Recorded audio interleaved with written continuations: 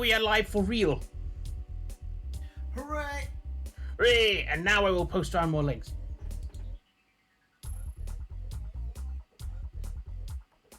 So just give a minute. Yeah, so how are you doing today, my bony boy? I'm doing okay. Okay, fine. Last day of vacation, so I'm enjoying it. Gonna be appearing on multiple streams today. Gonna be a busy one. So Ooh. I'm just relaxing at the moment. I hope this will be a good start. Yes.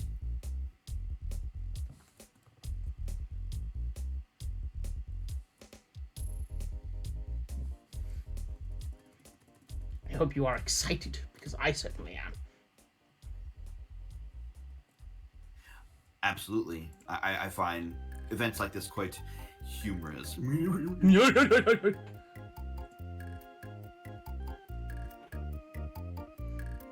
I'm sure you'll be quite enticed by my enormous selection of bone boys and girls.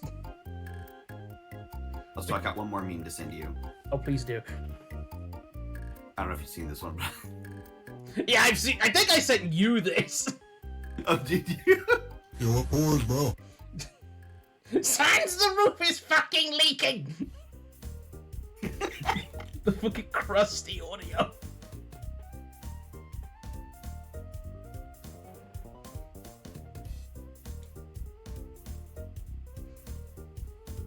I love in that whole scenario, like somebody's just slowly dragging the volume slider up on Bone Trousel. You don't really notice it until the punchline.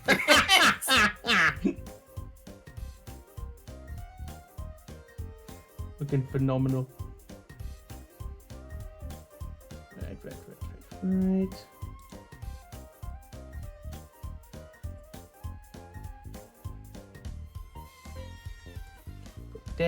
there. This won't take too much longer. Yes, Hawks, ranking boners. There's one right here. Say hello, Mr. Boner. Hello, it is me, Boner.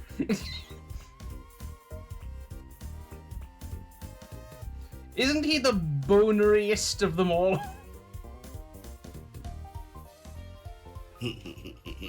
Tell us some of your boner secrets. I'm in your closet right now. Oh.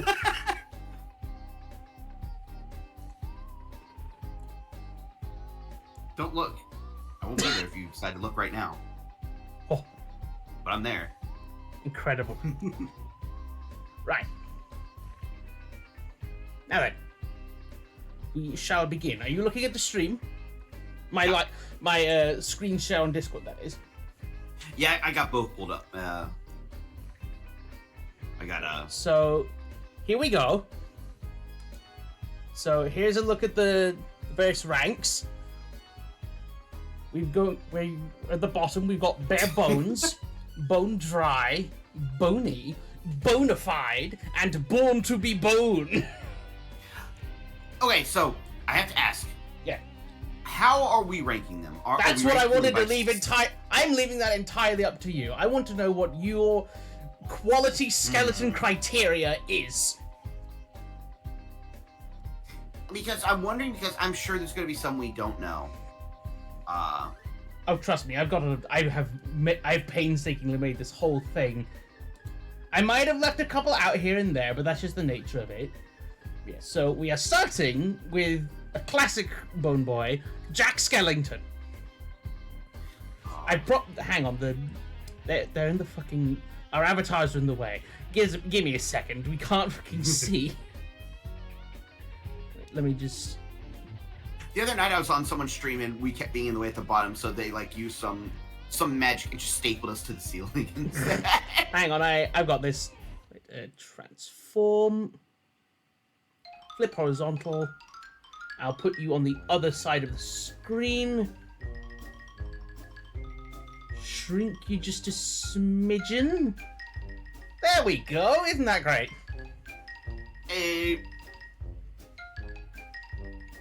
Now then, Jack Skellington. Okay. there's one reason I would put Jack Skellington Yeah? at the top, Oh, yeah? and that's because, for real, he really put skeleton characters on the map. He is the one, yes.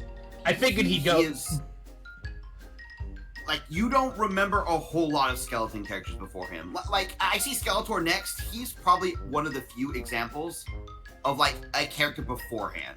But you don't really hear about skeleton characters until after Jack Skellington. Indeed. So, I'm sure you'll figure out what sort of criteria you'll have, and we can, like, probably change positions as we go. I would say a combination of style and affluence. Yeah. Right.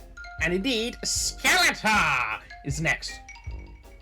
Oh, Skeletor's pretty important. But he is also not completely a skeleton. He has muscle. I was wondering if that would be, like, a factor of, like, bone-to-flesh ratio. I would put him, though, he is very important. I would put him at least bona fide. I agree. This is a good baseline we're arriving at, right? Brooke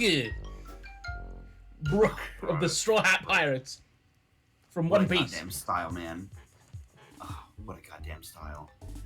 He is styling. The problem is I'm gonna be super biased and want him like at the top. This is for you. You can do what you want. I put him at the top is because I cited Brooke as one of my influences for JB. You gotta be at least a little bit biased, right? Yeah. Fucking Sans Undertale.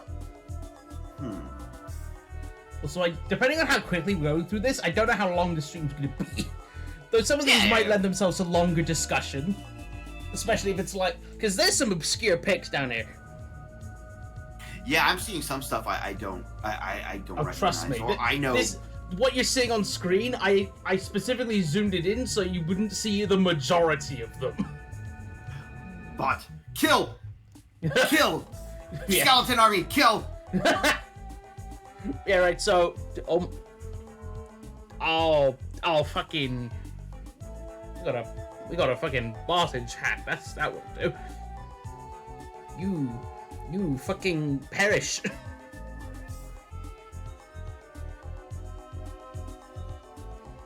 Reason it's a bot. Be gone from here. Anyway, Sans Undertale. Let's see.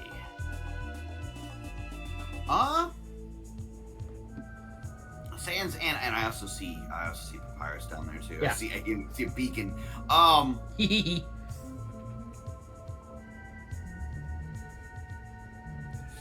He really put skeleton characters on the map too. A new wave. Oh yeah. But there's also the question of like, just how skeletal is he? There's a bit of a question mark on Undertale monster anatomy, isn't there? Yeah, I think they kind of go for like cartoony bits and such for like realism. Hence the fact that he can fucking blink as a skeleton. Yeah, and he eats food. Yeah. At the very least, bona fide, if not born to be bone. Well, where would you put him? I'm just going off of your fucking thing. Let's do bona fide at the very least. Him and Papyrus both belong at least on that tier. Also, real quick, look in the stage chat, like the open chat. Look what Hawk's put there.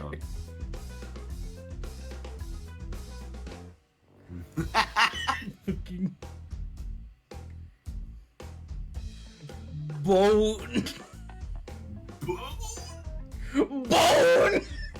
Yeah. So what are we putting Sans? Sans and I think Papyrus too both belong in bona fide. Well, we can get to Papyrus later. It's about the vibes, right? Yeah. Duskull, the Pokemon. He's at least partially skeleton, but he's also a ghost. Yeah, because some of these are more ghost or zombie than skeleton. But I still felt like they warranted having placement. Because they can't always be bangers. Hence why it's a tier list. He is my favorite among the ghosts. Like, here, I'll put in the stage chat. I did get this was gifted to me by HDS a while back. Where's it? Like I did get this gifted to me.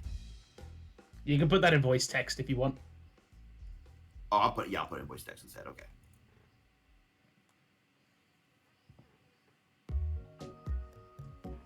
Oh, that's cute. I'll put that on stream. He is my favorite. I would put him in Boney. He's good. He a good boy. He a good spook. Yeah, he is my favorite ghost. Yeah. Dusclops can beat the shit out of people. Yeah. I didn't put Dusclops or Dusk Noir on here because they the longer the evolution line goes, the more they go from skeleton to ghost. Like the skeleton becomes less apparent as it goes on. Yeah. But that whole line is a good ass Pokemon line. But trust me, there are other Pokemon in here. Right. So Grim. I see one. I see two actually. Yeah, so Grim from the Grim Adventures of Billy and Mandy. I watched that cartoon so damn much when I was younger. Oh my god. Hawk's boner in spirit. It is literally a boner spirit. It is a ghost. But yes, I beg your pardon. I interrupted you. Grim would have to go in at least. And you know what sucks about this? Seriously, I'm gonna have to like decide on who to put. I knew this would happen. Like, I knew it would be a struggle for you not to put just everything in the highest of tiers. That's the hard part. What we might have to do is once we sort these, we might have to rejigger them around. You like comb over the list. Yeah. Grim has to be put in Bonafide. That was a cult classic cartoon. Indeed. I agree. Right. I do have a list so that I remember names and like sources. Manolo Sanchez from the Book of Life.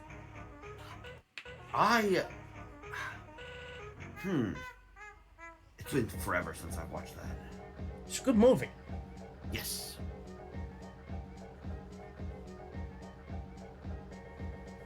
Take your time if you want to have a thunk.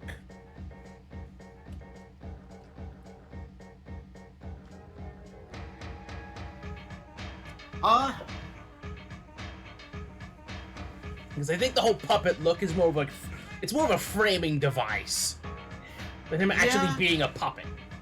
If that helps. Yes, I would say he is a skeleton. I would put him probably in Bone Dry or Boney. Really? I did not hate the character. It was just like Just sort of lukewarm. like you said, it's more of a puppet than a skeleton. Yeah. So where would you put him? Like definitively. I guess put him in Bone Dry. Like even like Bare Bones. Like I don't hate any of these characters. These are just I guess rankings of like personal favorites at this point. Yeah. Right. I think I know where this boy's going. It's Dry Bones. Oh, yeah, Bear to be Bone. He's the man. Number one. MVP. Yeah. High. Yeah. I like to do tier lists as sort of like gradients rather than like fixed. So if you want to like order these, like if you want to rearrange. That's not a bad idea. Yeah. So like, I'd say we're putting him at the top so far. Who do you want out of these ones? Like. Jack Skellington so far deserves to be at the top. He started it all. So like this then. Yeah. And these ones? Yeah, that order's fine. Very well. Might do some adjustments a little bit later. Oh, hello, Robin. Hello. I was not expecting to see my sister in the chat. Hello. Ooh. Yes, welcome to Bone Stream. Right, next. We bone all day. Wait. Wait a minute. Remarkable. But yes, next up is Ghost Rider. Very cool. Not an actual skeleton. Really? He looks. Yeah, he's a normal dude. It's just the face? He does like a henshin act, I guess the best way to put it. Fair enough. Well, where would you say we put him then? Bone Dry. Still very good. Higher or lower than Manolo? I higher than Manolo, because he does go actual skeleton when he transforms. Oh, this one's a personal favorite of mine. Sir Daniel Fortescue, back from the dead once again. Oh, those games were great. I fucking love Medieval. Medieval's so good. May adjust his position later once I look later, but at the minimum, bony. I'd have said bona fide, but if you want to, then we can put him in here. I'm cool with that. I'm cool with collabing on entries. Yeah. I'd say, as much as I like him, probably below Skeletor. Because he only got 2 games, whereas Skeletor's a fucking icon. Yeah. There will be some like this in here. How important is this meme? Skeleton Trumpet from 3D Movie Maker. Yes, I looked that up, what he's called. The dude. The dude. I don't use soundboards, otherwise I'd have that on fucking tap. I would say bony. That meme gets a lot of traction. Indeed. I wouldn't say it's like an exploding meme, but you see it every once in a while. Yeah. Right. Manny Calavera from Grim Fandango. All right. Got to be real with this one. Probably right behind Jack Skellington, because Manny is the direct reason why I love skeletons. Is the thing. Yeah. Your top can shift, by the way. That is allowed. Yeah. I would say. I really need to finish that game at some point. I got up to the casino, and just one of those things that I was doing other things, so sort of fell by the wayside as things happen. If I didn't get Grim Fandango when I was younger, I would not be like the skeleton in front of me. Like, I got it for a birthday, and went through it, and I probably would like something else if I didn't get it. Indeed. Oh, you forgot how many skeletons there are? There are more skeletons on planet Earth than there are living beings! This is fact! Our army is continually growing. You cannot escape. Right. Inferno Cop! I fucking love Inferno. It's such a goddamn funny show, and I love the gimmick behind his animation.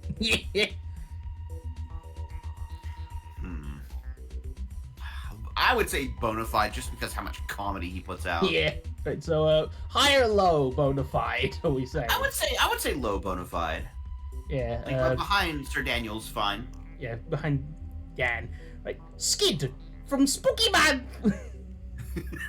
He does the spooky slice. I will preface, it is a human child in a skeleton costume, if that affects your ranking. I would say bone dry. He gets honorary skeleton badge though. Yeah, hence why I put him here.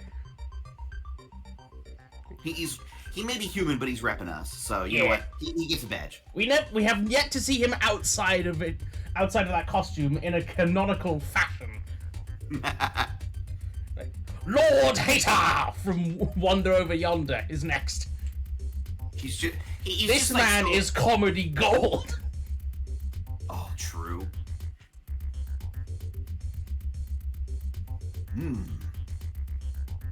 And he is pure skeleton under all that stuff. That is true. That makes him, I would say, at least minimum bony. What are your thoughts on Hater? I would say high bony. Like in front of Duskull. I would agree. Right. Marowak, both Cantonian and Alolan. One's a ground type, and the other is Ghost Fire. That Alolan Marowak carried me through that Sun and Moon run. Yeah, Alolan Marowak fucking so slaps. I would say Marowak, low bony, and I would put Alolan Marowak at lowest bona fide, just because of how much that thing carried me in that run. Alolan gets higher because it's ghost type, whereas the other one's just ground. Because that's not really a skull. It's not really a bone. It's more just its face. It's questionable. Right. The Lich from Adventure Time. God, the one character where Adventure Time decided to, no, we're gonna get really fucking serious now. Anytime he showed up, it was like it was in the directorial note or something. Like, anytime he shows up, no jokes, no laughs. It is serious now. It's the fucking Lich. Yeah, like, when his show up in the story was the turn where Adventure Time started, like, taking serious undertones. And like obviously there were some before, like here and there, like Finn questioning like who he was, human, where humans, things like that. But it wasn't until the Lich showed up that like an overarching story started appearing, and it made that show like what it is in like the fandom. Indeed. But on the actual skeletonness, something to point out, he tends to wear skin a lot. Like, that's a weird way to phrase it, but it's what he does. He's not. Sometimes he is, but he's not often seen as full skeleton. He's like a fucking skinwalker. No.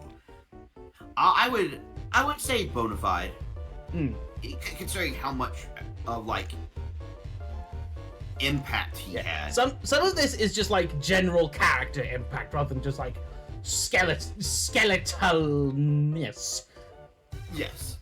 But he gets bonus points because he is in actuality dead. Bonus points, you say? Yeah. Right. So where in bona fide we putting this guy? I would say between Inferno Cop and Marowak. Pretty good. Right. Mumbo Jumbo from Banjo-Kazooie. I even though like obviously it's like low poly stuff, I think the skull's a mask, so if I recall. Might be. I don't know. I've actually never played any of the games. But he was also a bro in that game. I would put him on lowest tier Boney. Like, yeah, the bottom of Boney. He's the threshold. Right, Stalfos from Zelda. Right, so this is just general Stalfos, not just the Ocarina of Time picture I've shown there. Because they come in many different forms. I kind of would have put him real low just because of an asshole he was to fight, but also he was a good enemy. Let me see if I can find other forms of Stalfos across the games. Oh, there's some good ones. Because there's the... Also, is that fucking... Eh? Is what? What? Is that what's his name for fucking Scary Godmother over there on the end? Or is it Bone Jangles? It's one of the two. No! Oh yeah, that's Bone Jangles from fucking Corpse Bride, but we'll get to him later. Okay. I always confuse him with like the skeleton from Scary Godmother. For some Don't worry, reason. we'll see him later. Yeah, we got the fucking Ocarina of Time one. There's the Skyward Sword one with like the two swords and like the spiky headband. There's the gnarly Twilight Princess ones with like the teeth shield and the skull pauldrons. I don't want to get up pictures because that'll take fucking forever. In the original Zelda, it's just literally just a skeleton that dual wields swords. I know, in Twilight Princess wasn't like the original hero of time, wasn't he a Stalfos when you encountered him? I'm gonna turn this music down just a smidgen. I did not put him in here because as bony as he is more ghost than skeleton. Like, he is incorporeal completely. These guys are proper boners. With every intent to bone you. So yeah, what do we say about Stalfos? Since they're kind of jobber enemies that you kind of deal with on the way, once you learn how to deal with them, I would say like. I feel like jobber varies from game to game. Yeah. Like, most of the time you have to at least engage with them rather than just like mowing through them. Right. I would say high in bone dry, I guess. Like, they're oh fuck! He's not on the list. I forgot the fucking the what's his name from Majora's Mask, the general something, the big. Oh. I forgot to put him in here, like the giant skeleton. What's his name? Shit. Hang about. Majora's Mask. General.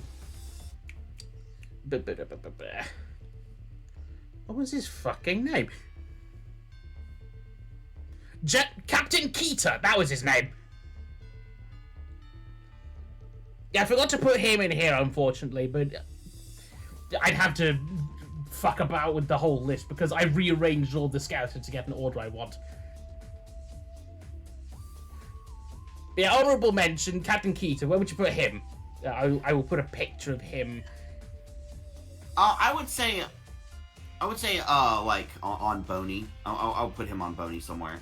I would put Stalfo's high bone dry. Above Ghost Rider, I presume. Yeah.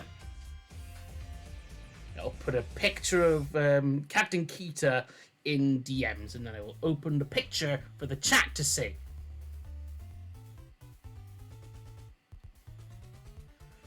He is a Stal child. But he's like a really, really big one. So he gets in Boney. But yes, Ektor from Coco. What we say about him? Alpha, you there? Oh, sorry about that. Someone sent me stupid fucking. Family Guy did a clip of Fortnite gag. And Oh my god. A buff Catman walked up and gave him one of like the blue drink that gives you shields, and then Peter drank it and then immediately went to the hospital. Fucking stupid. Yeah. Did you see what I sent you? Oh yeah. Yeah, that's what Captain Keita looks like. Yeah, little goofus fella. Yeah. Well, he would be little if he wasn't like 15 feet tall and a mini boss. But yeah, Ektor from Coco. What are we saying? Oh, I'm not gonna lie to you. I forgot he existed. I haven't seen that in forever. I need to properly watch Coco.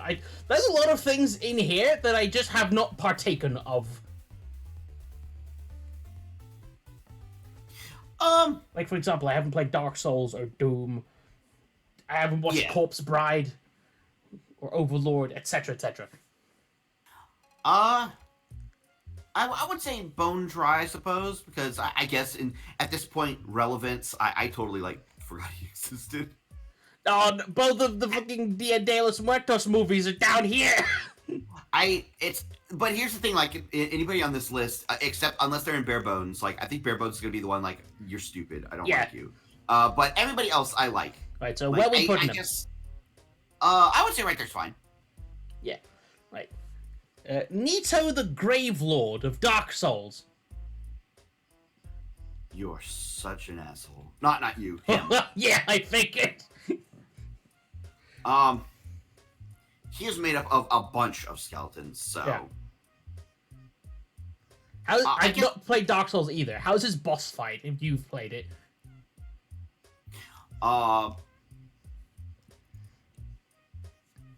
Let me think. This is Dark Souls 1, right? Yeah.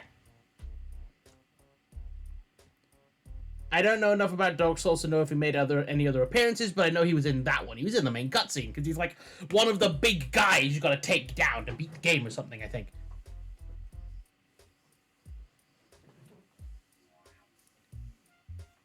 Let me refresh myself real quick.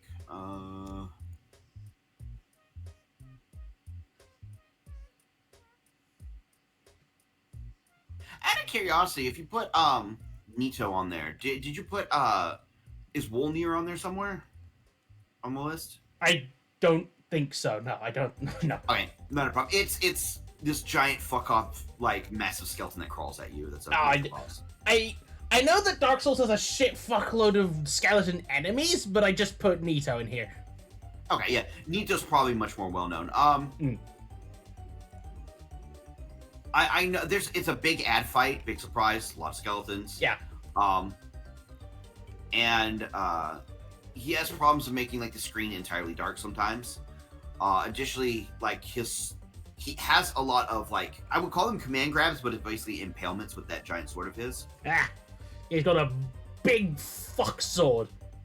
And a lot of times, it just happens to come in after other skeletons break your guard because you got a bunch of skeletons wailing on you. Oh, and if one of them hits you, it's like a fighting game. Like if one of them hits you, you're like in a stun state for a second. So yeah, which is not you can good. get combo to piss. You can combo to piss. And he has a sword that's as big as him, and he's already fucking wide. Yeah. Yeah. What we say about Nito then? I would say bony, low and bony. Looks like Nito is pretty Nito. What we said, like, I would say low end bony, like, yeah, right there between Marowak and Mumbo Jumbo was good. Right. I would say. The Revenant from Doom. He's technically a demon. But he's got skull face. Like, a lot of these are only skeletons by technicality. Yeah, that people see skull and are like, oh, skeleton. That's what this list is made of. Way to misappropriate skeleton heritage. I would say medium tier bone dry. That's a skeleton for face. He's put also him here. What do you think? Yeah, I'm fine with that. All right. Next is Honda-san from Gaikotsu Shotinin Honda-san or Skullface Bookseller Honda-san. All right, if nobody has seen this anime, you really need to fucking watch this anime. I've only seen a little, but I have seen some. It's funny. He has to explain tentacle BL manga to normie customers or something like that. Yeah. So to lay out the premise of this anime, it's a slice of life, despite the fact that he's a skeleton. All the book workers, all the people that work at the bookstore are monsters. Yeah, they have like object head things going on. Yeah, it's not really explained why, but everybody else that comes in the shop are humans, and they are in a human-ass city with human-ass things. It's unknown why these are specifically monsters. It's never addressed whatsoever. It's never addressed. It's never explained. It doesn't matter. It's just funny. And it's literally slice of life of operating a manga slash comic slash novel bookstore. It's a bookshop, including instances of sudden sales going on and young college girls coming in and asking about yaoi. Yeah. And the booksellers kind of like having existential crises inside their head on how to explain this. Yeah. So where do we think Honda-san should go? He's a good lad. Due to living through the rigorous horrors of retail, he deserves at least bona fide. Yeah. Right, so let's put him here. That looks good, right? Yeah, that's good. Yeah, right. The Great Papyrus from Undertale. Okay, he has to be right there with Sans. These two put skeletons here. Oh, he's wonderful. For chill, yeah, that's him. He is the thanks, but please reconsider guy. So Papyrus deserves to be right up by Sans. Indeed, but is he above or below? It's like decimally near, but like I would better? hedge out Papyrus slightly ahead. Because he acts like a goddamn like he's following the footsteps of Skeletor. That's the skelliest voice of all. Yeah, he formulated the skeleton voice that we know these days. You could probably see Sans as like not a skeleton and he could get away with it. Not Papyrus. Yeah. Just look at the stance he stands in. Look at the man. Everyone else has idle animations. He has. This is the one frame you see him as in the battle, other than being killed. Don't kill him. It's mean. Anyway, the spooky space kook from Scooby-Doo. Okay. I love the laugh. The laugh was great. Yeah, the fucking. I can't do it one for one, but it's fucking great. But it is also only the skull, and there is absolutely a person in there. Indeed. So what we say? I would say probably another bone dry. I can't bring myself to put any of these into bare bones yet because I don't hate any of these. I'm sure we'll find some. I mean, Red Skull's down there, if you know what he's about. Okay, yeah, I kind of hate Red Skull. You know what? But yeah, right. So the scale, where are we putting? I would say between Ghost Rider and yeah, right there's good. Yeah, Lewis from Mystery Skulls. Lewis was yet another person I cited for inspiration for JB. He amongst like Manny, Manolo, Brooke, Sir Dan. There was like back in the Tumblr days, there was like this one account that would draw like all of them just doing slice of life shenanigans together, just like bony lads. When it was back when the Ghost music video that Mystery Ben made first came out in the first place, it was like a hot fandom item. Mm-hmm. But yes, so what do you think of Lewis? I think so. His style and aesthetic is fantastic. Yeah, very much similar to yours, but he is more ghostly than bony, isn't he? Yes. Hell, he's from the... He debuted in a song called Ghost. Yeah, he is more of a incorporeal entity. So, I would say high end bony. Let's put him below or above a hater or dust color. I'm fine with him being top bony. He has the style and panache to pull it off. Dry Bowser. Dry Bowser? Now we're starting to get into the thinkers. You will have to do a lot of thinky thonk the lower we go, and trust me, we have a lot to go.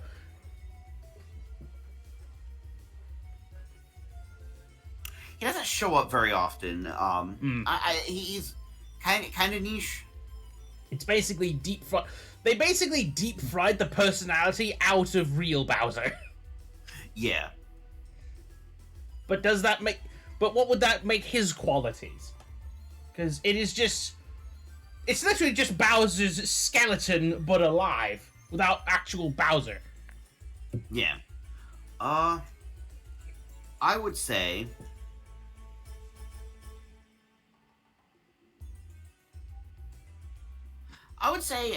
because yeah, he just shows up and he just gets violent. Yeah. Or he races carts. I would say bone dry, honestly. Yeah. I don't have a problem with him, but there's not much there. You kind of get deep fried the personality out of him. Yeah. Let's say here. Or would you go higher or lower? Oh, right there's fine. Yeah. Right. Blight from Batman Beyond. Man, I really like Batman Beyond. It was really good. Now, I don't know if this man has flesh or not. He's radioactive. Yeah, for the most part. So, it's hard to tell if he is just a skeleton or if he just has transparent, irradiated super flesh.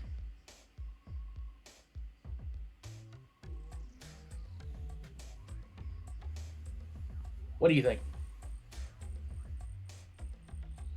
Let me see. Are you looking it up? I'm looking at... I don't remember what his powers were. So I'm pretty sure it's just like... I mean, look at him. It's like radiation zappies. But it is worth looking up.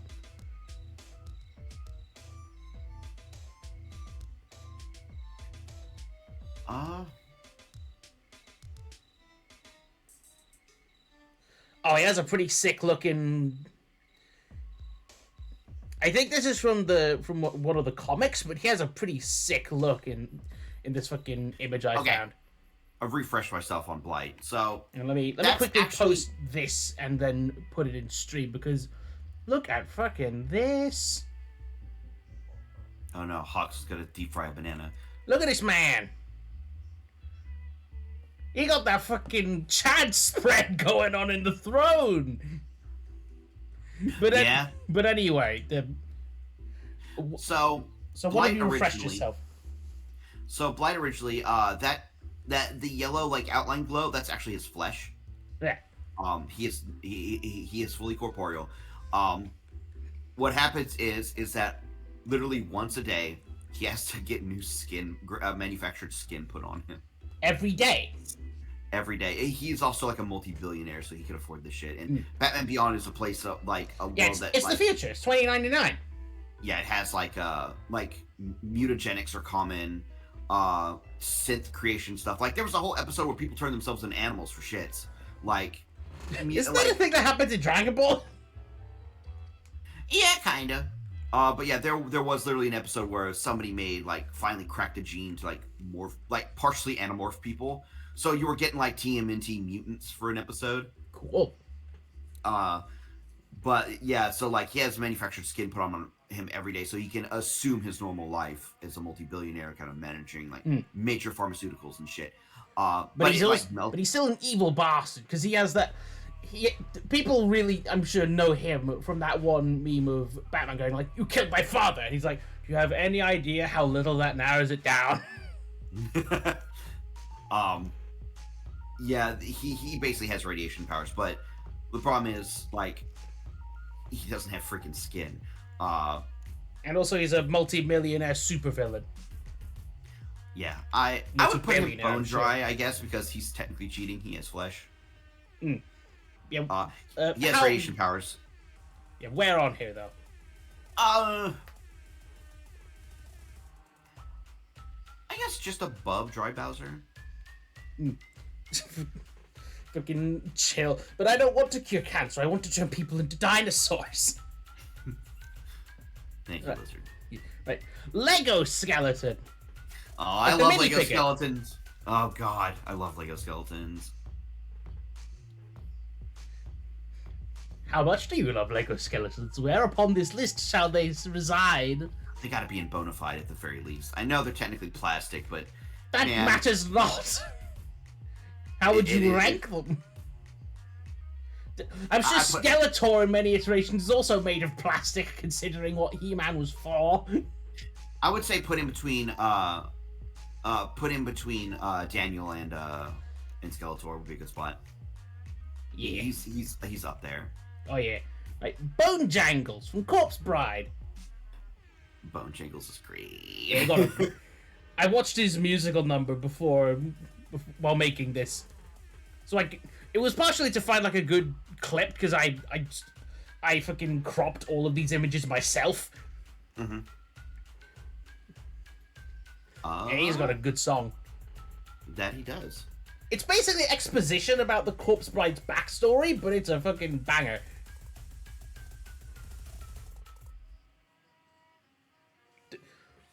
I wouldn't be surprised if someone once carved a Lego skeleton out of actual bones. Lego Scrimshaw, imagine. I know I have a set of bone dice. Well, okay, technically they're like antler dice, but I mean, bone. why do you think there's a phrase like "roll them bones"? I'm sure they were made out of bones when they were originally created.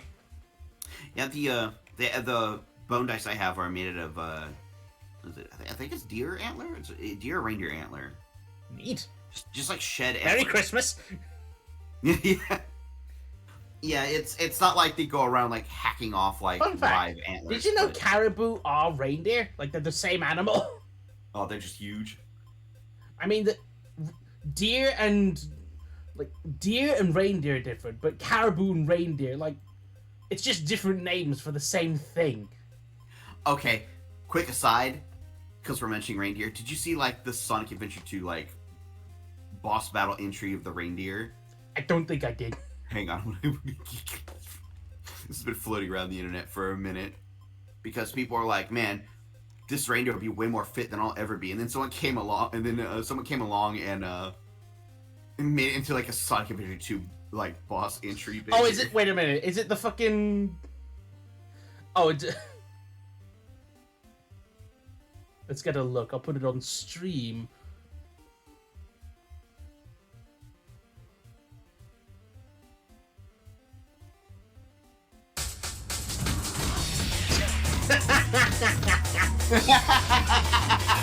Speeding. Right, but fucking much. but anyway, Bone Jangles. He's got to be on Bonafide. He did a banger musical number. Yeah. Great character for that movie. Oh, indeed. Where would you say we put him? I would say still pretty low on the list. I would say like between Daniel and like Inferno Cop. Sounds good to me. Right. Einzul Gown from Overlord. I have not watched Overlord, but I know that the premise is it's an isekai, where instead of becoming the hero, you get isekai'd into being the big ultimate supervillain. Yeah, I've not watched it either, but I know that Skeleton has quite some style. Yeah. So, and I'm sure you see like the buffing scene, because yes, it's like an MMO player who knows all the stuff. So it's like, I've not entered their aggro range yet. 1 second, and he just puts on like 34 buffs. Yeah, he just stands there casting them and shit. It's great. Yeah, and he's apparently actually very caring of his various minions and underlings. And also, I'm pretty sure there's like a hot tub scene where you get to see naked Skeleton. Probably. Oh my god, pelvis shot. Oh my god. Oh. But so I'm gonna have to go completely off since I haven't seen it besides the memes. Sometimes with a lot of these, you're just gonna have to go off of vibes alone. Based on vibes alone, I would give him at least Boney. I dig the goddamn general's hat. It's like those big horns you see on him. Those aren't part of him. I think they're just like massive fucking pauldrons. Yeah. He has World of Warcraft pauldron syndrome going on. Okay, so in Boney. I would say low in Boney since I don't know too much about him. Let's put him right here. How's that sound? That's good with me. I'm good with that. Right. Necrodius from Kirby Mass Attack. Ooh, I mean, I haven't played Mass Attack in a while. I've not played it at all. Shame. Good floaty skeleton man with floaty hands. Indeed. And also the theme of the Skull Gang, his minions. I'm sure you know the song. Oh yeah. It's a Skeleton Appears theme. Showmaker, indeed. He is the one and only Kirby Skeleton boss. He's the main villain of Mass Attack. He's the one that splits Kirby up into 10. I would say put him in Bonafide just because his theme, the Skull Gang theme, is like associated with the Skeleton Appears meme, and therefore he gets bonus points. Indeed. Let's say above Bone Jangles? Yeah, I'm down with that. Captain Hector Barbosa from the Pirates of the Caribbean. Mr. Melton the Skeleton Man. Okay. Yeah. He gets some points knocked off for mostly being in flesh. Yeah, he is skeleton, but there's still a lot of skin attached. Mm-hmm. Which is why I was hesitant to put him here in the first place. But he still gets in here. It's like the whole you better stop believing in ghost stories. You're in one. That whole bit was good. You love to see an ooky spooky classic monster played straight. So what are we thinking for Barbosa? I would say Boney. He played a pretty damn good role. He was, in fact, actually scary. But most of his presence in the series is not skeletal. Yeah. So let's say where in Boney? I'd say middle of the ground is good. Hawks, what do you mean his barbussy? What is this? What did you say, Alpha? I didn't say anything. I just like heard that. I was just like, what? I mean, where should we put him? I would say middle of the ground. I would say between Doot and Marowak is good. It seems good to me. Right. A Serarak from Dungeons and Dragons. The famous Lich of fucking Tomb of Horrors and Tomb of Annihilation fame. Indeed. Not many more out there that people know of these days. Pretty damn good Lich. His places to try and break into are extremely difficult to do so. They are campaigns that require some actual thinking. He is a massive bitch. I've never played anything that has him in it, but everyone's fucking heard of him. If you know like hardcore tough D&D meat grinders. He is in Tomb of Annihilation. Unfortunately, like he and being the worst babysitter. Oh yeah, he usually gets away, and on the off chances the party is able to like kill him beforehand. He like obviously. Chill! I already made that joke. The phylactery is nowhere to be found, so it's not like you can like permanently get rid of him in the campaign. Cheatsy bastard. But he is terrifying to behold. He has his own like array of spells and magic items to use. So, I would say he would be up there. I would say lowest bona fide. He is a lich technically, but a lich is just like a skeleton with extra steps. Yeah, he's a skeleton wizard. Skeleton divine death blast. God, I want to beat you up, Uwu. You dare come into my domain? Just like, can you please not post anything? Something like that. I don't remember. Yeah, there's multiple variants. But yeah, where are we putting him? I guess bottom of bona fide. Sounds good to me. Right. The Ghost Train Conductor from Cuphead.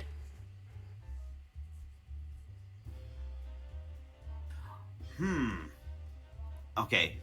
Big bonus points for being 1930s rubber hose. Yeah.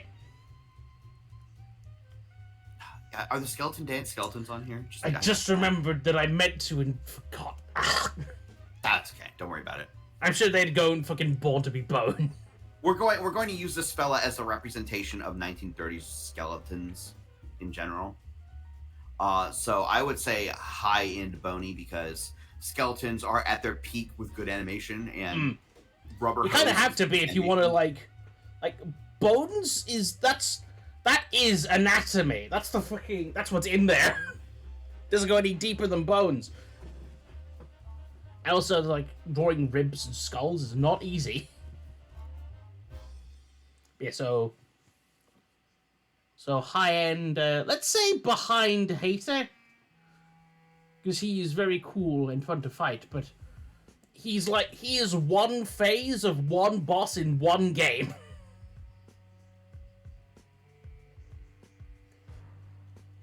You still there, boyo? Yeah, sorry, I was doing a thing. Yeah, he was only in one game. Yeah, his presence is minimal, but he's fun while he's there. Right. I would say, I guess, highest end Bone Dry, because he was fun while he was there. We already have a death representation in Grimm. But he is... Oh, wait, so we're putting I hadn't gotten to him yet. Oh, shit, Yeah, Greg the Grim Reaper from Conker's Bad Fur Day. Yeah, sorry about that. Yeah, Greg the Grim Reaper is who I was thinking. Yeah, he's just constantly fed up. Yeah, he like is a big mood. As you can see by the fucking image. But he is in a single game. Yeah. I mean, he has more screen time. And also, it's funny to see a Grim Reaper that swears. But yeah, it's up to you. What do you think? I would say highest end bone dry, I guess. Because let me tell you, don't let the fact that they're Grim Reapers affect your listings. There's so many more in here. Yeah. Uh-oh, I hear the theme of our people.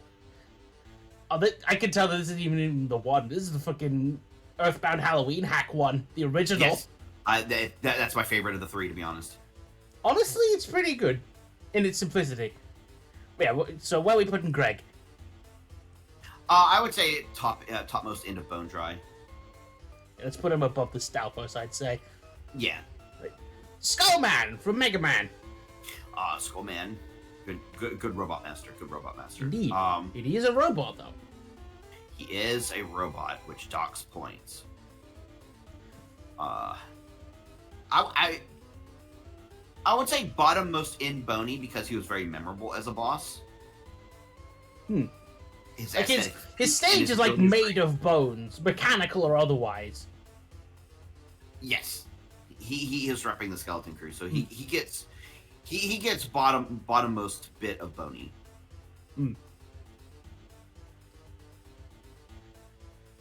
Well, above or below Mumbo, do you reckon? Below. Because Mumbo deserves a spot up because he was a bro, whereas Skullman tries to kill you. Ah, fuck. Don't. Zoom in. It's starting to get a bit stretched. So I gotta compensate. That's good. Right. Red Skull from Marvel. You know what? He's going in bare bones. Give me an He is technically not a skeleton. Give me an A. Give me a Z. I'm not finishing that. He's a terrible person. Yeah, nah. Get down there, you fucker. He's not even a great villain. A lot of the time, he's not even a skeleton. A lot of it's just like red, weird head. But his name is Red Skull, so I had to put him in here. Oh, I see some good obscure picks that you have on this list in the next two rows. That are great. You ain't seen shit yet. They got more obscure as it goes. I'm gonna have a hot take in the upcoming row that people are gonna be like, "Why would you put them there?" But you know what? I'm so fed up with them that they deserve to be in that spot. So, but you'll see that once we get to them. Yeah. Right. So, Star-Lord from Zelda Twilight Princess. They're cool. That's one of the best bosses in the game. Yeah, they deserve high-end Boney at the very least. They are a good fight, and they look awesome. Yeah, even that render. Look at that fucking thing. Yeah, so a high-end Boney. Where to then, huh?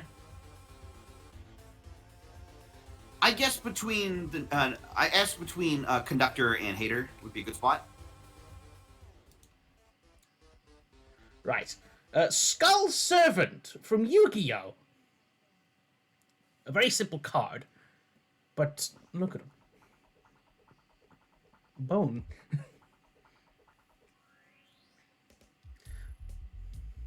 If it helps, let me try looking up some more things, because there's Skull Servant, which I don't know how much you know about you. How much do you know about Yu-Gi-Oh?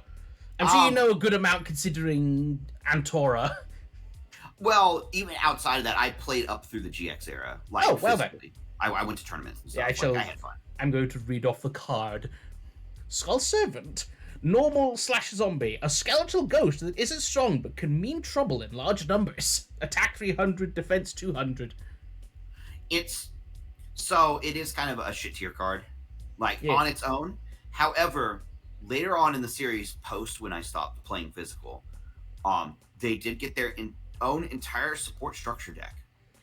Indeed, along with the card King of the Skull Servants.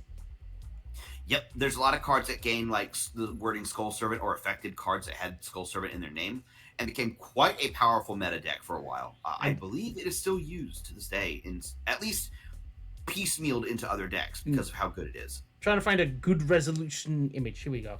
I could put this on stream for people's consideration. I'm just going to put things in your DMs because I think that's a good place to draw from. Yeah. King of the Skull Servants, which has pretty cool artwork, might I say. Mm-hmm. I think it's like, based on how many Skull Servants are in your graveyard, it gets stronger and stronger exponentially. What makes this card strong is that there are a number of cards in that structure deck that say you treat this card's name as Skull Servant. So, like, even things that aren't Skull Servants can count to its power boost, which is cool. Yes. Yeah, so This also counts for things that say they search for Skull Servant, because the other card's names are treated as Skull Servant. You can search for it. Right. There's also a cute one. I forget the name of it, but it's Skull Servants enjoying a picnic. That's part of the structure deck. That's funny. I forget the card's name, unfortunately. Nice. But yeah, so all that in mind, what do we say about Skull Servant? He's a pretty bony fella. He shows up in the anime. I forget whose deck he is in, at least in the Yugi era, because he was around in it. Just as like a little middling card, but you saw him pretty often as like fodder early on, like when the game just came out. Hello Vex, I see you in chat. Oh hey Vex, hello. We boning. But yeah, where are we putting Skull Servant on the list? Pick up and throw the goober.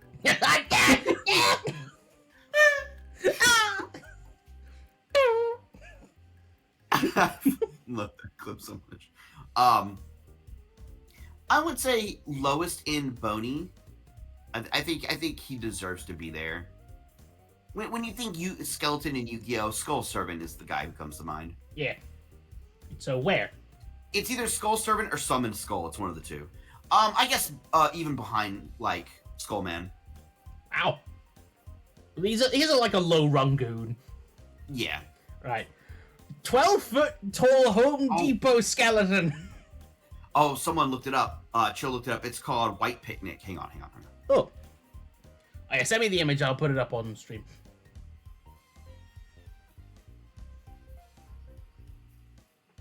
Also, there's a bunch of other Yu-Gi-Oh skeletons who I could not think of, so they're not on the list for the most part. There's like one other, and yes, Summoned Skull is lower on the list. Here you go, Goblin. And it's... Ah! There's a bunch of Skull Servants enjoying things. Oh, that's fucking great! It's a pretty good one, too. As long as this card remains face up on the field, all level 3 or lower monsters in each player graveyard become zombie type and have their name changed to Skull Servant. During the end phase, you must pay 1,000 life points. Everything becomes Skull Servants. Yeah, that also means King of the Skull Servants, like, late game, its attack power is going to be enough that it could kill a player in one hit. Fucking fantastic. Because, like, say you have, like, 6 dead things in your graveyard and your opponent has, like, 5. Use this card immediately. King of the Skull Servants attack power is 11,000. A player's life points is only 8,000. You could just be like, I win. Bone Slam. Bow before your bone daddy. Right, anyway. 12-foot tall Home Depot skeleton. Okay, that thing's pretty bony. I'm not gonna lie. I was so happy that thing came into existence. Like, I've seen so many memes. Driving around doing insurance inspections, I see them in people's yards during Halloween. It's great. They deserve at least, like, bony. Probably between, like, Duskull and, like, Dude. Meme companions. Oh, one more thing about Skull Servant. This is more like a personal thing. In another server that had like a Yu-Gi-Oh thing going on for a while, one person made like an alternate account to just be a Skull Servant, and because someone made, like, they were just fucking up its name to the extent, and the person was called Skell Snurnvenant. Yeah. Right. Ernesto de la Cruz from Coco. I would put him higher. I would put him in at least bony. Just like the movie, rewarded for being more memorable and a bastard. Because this guy fucking... Spoilers for Coco. He kills backdoor, steals his music, profits off him, and besmirches his name to his whole family because they think he ran off to live a life of music.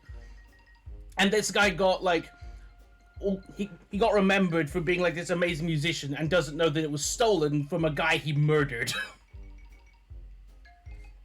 Bastard man. But what do you say about his quality as a character / skeleton?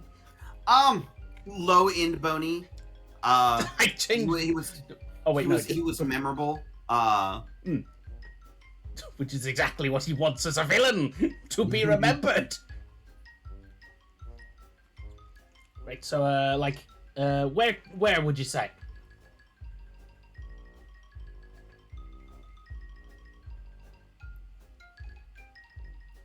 Alpha?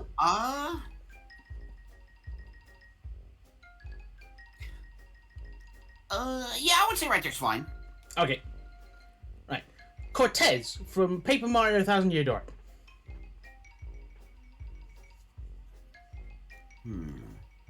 I did like Cortez. From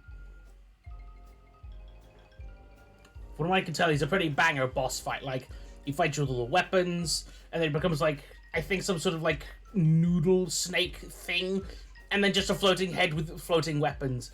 And he heals himself by sucking the souls of the audience. Yeah, that's pretty fucking metal. There's multiple things why I'm surprised, like, 1000 Year Door is getting a remake. I can't wait to see that shit. It's so wild. Like, I remember how everyone was so excited when the first trailer to show it off came out, and, like, the noose was still hanging in Rogueport, and everyone's like, oh my god, the noose is still there! Yeah!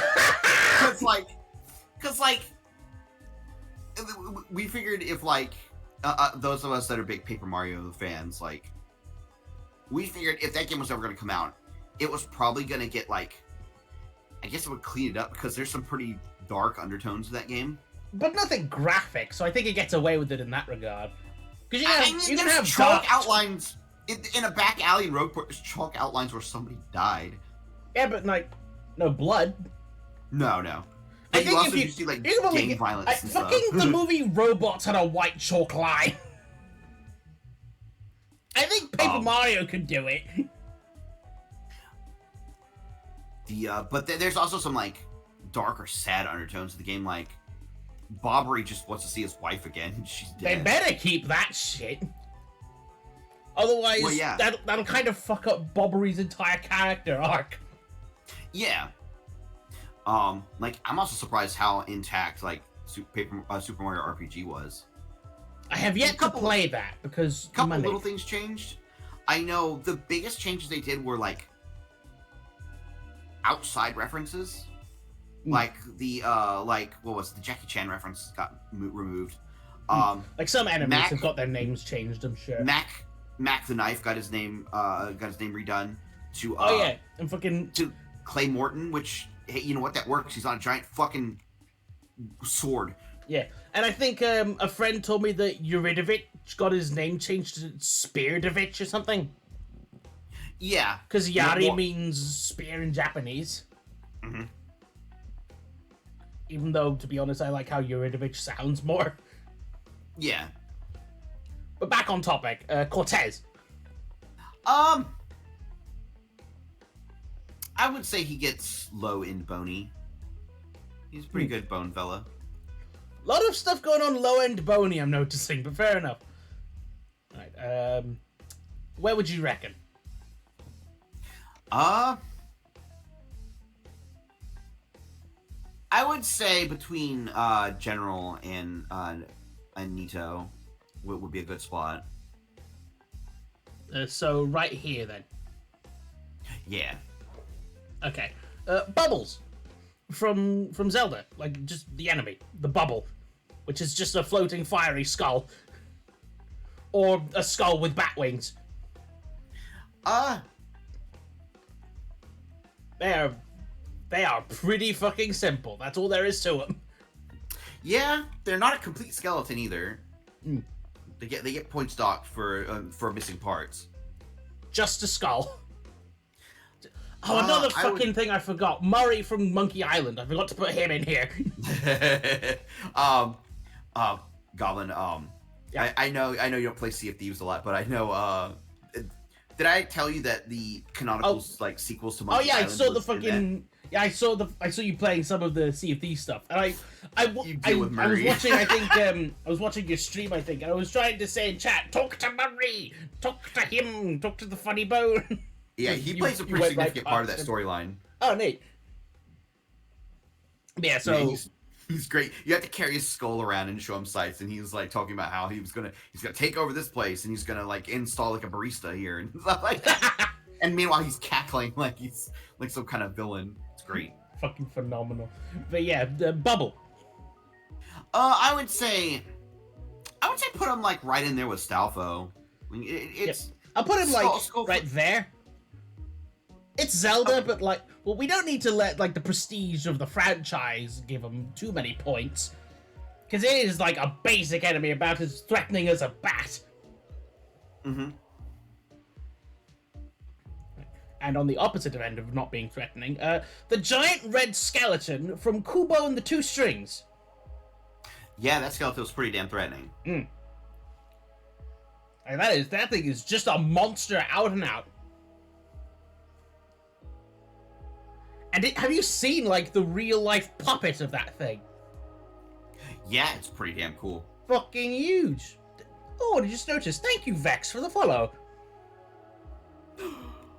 He does it. He does it. But yes, big red skeleton. Definitely at least bony. Mm. Big feller. Definitely, absolutely a skeleton. So yeah. he gets the cell. He gets the cell into bony. Now which?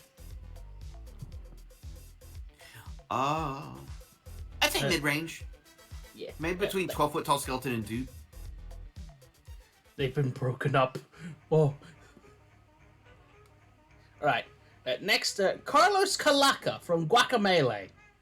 Oh, Guacamelee is good. Yeah, it is. Oh, he's a fantastic character too. Yeah, he's cool. He cheated the devil to basically get all of his hell powers, and he turned him into a fucking chicken. Which, hilariously, he never got turned back from. Nah, he's stuck. Yeah, he goes in bona fide. He's fantastic all around. I would say low. Oh, thank you, Kenji Rebooted, for the follow. Ooh, Kid follows. Yeah. I would say low end bona fide. Yeah. Let me think where.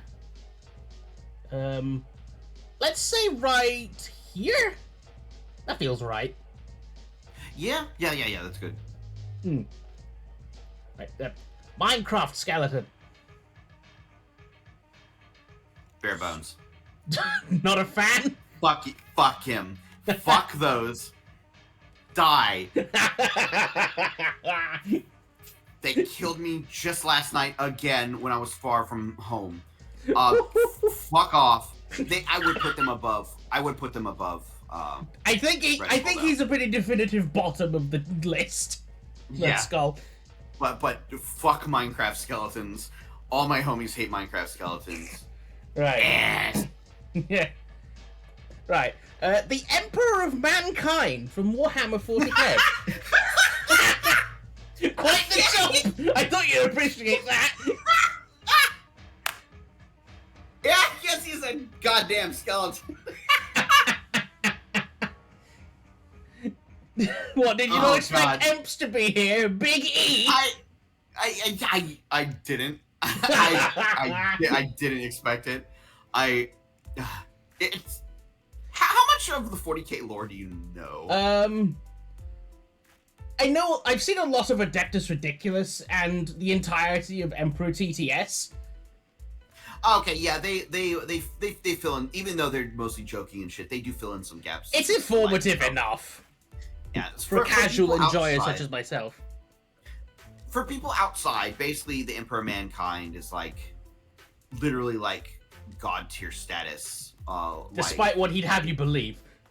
Yeah, despite him wanting to like be just a normal citizen, and he stands stories tall above normal humans. Even though he basically, I want to be just a normal guy who's not praised as a god. Even though I am 12 feet tall, have a flaming sword, wear golden armor, and want to unite all of humanity under my banner across all of existence.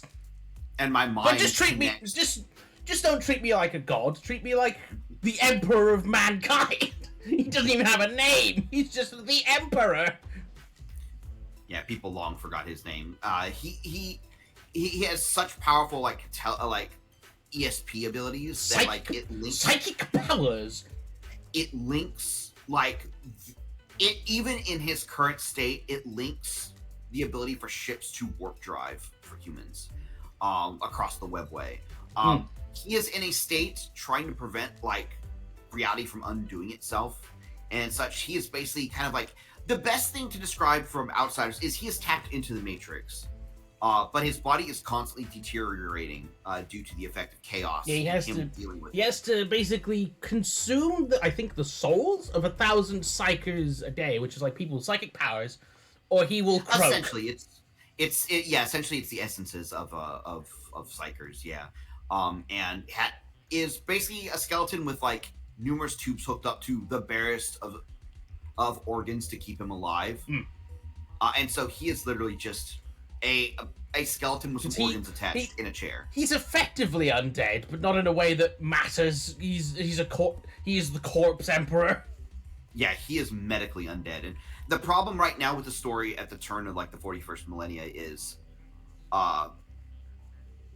the machines that keep him alive are arcanotech, and through like various means and like the Horus Heresy, the methodology of repairing those machines has been lost, and they are slowly failing. I don't know much about that, but I'm sure he's not got forever. He's not. That's kind of one of like the impetus things that like they kind of like make the world kind of dark. It's like there's only so much longer those machines are gonna run. Yeah. But where we put the Emperor on this list, do you think?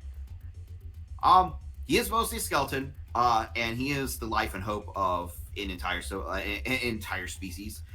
He would go, I would say, top of the list of Boney. Top of Boney. Yeah. Right up. Right, this one, I don't think you've seen him. This one's one of my favorites. This is Boney from the Trapdoor. Like, Boni, Boney. Oh, look at him. He's just like a little Grimhead. He's just a little skull. So, what's his bit? How friendly is he? He's a bit of a grump. He's just like, oh, I don't like what's going on here. Like, he is the proverbial Squidward of the group. Just like, oh, I'm getting... Like, when things start going topsy-turvy, because, like, the thing with the trapdoor is, like, there's a trapdoor in the middle of this workspace for basically, like... So there's, like, a sort of servant of the thing upstairs, and his two little companions, Boney and Drop the Spider, who's little creature gremlin, doesn't even talk, he just, like, noises. And Boney does not like it when things come out of the trapdoor. It's like, oh, I'm getting a headache. A tired old soul. just a little curmudgeon in his little hole. Let me find a good picture of Boney and the main character Burke.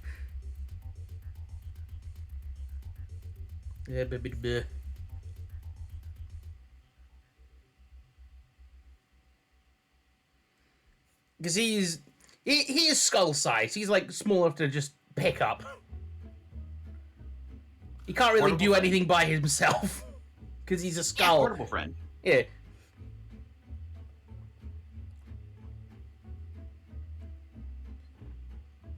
Here, let me open this the DVD cover. Yeah. He's about that big.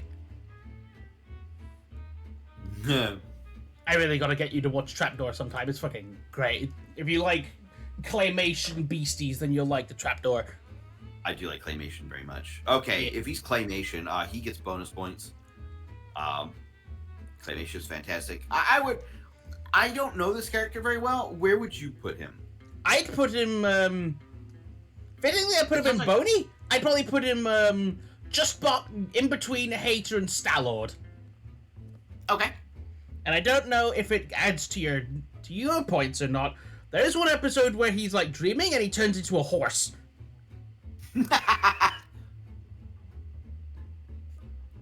Let me get a picture of that. It looks very peculiar. It's in series 2. You fucking... There we go. He becomes a weird horse. And he's still a skull.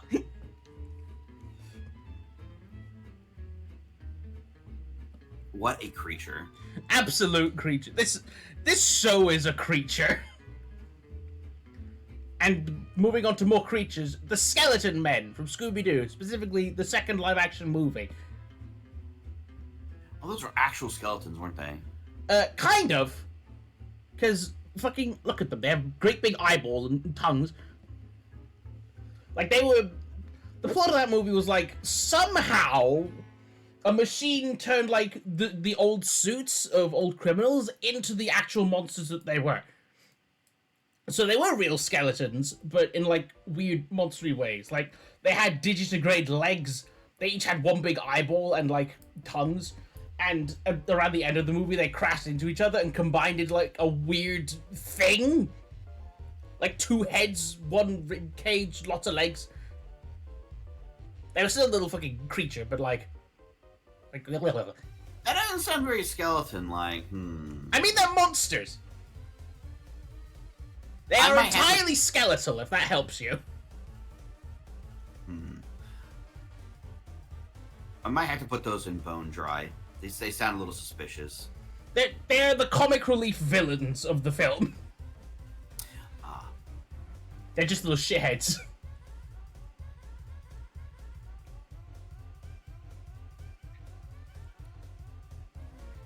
The real monster in Scooby-Doo 2 are monster costumes animated by a material called randomonium. Alive but not naturally occurring. According to Kenji in chat. Which, thank you for that. Does that help? Yeah, okay, yeah, they're going in bone dry if they're... They're artificial.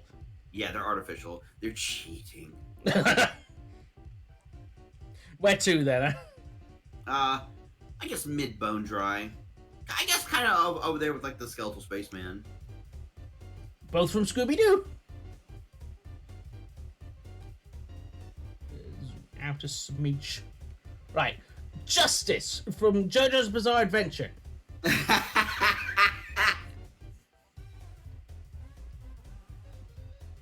Right, so this is a stand that is a skull with 2 monster hands that's made of fog. And that is the stand of an old woman who is alive. But he's also... He's probably, like, the only skeleton stand I could find. What do you think? It is pretty rad. What it does is it... Yeah, Justice's ability is cool. I've seen all of JoJo. I know what he does. But yeah, for chat, do tell. What does Justice do? Justice can put out, like, a wave of fog. And in that area of fog, it has the ability to basically, like, hallucinate terrain or sensory effects such as smell and sound and sight. Illusions! And it can also affect someone and puppeteer them. That is if they have a puncture wound in their body. Yes. Which leads to a lot of trypophobic scares. And if puppeteered, they can basically be made to do basically anything. Mostly we saw basically fighting. You can make people fight. I mean, all of the things that were under the control of Justice were dead bodies. And those that were alive were completely conscious while they were being puppeteered. Yeah.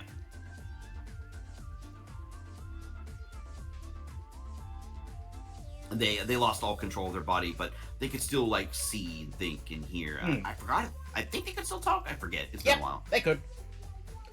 Their bodies were being manipulated, but not their minds at all. It doesn't affect their mind in any way, unless you're dead. But that's like, you don't really have a mind anymore at that point anyway. I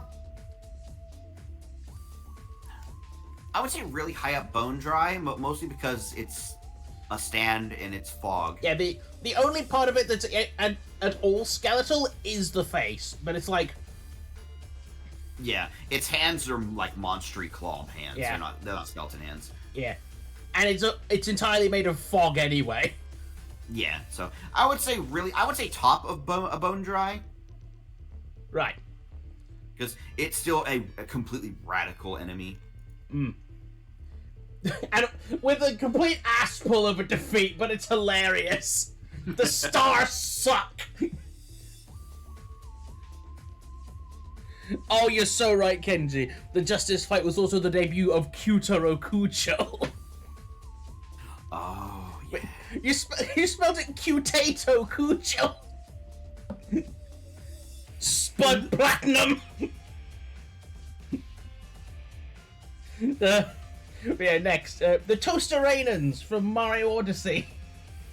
Oh, very cute skeleton. Darling lads. They just want to party. They deserve Boney. They deserve Boney at the very least. Yeah. Very, very, very good design characters. Yes. Right. Where on Boney would you say? I would say reasonably high up. Mm. They're such like a charming little like design character. Mm. I kind of want to make one playable for Paper Mario D&D. Oh, you super should. Make a racial stat block for them. I think they're absolutely fabulous. Sweet. Yeah, let's see. I'd say do they beat out Duskull? I would say they beat out Duskull. Do they beat out the Conductor? Because you gotta consider what they're up against. Yeah, I would say they don't beat the Conductor, because the Conductor is also playing representative for like 1930 skeletons in general. Mm-mm. Right. Thresh from League of Legends. Anything else in League is like way too ghostly or too much skin. Thresh is the best bet. And even then, they tried to fucking undo that by giving him a skin that makes him a fucking twink. Bullshit. I hate Riot Games. You know what? It deserves to be in bare bones. You said League of Legends. Fair enough. I presume he beats out the Minecraft. I presume he beats out Minecraft skeleton because your hatred for him sounds personal. It's League of Legends. Whereas this one's just on principle. Yeah. Right. The Super Skeleton from Shovel Knight. Oh, yeah. The good enemy. Good enemy. Mm.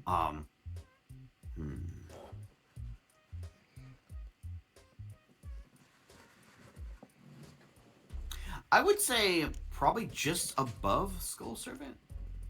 Hmm. Like just above Skull Servant. It's a good enemy. Good enemy. Give me my mouth full of stuff. Oh, what you eating?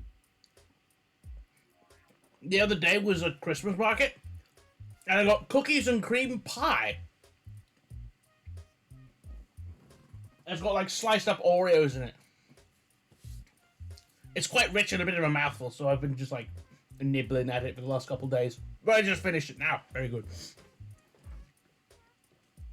Fucking chill maker indeed. Your Honor, League of Legends. Death. Right, next. A real magic skeleton from OKKO. And yes, that's his entire name. A real magic skeleton. I have not watched OKKO proper. Have you? Yes, I have. Then what do you think? Cool character. I like the design. Mm. OKKO is a cute little show. I definitely recommend it. Yeah.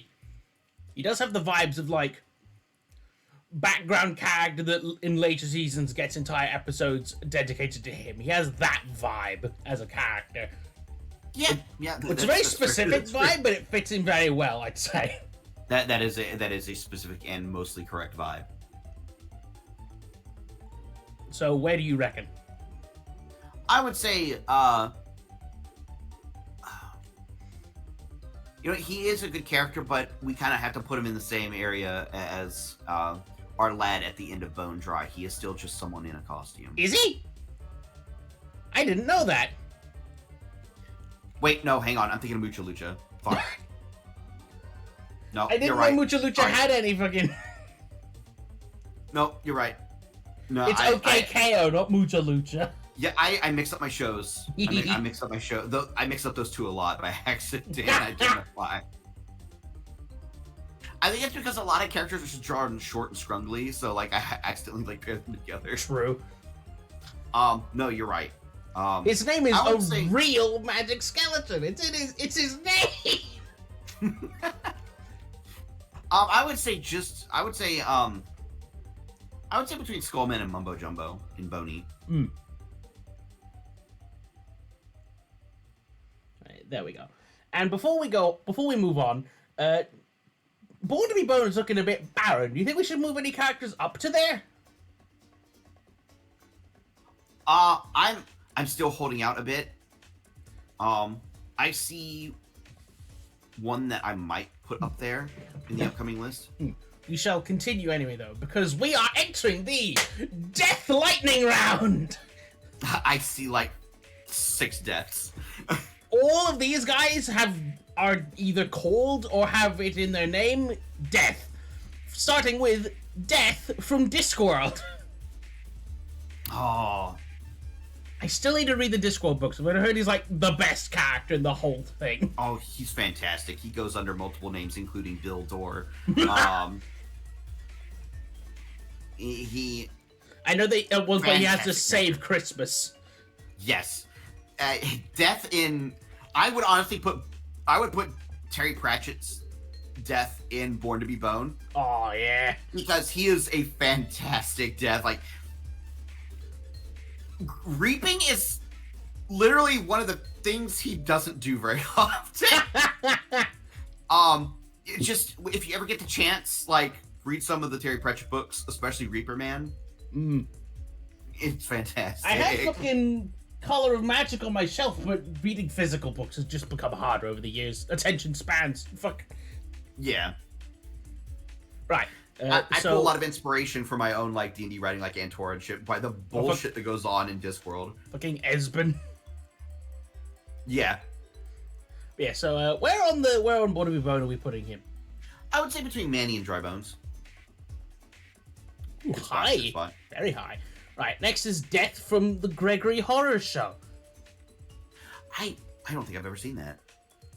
It is true to its name. It's very, like... It's like unsettling horror. Like, very personal type of stuff.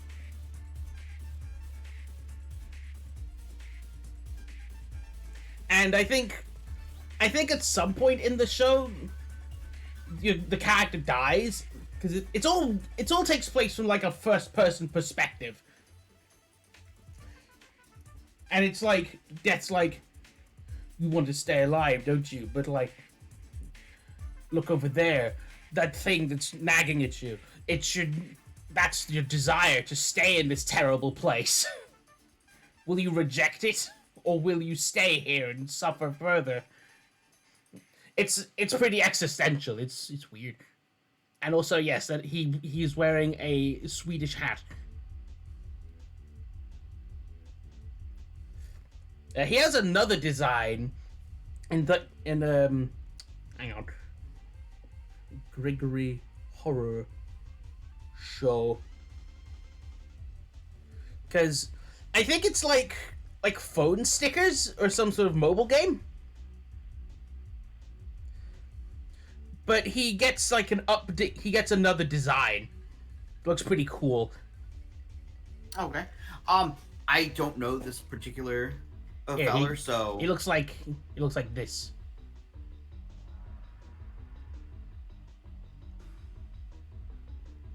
Okay. I will leave it up to you on this particular one because I don't know them too well. I haven't seen too much of Gregory Horror Show, but I've at least seen the stuff with him in it. I'd put him in... I feel like I'll put him in Boney, right in front of Barbosa and behind the dude. Sounds good. Fucking fidgeted into I am. place. There we go. I am agreeable to this. Yes. Right. Next is Death from Castlevania. That's a good death. Dracula's right hand. That is a good death. Hmm. Except when it comes to Alucard, and just that death just kind of squints at him. I mean, this guy's got a lot of different interpretations throughout the series, and a lot of different designs too. Oh yeah. Hell, Sometimes even in it's not all that fucking skeletal. in the DLC of fucking Dead Cells, which is a cool design. I still need to play that. I haven't done that DLC yet. It's very good. I can attest. I would say Bonafide. He's a very good skeleton. Hmm. He shows up multiple times. He is a constant threat. He's like fucking. He's the Kamek to Dracula's Bowser, if you ask me. Yeah. So Yeah. Oh yeah. Where are we putting him here? I guess right behind the Lich would be fine. Good spot. Right there. Right. I haven't played this, but Death from Have a Nice Death. Oh yeah, that's the kind of death that like has a bit of fed up nature. Yeah. Like they just want to like do their job. Instead of dealing with fucking afterlife paperwork. Yeah.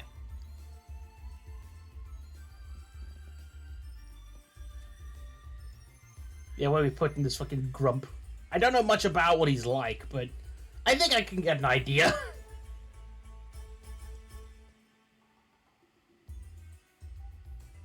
So where to put? I would say really high end Boney. I would say after Star-Lord. Right there. Yeah. Yeah. Right. Next up, Death from Adventure Time. That's a really good death. That's a really good death. I agree. That's a really good death. Yeah. That is at minimum bona fide. I put him Death higher is than the gotten- Lich. Yes. I would say between Lego Skeleton and Daniel, he has gotten Finn and Jake in and out of some bullshit. Hmm.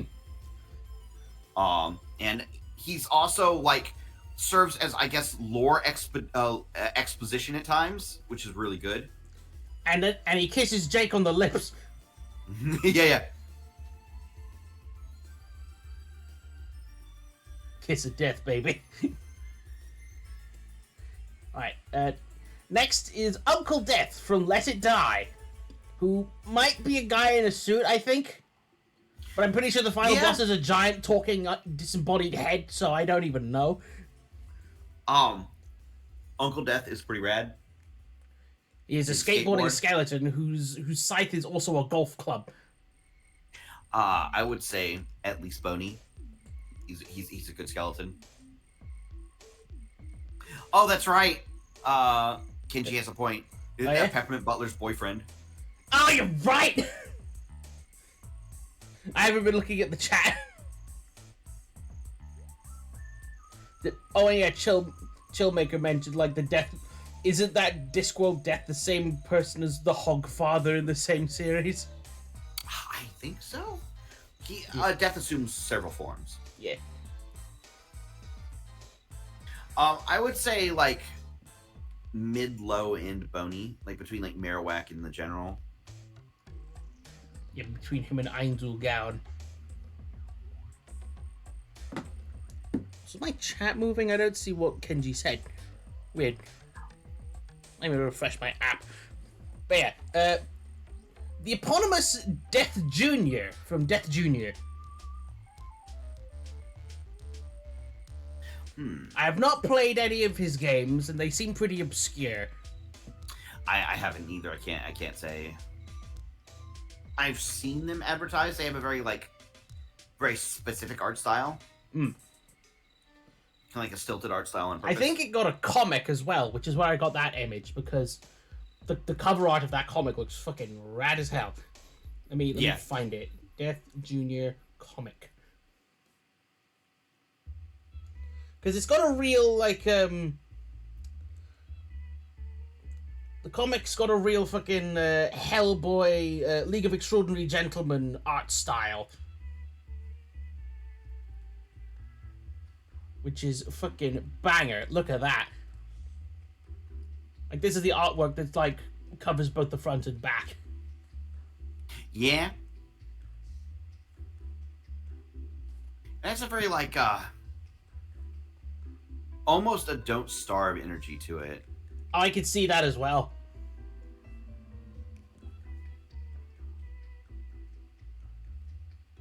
I don't know a whole lot on them, so I would let's nail average. I guess, like, put him at like low end bony. Yeah. I can look him up so that we get a better idea. It's Death Junior, because his games are on the because there's Death Junior and Death Junior 2 Root of Evil on the PSP. And on the DS, there's Death Junior and the Science Fair of Doom.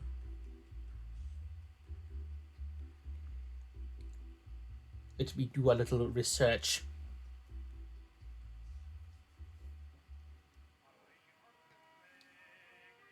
At least on Wikipedia, it says the plot. The game and comic book are about the teenage son of the Grim Reaper, named Death Junior, DJ for short. His father tried many times, all of them failed, to stop his son from creating chaos at every school he has been in. Now is DJ's last chance. If he creates chaos one more time, he'll be sent to military school. He meets new friends at this school. Pandora, a girl with obsessive-compulsive disorder and a thing for locked boxes. Stigmatha, a girl who has holes in her hands and bleeds from them when she's nervous. Smith and Weston, conjoined twins who are very smart and conjoined at the head. The Seep, an armless and legless, foul-mouthed kid in a vat. And the Dead Guppy, a character who speaks for himself. The friends go on a field trip to a museum where they find a locked box that Pandora wants opened, so DJ opens it to impress her. Unfortunately, all hell breaks loose and demons run amok. It's up to DJ to stop them and revert the town back to normal, all while making sure Dad doesn't find out. So he sounds like a little troublemaker. So yeah, what we thinking? I would say like low end bony, because since I'm having to take it on face value alone. Yeah, same here. I just saw Bone Lad and thought he deserved to be on the list. Oh yeah, like I've seen like the advertisements for the games and stuff. But unfortunately, I know very little. It's one of the few times where I guess I've missed like hitting the mark on knowing stuff. I'll probably try looking up some gameplay later. But considering that, who would he be above? Just based off of this knowledge. Because I'm thinking about over here. Yeah, that's fine. Right, next is Lord Death from Soul Eater. I've had someone of my friends talk about that anime, but I've not seen it whatsoever. Me neither. I'm pretty sure he is a skeleton. Like, that face there is a mask, but under it is an actual skull. Because he thought his regular skull face scared kids.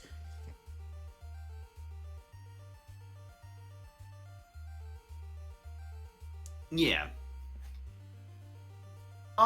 It'd be kind of the same issue. I'd have to give it like low end bony. Because skeleton, cool. Spellcaster, cool. I know very little. I think he's mainly just like sort of massive, weird, black, scraggly stuff, rather than like a full-on skeleton. Yeah.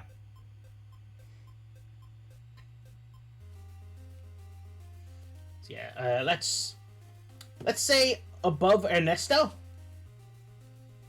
That sounds good. Yeah.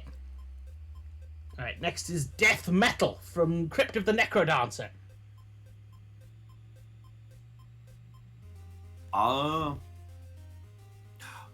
That would have to be a high one. That would have to be one like probably around Bonafide. Ooh. Because Crypt of the Necrodancer, another inspiration for this character and the aesthetics. Common skeleton enemy from that game isn't here, unfortunately, but this guy is at least. Yeah, that's fine.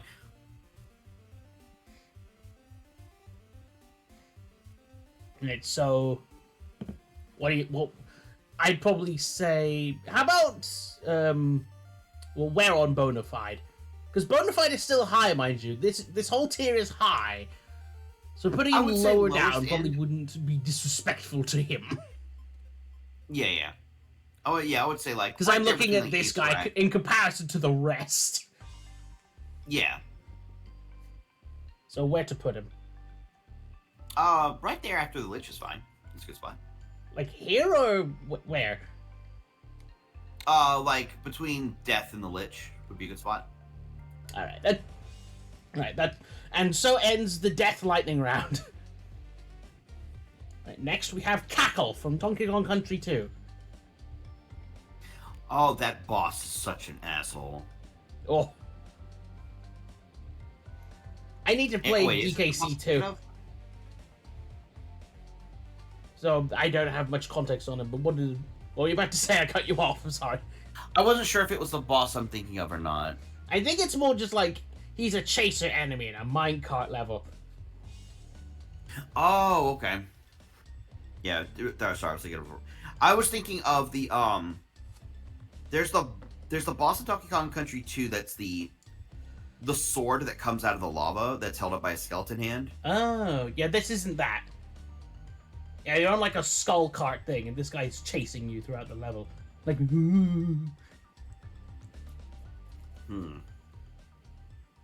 I would put him high-end bone dry, I suppose. He is pretty skeletal, but he also, I guess, might not have legs. I think the end of his spine ends at a sword. Yeah, he's got like a cutlass down there, you see? Either that or he's just like got one like holstered and he just doesn't have a lower half. Actually, that might be the enemy I'm thinking of. That looks like the sword that chases you in the lava. You see? Let's look this up. Yeah, let me do a quick look up Donkey Kong Sword Boss. Now that's Cleaver. Oh, it is okay. Kleever. He's a ghost. Wait, who is Oh, Cleaver? okay, he's cheating. What, no, Cackle's a ghost. Oh, well then. Well, he's still skeletal. Have... But like, if you insist where to go, where put him? High-end bone dry, because he looks like a skeleton, but he doesn't quack like a skeleton. Quack? Yeah, that's like when you pop your fingers, you know. Oh, clack! I thought you said quack. Oh no, I did. I was just making a joke. A very poor one. Yeah. But yeah, apparently he doesn't have like a pelvis or like legs, is because he floats after you. Yeah, I mean that's what I meant. Like he chases you. He has no legs. How else would he chase you? Jetpack. Does he look like he's? Yeah, when we put him on the, you said high, right? So let's how about right here? That sounds good to me. Yeah, right. Skullman.exe from Mega Man Battle Network. This guy's an optional fight, I think. Yeah. He's an optional side fight. He's not one of the main story dudes, but you can fight him. I did play Mega Man Battle Network 1, where this guy is from, so I have experienced Skullman.exe. Oh yeah, I love the Battle Network series. I've played all of them. They're fantastic. Okay, I take that back. 4 can be a bit of an asshole if you don't know, if you're not more experienced. Battle Network 4. Fair enough.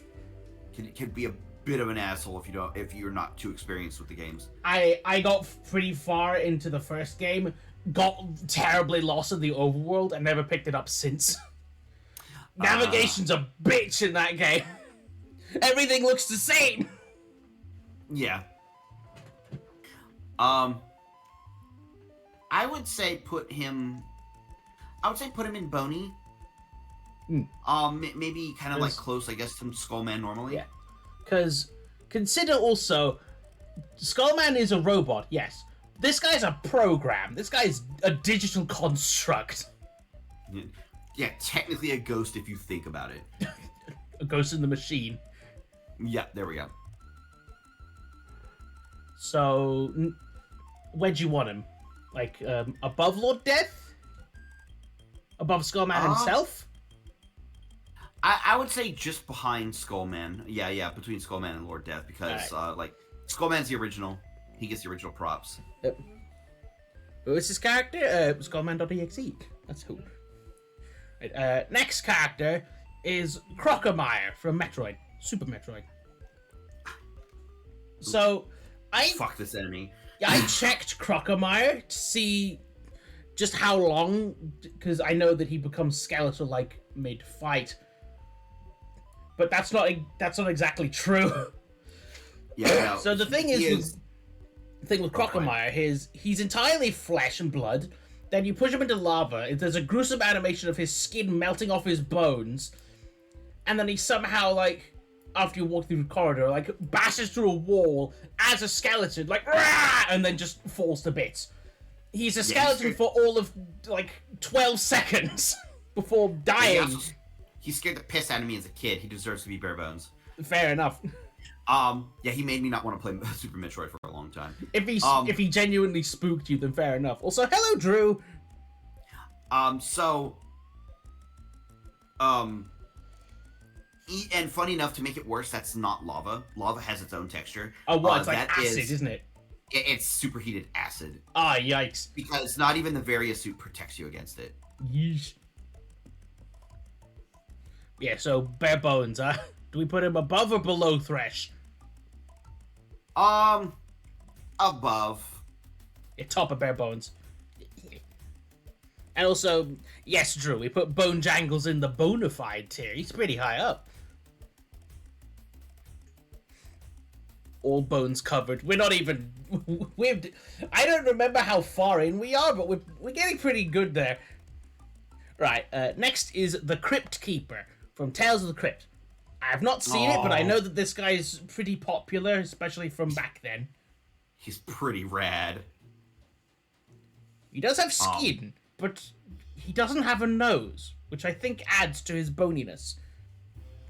Yeah. He's pretty rad. He's like, Tales from the Crypt are like a series, like little mini horror shorts. Like, one of those shows like what was it, the Midnight Club or something? Like, there's a lot of shows like that, isn't it? Like, and Goosebumps. Yeah, it's kind of like a Goosebumps story. Didn't this one have more like... Oh, sorry.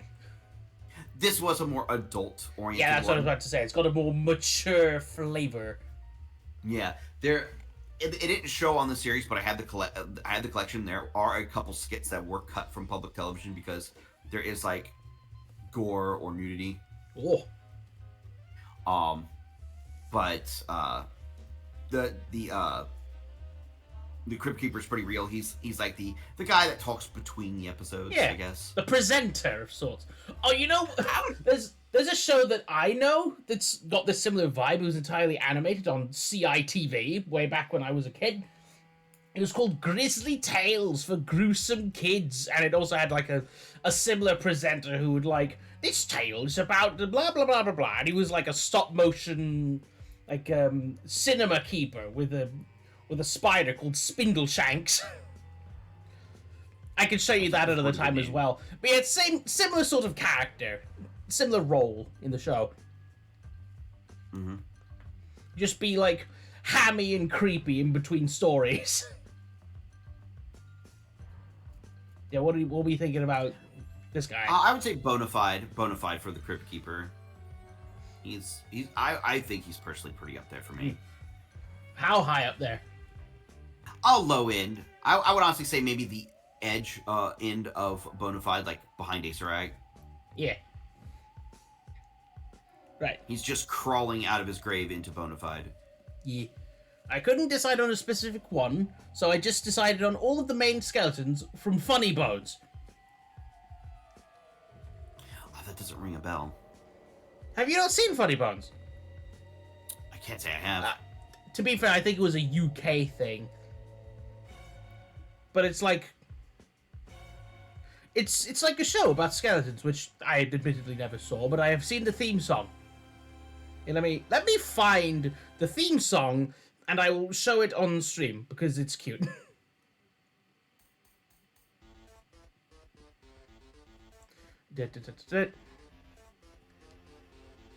It's like 33 seconds long. This won't take long at all.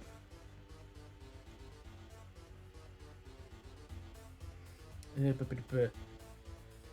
fact, let me just put it on here. Oh, someone said something, Goblin. I just had this sent to me. I'll give it a look in a sec. Right here, look at the... Oh, hey, there's full episodes on here. Are you looking? Yeah. Right, so look at this. This is how the story begins. In a dark, dark town, there was a dark, dark street. In the dark, dark street, there was a dark, dark house. In the dark, dark house, there were dark, dark stairs. Down the dark, dark stairs, there was a dark, dark cellar. And in the dark, dark cellar, some skeletons lived. There was a big skeleton, a little skeleton, and a dog skeleton. Woof! Okay, that's a pretty good theme song. Yeah. Theme song. They got the xylophones in there. You gotta have the xylophones for the... Gotta have the... It is the bone music, definitively. So yeah, what do you... Based off of that, what do you think? I would say bony. They are legit skeletons, just trying to live their life. Yeah. Big mood. And one of them's got a top hat, as you can see.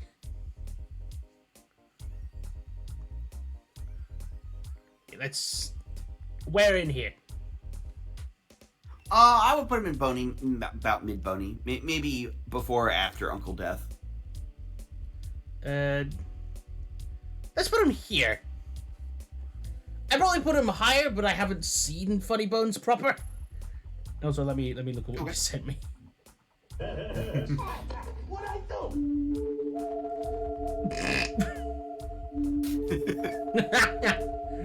Come as Weege. Alright, next is Fane from Divinity 2. Original Sin. That's a pretty good skeleton. It's a really good skeleton. He's definitely who I chose to be my player character in Divinity. Mm-hmm. Fucking I bone need to play through that again eventually. Yeah. Um, Hey, Hawks is back. Yes. I would say low end bony, pretty good fella. I've got no qualms with him. No real thoughts one way or the other?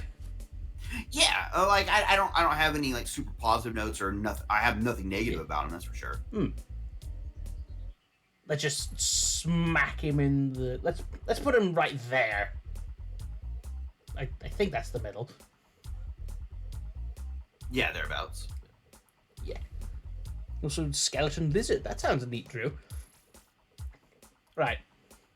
Lord Infernicus from Scooby-Doo and Mystery Incorporated. So, do you want a bit of a rundown of the episode he was from? Because I feel like it's a bit important. Yeah, go for it, 'cause I don't think I saw that episode. It's a pretty good one. So, the episode starts with Scooby sick in bed, right as the gang was about to go to a Mystery Solvers Expo of sorts. And he has a fever dream of going there, in which he meets various other mystery solving characters and their gangs that were on actual shows, like, you know, the Scooby-Doo competitors. You got Captain Caveman, Jabberjaw, Speed Buggy, and the Funky Phantom. And the lights all go out, all the gangs disappear except for them, And then this guy, Lord Infernicus, shows up like, "Rah! Can you find them before thing?" It's like evil as shit. And he's like a flaming, flying skeleton man. Ah, okay. And it turns out it was the Funky Phantom that was him in disguise. So it is a ghost dressed as a skeleton. Alright, that immediately gets points knocked off, unfortunately. He does cool have design. he has pretty good Skella vibes though. I would say either real low in bony or super high in bone dry. That sounds fitting for me. I'll leave it up to you to which it is. Let's stick him at bottom of bony, because I feel like he's too cool to be in bone dry. Don't knock it off, chill. You silly. Right, next is, I don't know how to pronounce it. Jacques Laline? I think it's Laline. From the Beetlejuice cartoon. That's a good skeleton. That's a real good fucking skeleton. I leave it up to you because I haven't seen the cartoon proper. Real high in bony at the very least. He Top of bony? He's hilarious. He's French.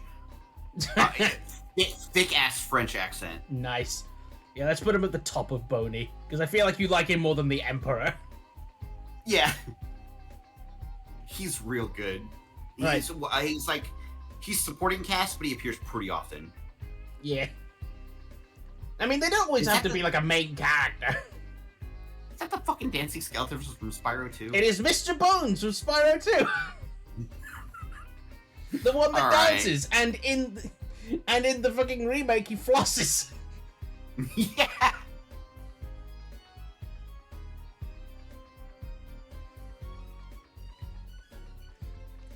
Indeed, Chillmaker, is that one? It's the one caveman's friend. The one you need to collect all the bones of. I distinctly remember this because the fucking what was it called? That what was that level called? Spyro. The Skelos Badlands. I remember that level distinctly because it was one of the 2 levels in the Spyro 2 demo that I like to play on a demo disc. So I'm very familiar with this level and this skeleton. Oh yeah, I know the skeleton too. Just busts a move to like jazz. Yeah. So where do you want to put him? Because this guy's the center of a whole side quest that you get rewarded with sick moves. God, I almost want to put him at the bottom of Bonafide because man, he's got moves. You know what? Let's do it. You're a dancing skeleton. It's your brand. You gotta rep it. Yeah, you're right. Bottom of Bonafide. Chillmaker. The other level was I can't remember the name of that one either. It was the Turtle Beach. Like the turtle level. The cutscene in the original was unscapable. You need to see these grooves. Required. Right, next are the Necrons from Warhammer 40k. Those are pretty cool. I do like playing Necrons when I can. They are metal, but they're not. It's hard to call them robots. They're more chrome-dipped skeletons. Yeah, so they are technically robots, but there is living essence infused in the metal. Tell you what, I'm gonna BRB real quick. You tell Chad about the Necrons. I'm gonna get some water before I develop a headache. Okay, yeah, not a problem. Right, BRB. For those that don't play 40k, Necrons are one of the major factions you can play as in wargaming. They are.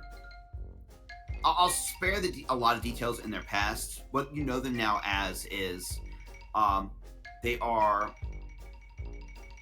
robots, kind of shaped like skeletons and the like, that have like living essence like imbued into them, as well as the souls of individuals from the Empire before bad shit happened. And they kind of have been sleeping on planets that they used to own on their Empire. Like in their tombs and stuff, they weren't bothering anybody until like the other factions, the Tyranids, the and like and mankind basically started stepping on their planets. They woke up and said, "Hey, get the fuck off our planets." The Tyranids and the others said no, and then proceeded to obliterate people and the Tyranids with impunity. And that's basically the story of hyper condensed. There's a lot more to them and everything. They're my favorite faction. I like a lot of their weapons. They have the ability to just unexist people. A lot of the weapons deal with like, I guess, manipulation of like space-time. Like a gun that will literally just like unperson somebody. And I don't mean kill, I mean literally unperson people. They support like railguns, lasers, things like that. Their higher ups can literally manipulate time. Right, I'm back. What'd I miss? I was just describing some of the Necron's abilities, like the ability, like they have a gun that can just, you point and click it at someone and it just unpersons them. Yeah. Like it doesn't shoot them. They're just unpersoned. They stop existing. Yeah. I don't. They are removed from the timeline. Just never existed. Yeah, I don't know super much about Necrons, but I do know that they've got characters like fucking Trazen the Infinite, who's a fucking. Trace is great. Yeah, this is Necrons as a whole. Yeah, like they are hyper violent. If like the humans, Tyranids, Chaos try to like settle on their planets, they become extremely violent. But Necrons are known to deal with mankind and stuff like outside of that. I thought if you were like a rogue trader, they'll just blast you anyway. Yeah, if you try plundering and you own any, or like you own anything that's technically theirs, they will kill you to take it back. And Chillmaker. So they're basically like, techno wizards. Trazen in the and like fucking Chillmaker in chat says, so they're basically techno wizards, Egyptophile techno wizards. Yeah, there's a lot of Egypt dealing with the Necrons. Yeah, as long as you're not like trying to take over one of their worlds or like you're like unlawfully like taking their shit, they deal with like mankind and stuff, like rogue traders and things like that, or like those seeking arcanotech. They've worked with mankind before. Like they're not utterly opposed. Like they're not like an utterly opposed faction.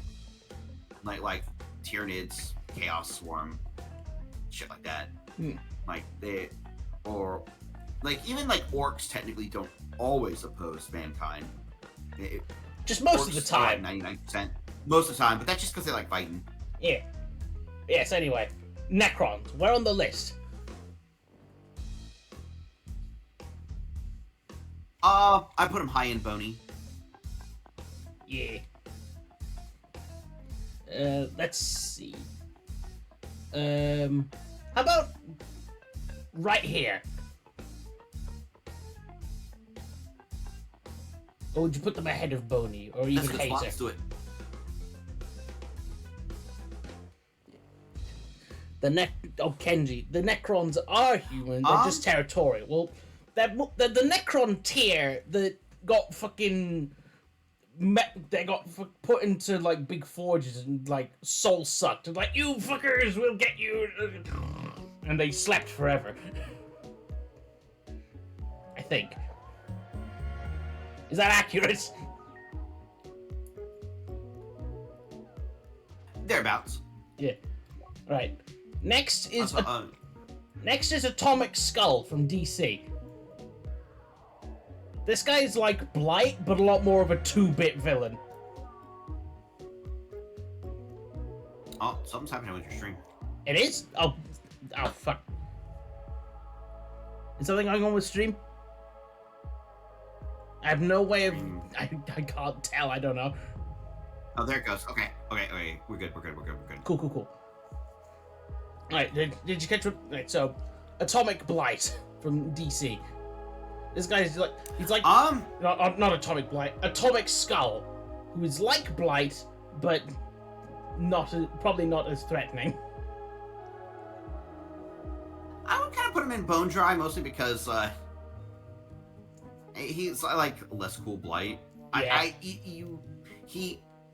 Blight is technically sort of like supposed to be like the futuristic version. So the only thing I remember of Atomic Skull is when he fought Wildcat in that one Justice League Unlimited episode as just like a generic meta-human wrestler guy.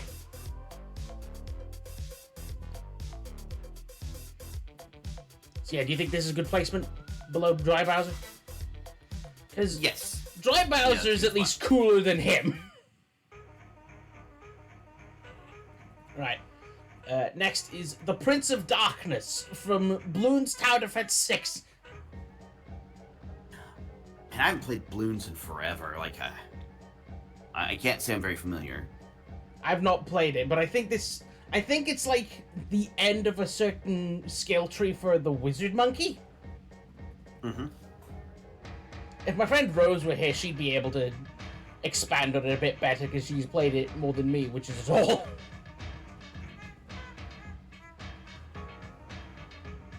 Yeah, let me try looking up what the Prince of Darkness does.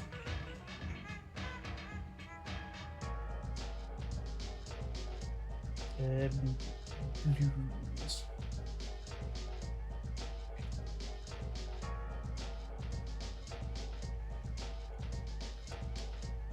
I think this is an upgraded version of the Necromancer. Prince of Darkness, sometimes shortened to POD or POD.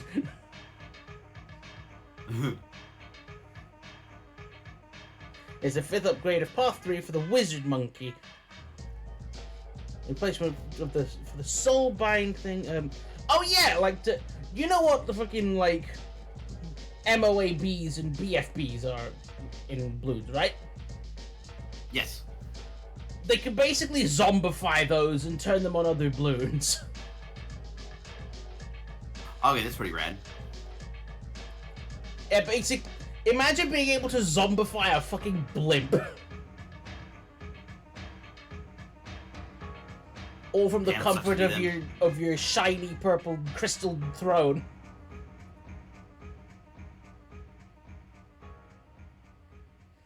And they are indeed completely skeletal.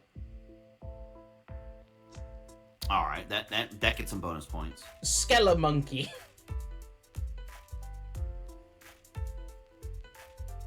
I would say low in bony.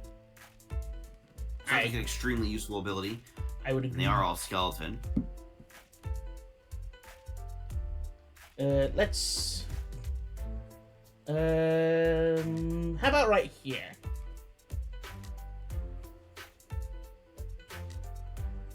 Put above Death Jr. and below Ernesto.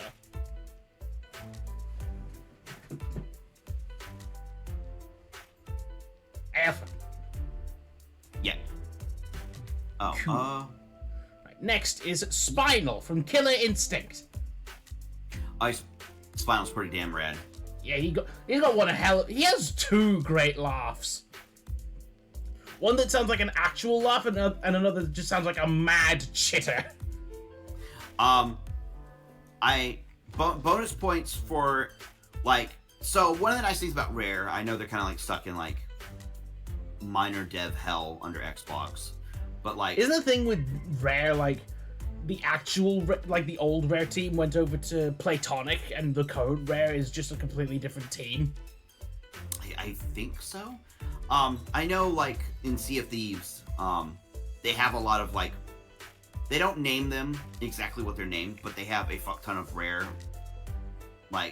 IPs stuff reference in Sea of Thieves as cosmetics, including a Spinal costume. Oh. It's more Buccaneer piratey, but it's absolutely Spinal. I mean they made him more bandana and shit. They made him more piratey in that Killer Instinct game. Let me look up Killer Instinct Spinal, because his original design is just a skeleton in a bandana with a sword and shield. Yeah, he's pretty radical. He has a radical design, but I feel he kind of has to go just above Stalfos and Bone Dry, because Well, let me show off like the Same change deal. that he went through first, because like this is what he originally looked like, in like the SNES Killer Instinct. And let me show the what was it called? I think it's also just called Killer Instinct. Like the when did it come out again? You know the one. Yeah, Killer Instinct 2013. In that game, he goes from just like skeleton with sword and shield to that's a really small picture. Just like fucking nautical undead warrior. This is what he looks like, and see if they use the costume does. It's like nah. Because you can't use like the shield and sword he has, obviously, because they have their own cutlasses and like stuff in game that you use in your hands, and Yeah. Everybody has to have the same toolkit. You can't just give somebody a shield. Yeah. But it's all on his back. Yeah, what do we say about Spinal? I would say he still kind of has to get the Stalfos treatment.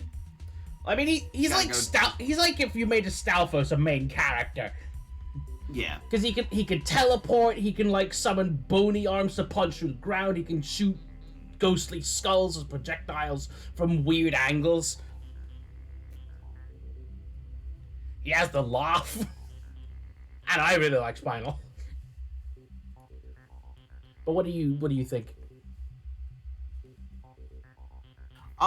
Maybe higher than Stalfos, but I still would probably say Bone Dry a bit. Very well. Let's put him above Cackle at least. Yeah, I'm fine with that. Well, let's put him above Greg, because you didn't seem too enthused about Greg either.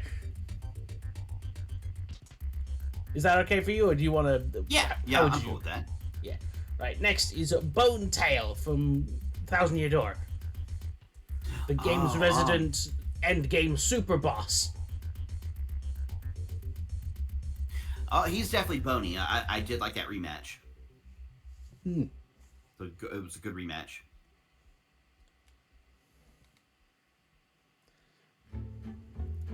Yeah, like the first boss, then late game boss, then post game boss. Pretty good fucking amount of appearances, if you ask me. Mm-hmm. Where do you reckon Bone Tail goes? Because I've never played Thousand Year Door, so I don't remember how the fight with Bone Tail goes. It's a pretty hard one. Because before he's technically alive in the first two. I think all three of them, Hooktail, was it Gloomtail and Bone Tail are different entities? Because I think Hooktail and Gloomtail are siblings are or they? something. Yeah, They're related. Yeah, I think there's just a different entity altogether. It's just an unrelated bone dragon. Yeah, Kenji's got the right of it. Gloomtail is Hooktail's brother. Oh, and Bonetail's their ancestor. Oh.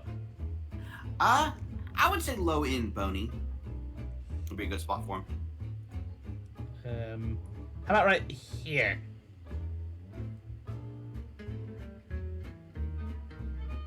Above Lord Death. That sounds like a good spot. Yeah. Right. The Matador from Shin Megami Tensei. Oh, that's a good enemy. Apparently a really fucking hard boss fight. Mm-hmm. Like, difficulty spike hard. Yeah, it's a skill check, all right.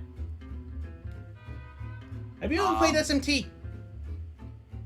Yeah, I played 1, Nocturne, and 5. As for Personas, I played 1 and 2 a lot. I played a bit of 4, and I bought 5 because I kind of want to stream it. I've never touched any. There's just a lot of media out there that I just haven't touched, just cuz. Yeah, what do you say on Matador? Matador, I would say low in bony. Because it's a good boss fight. I feel good by beating it. Anything else to expand upon? Or is he just like a good challenge and that's about it? he is a fantastic challenge, just overall because of the difficulty spike. I would say it also like it's been forever since I played it, so more specifics is a little difficult. The opposite of recency bias. Let's put him right there. Right. Next, Houndstone from Pokemon. Oh, doggy, good Bone doggy. dog. Big Good bone doggy. dog. Big friend. Big friend. That's a pretty good one. That's bony at the very least. I'd say high bony. I'm down high bony. Because not only is it just a good mon, it's a good boy because dog by default makes it good boy.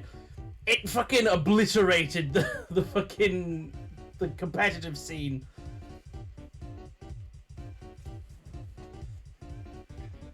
Because ghosts have really been in the meta in Pokemon recently. With what's its move again?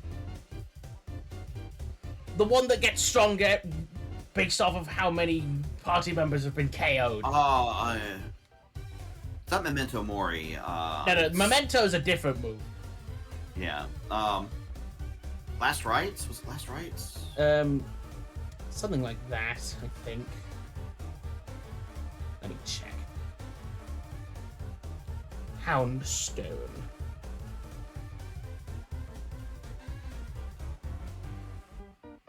Game data. Where the fuck? Last Respects, that was it. Yeah. The one that the dog will punch anyone else's dick in if he's the last guy in your party alive. Yep. How very Tonberry of you. Yeah, what do we I'm think? down with high and bony. Yeah. Let's put him in front or behind Star-Lord. What do you think? I'm cool with that. Let's put him right there.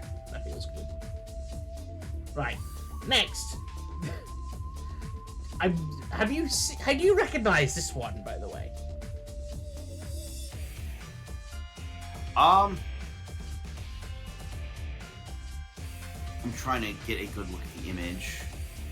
So, this guy is called Joke, and he's from One Piece. Was he from one of the movies? I think it was from a special, like early on in the series. It's not canon. But considering that there's a second skeleton besides, and long predating Brook, I had to put him in here. Pretty good design, gotta say. Let's find another picture so we can get a close up.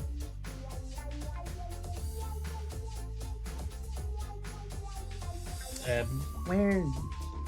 Do you think you could find one? Because I haven't seen the special he's from. I'm pretty sure he's got a Gatling gun arm, and he can turn into a bat, I think? That's a wild set of powers. Like, not even like a big bat, just like a regular sized bat. Just a badass bat.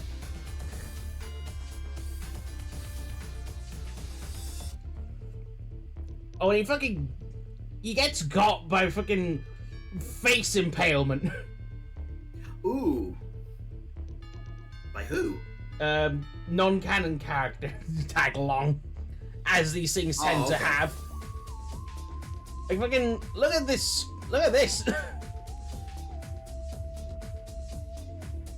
And he is a proper full-on skeleton. I think his story, maybe, I don't want to get it wrong, so I'm gonna look it up. Goddamn, he gets jobbed by a fucking sword. Yeah, right between the eyes. Yeah, he's from episode special 1.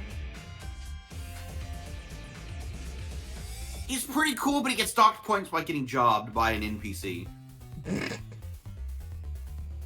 He's going in bone dry. Sorry, bud. And let me read this.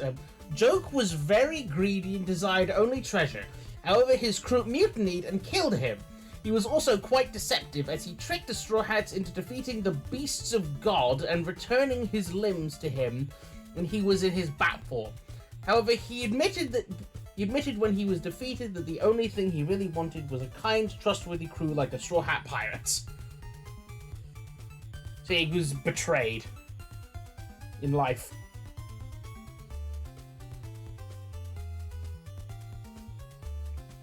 And yeah, he's got a fucking pepper box revolver arm.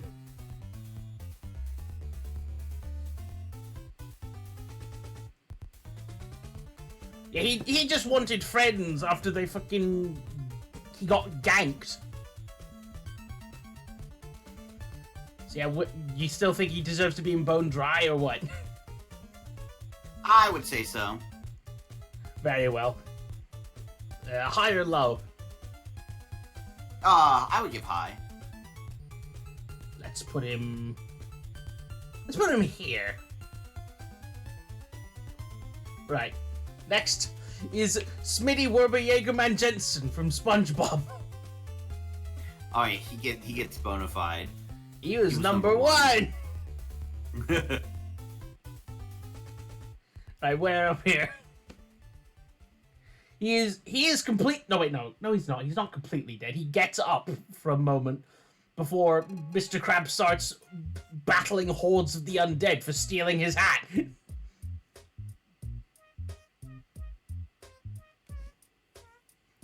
You remember that, right?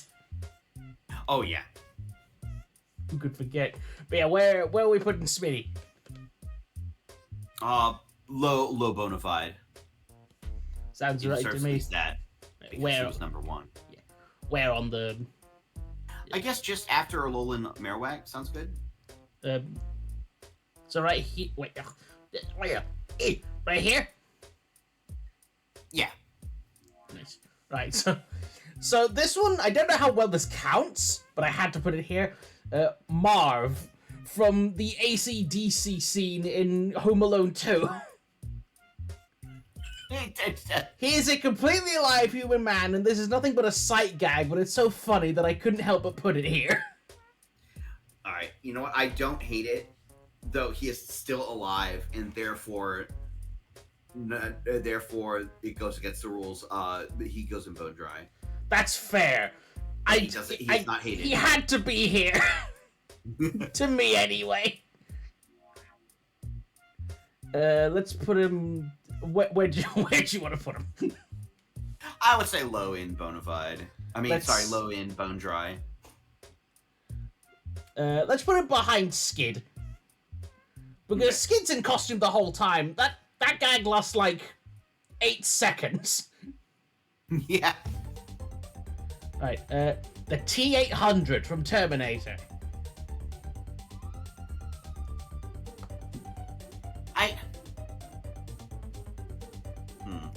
Technically, it was the T-800 skeleton, but it's also not made of bone. They do show up as a skeleton, though. It is a skeletal robot.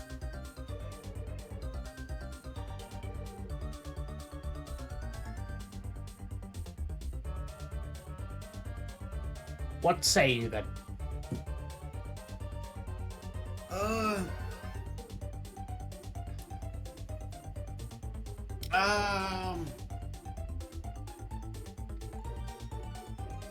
It is technically a skeleton, even if it's not made of calcium. I would give it, I guess, like, low in bony. We can put him at the bottom of bony. Right. Captain Jack Sparrow from Pirates of the Caribbean, because at the end of the first movie, he gets the same curse as Barbossa. Remember? Mm-hmm. So how would you count Jack? Does he still have the curse in the later movies? No, by the end of the movie, they break the curse. That's how they end up beating Barbossa, because they end up killing him in a way that matters. So it doesn't last. It's only at the climax of the film. That's low in Bone Dry, because he's no longer a skeleton! It's a shame, I know, he does look cool, though. Oh, yeah. Yeah, so, let's say, where to put?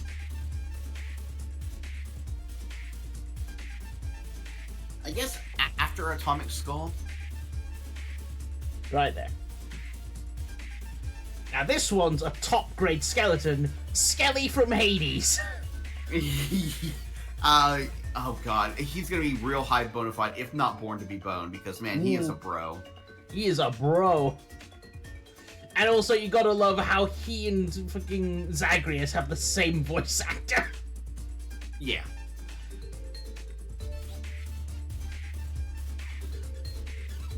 We gotta consider though, does he exceed Sand and Papyrus? He's like right there. Because he can't No, be but top he's of right bona behind him. fide. Okay. No, Sounds he's good to right me. behind Sans. Yeah.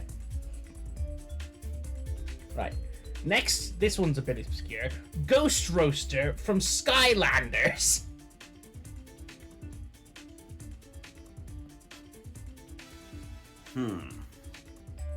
I never really messed with Skylander stuff. Like, I know... Me it was, like, neither, kind of but I played it at a fire cousin's stuff. house. I know it was, like, supposed to be, like, I guess, Greater Spyro World kind of stuff. Not really. Crash not It's involved. pretty unrelated. All things considered. Spyro was just...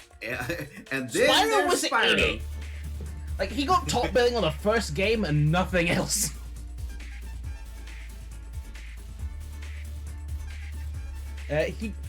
These characters do have, like, a bit of history, though, if you want to hear. Sure. Like, Ghost Roaster is known for his relentless, undying appetite for ghosts, particularly evil ghosts. However, being a chef, he is good in the kitchen for making delicious recipes. Despite his scary behavior, he seems unfazed by pranks such as Kamos. In Secret Agent Secrets, Ghost Roaster's flaw is revealed to be a desire to have his work recognized, even if by the side of the villains. Years being put aside in favor of newcomer Skylanders made him bitter towards them until Stormblade expressed respect for what he did regardless of his threats.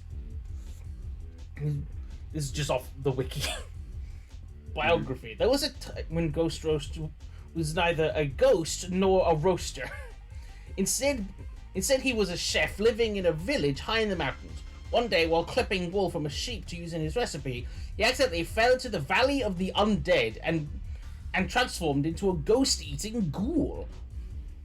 After eating an entire spectral village, its ethereal ruler chained Ghost Roaster to a spiked ball as punishment. Its rattle can be heard as he wanders the night, warning nearby spirits. When Master Eon eventually heard of his predicament, he figured that even a ghost eater could be useful. So he made Ghost Roaster a Skylander after he promised to eat only evil ghosts.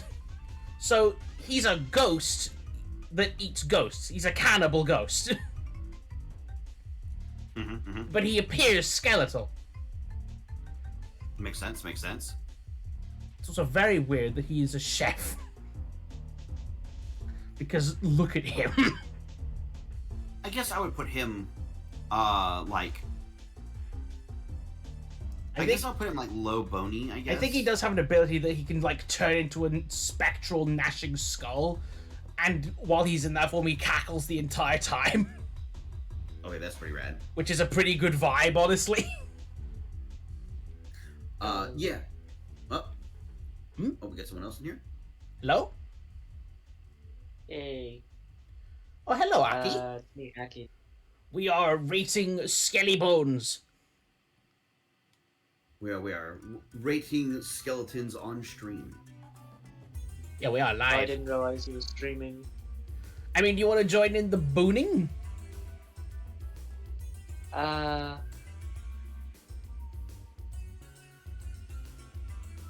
If you'd rather not, that's okay. Yeah. Sorry, I didn't realize you were streaming. I guess this is the stream channel? Yeah.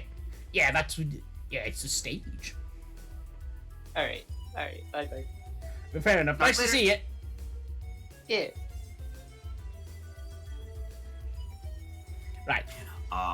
Let's- so- I would say What would low Ghost Roaster? bony, maybe high bone dry. I don't have much experience with this character, so I can't I'm just going off like verbatim, like what their deal is. There's not much to him. It's all just like the whole action figure selling stuff. So, right. Over Justice from Space. What's it fucking called again?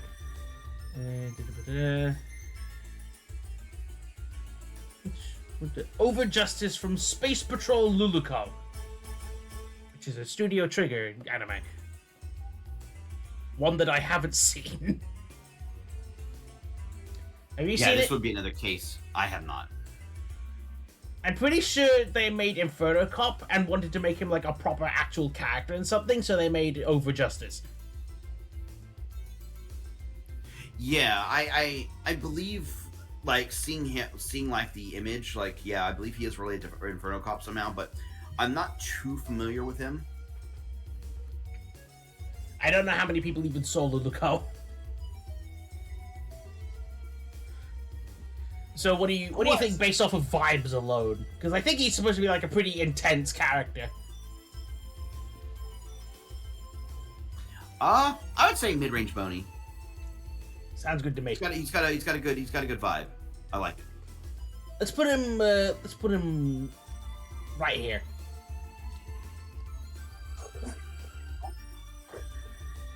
Right, this is another weird edge case, but a friend convinced me to do it, and that's Dark Samus, specifically. And I am the friend. Ah, shit, Genji. Hello. I don't think I have a PNG tuber for you ready. Get the popsicle. The popsicle. Yeah. You need to send me your reactive. Yeah, we can worry about that later. Yes, hello. I didn't realize there was an open invitation to hop in. It's basically just like an open chat that people can join at their leisure. But anyway, right, Dark Samus. I will argue Dark Samus is right to be here on this list. I mean, the fact that she's here at all is proof that you're right. But whether she's a good skeleton remains to be seen. What do you think, Alpha? I did like the Prime series. Pretty good series. I'm surprised that you didn't vote in the technicality that is the SAX Parasite Samus. That's entirely made of goo. That's not skeletal at all. I don't think you get to see the SAX's bone structure.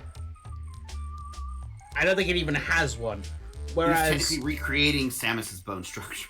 Yeah, I'll start putting these in voice text.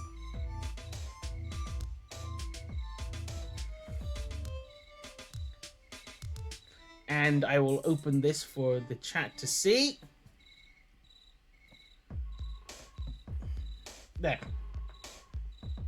In this form in particular, like not the one you see in Smash, when I think it's sort of just developing, I think. I've not actually played this particular Metroid.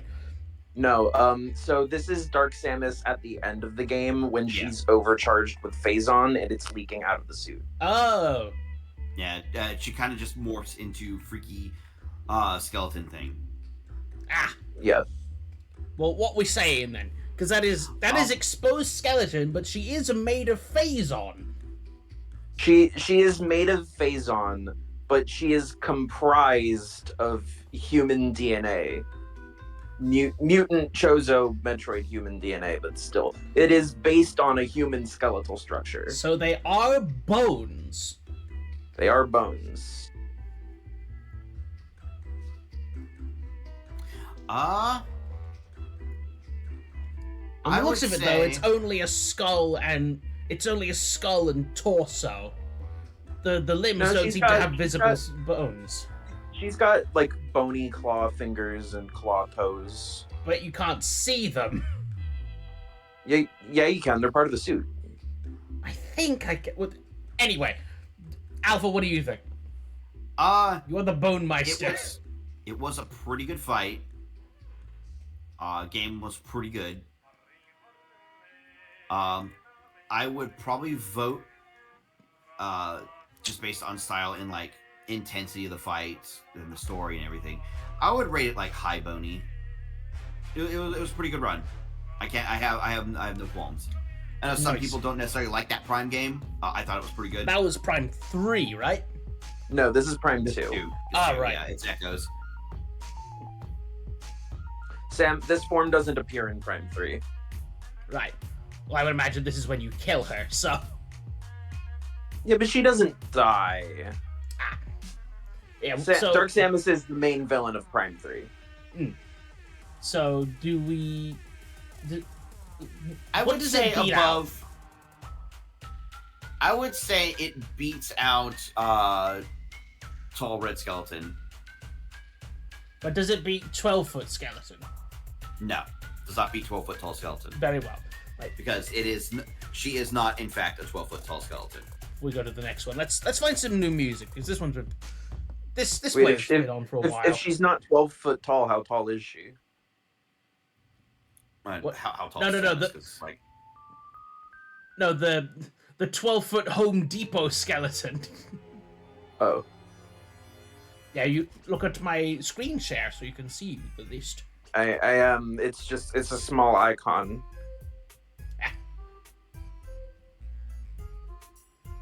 Yeah. Right. So, next one is the Skeleton King from... Okay, I gotta get the name up for this. The Skeleton King from Super Robot Monkey Team Hyperforce Go. He's voiced by Mark Hamill. he sure is, and he's a creature. Yeah. Mark Hamill deserves to have creature vibes.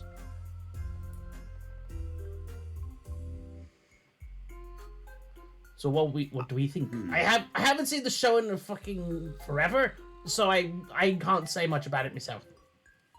It's pretty good, pretty good. He's got Skeletor vibes biologically. He is very Skeletor. I would say. If I had to put it in a way, Skeletor is part 3 JoJo. Skeleton King is part 5. If we're going based off of appearances, Yes. if that makes sense. Mm-hmm.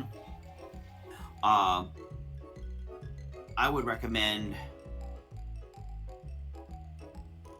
It'd be pretty high bony, because he's not Skeletor himself, but Mark Hamill does do a banger job.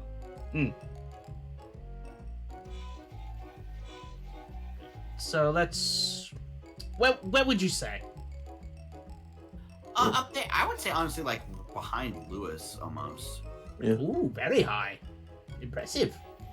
Oh yeah, Right. he has like Skeletor and Papyrus vibes, like all over Yeah. the place. Regardless of skeletonness, any and all cartoons can be improved by letting Mark Hamill be a weird little guy. Indeed. Yeah. Right. Next is Dr. Bones Cookie from Cookie Run. I've never played that. Me neither. I hear a lot of people play Cookie Run Kingdom lately. Kenji, have you played Cookie Run? No, because I remember there being some sort of NFT shit. And it's a gacha game, so. Yeah. Okay, well, I might have been misinformed about that specific thing, but I remember hearing it at some point and then blocking the game out of my memory. If I'm wrong, I'm wrong. That's fair. But either way, what do we think of this little guy? Okay, he has to go on Bone Dry because you did say if he's from Cookie Run, that means he's a fucking cookie. He's not a skeleton. True. He's an biscuit. He may be delicious though, but he is still not a skeleton. So Let's he put goes somewhere him. in Bone Dry, but I don't hate his design, so he doesn't get. I don't hate his design or hate his guts for some reason, so he doesn't belong in Bare Bones. He's a skeleton. He doesn't have guts. I like how you, for the sake of this tier list, being a Riot's game character is as offensible as being a fucking Nazi. Correct. Right. The Stalnox from Zelda. Well, it's honestly most of the time it's just specific reasons I hate. Like, Red Skull Nazi, what's his face? League of Legends. Crocomire scared the piss out of me as a kid, and I hated it. And Minecraft Skeleton, fuck you. Yeah. God. My last Minecraft world, I died like 20,000 blocks deep into the end to a shulker, and I didn't want to play anymore. Oh, That's a big mood. right. Yeah. Yeah, the Stalnox. That's a pretty good skeleton. The only time when big boned is an accurate descriptor. Yeah. Mhm. Also, not necessarily intrinsic to the Stalnox, but I think the Stalnox horn counts for bone weapon bonuses, which are crazy overpowered in Tears of the Kingdom. Wow. Yeah. Alpha, how does it feel to know that bones are OP in Zelda? This is how it was always meant to be.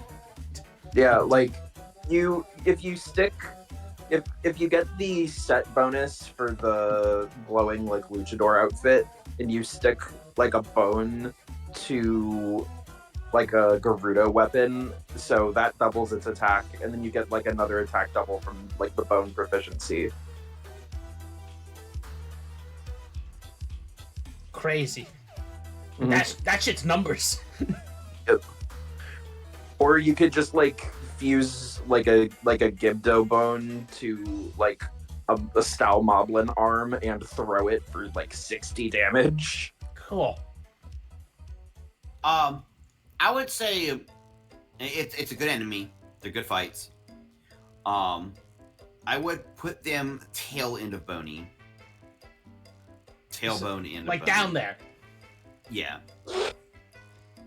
I mean, that's higher than the Stalfos and the Bubble, so sounds good to me. Right.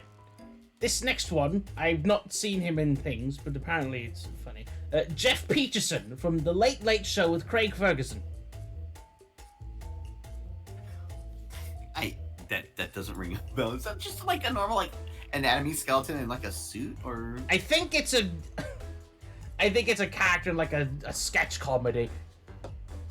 He's a cyborg skeleton. I can't say I know. Let me get a proper picture real quick. I don't know if you've seen the show either, Kenji. So I have not. Like late night shows aren't really my jam. but it's like an Eric Andre type of late night comedy, which is just a piss take, a spoof here. That's what he looks like. Bro, is that a fucking mohawk? Yes, and it's metal. And look at that fucking massive name tag. Just Jeff.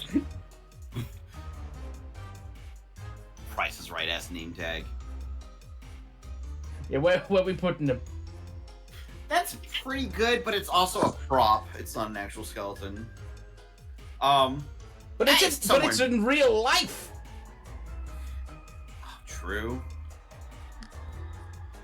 It's real by some definition. What about the Pirates of the Caribbean ride skeletons that were real bones?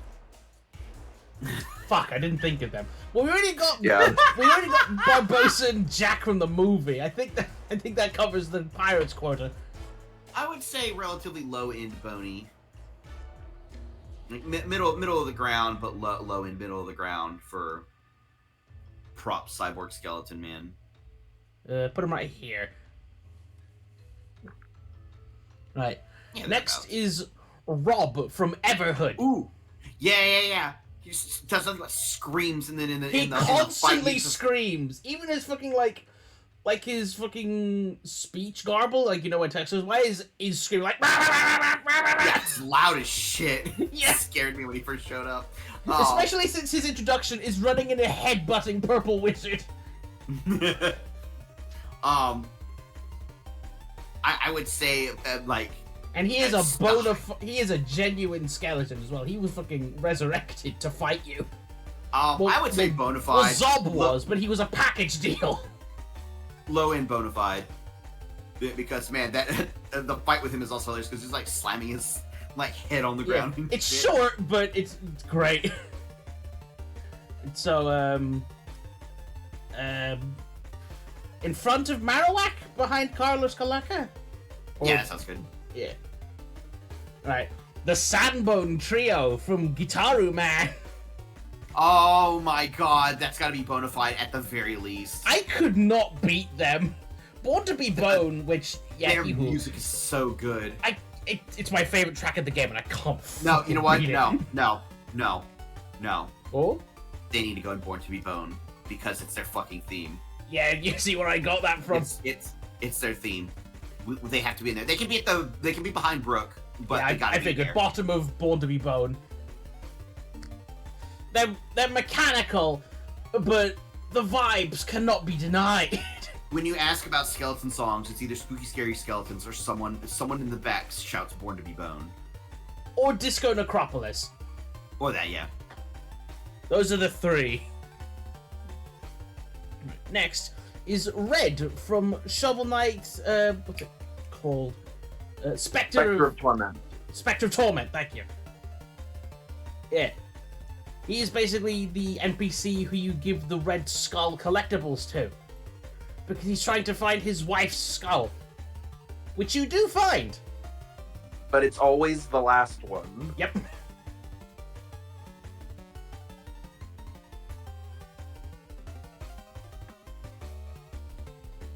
He just misses his fucking wife. He is very wife guy.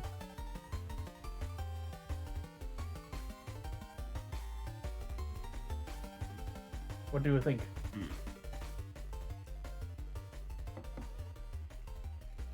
And when he gets his wife back, they fucking dance. It's great.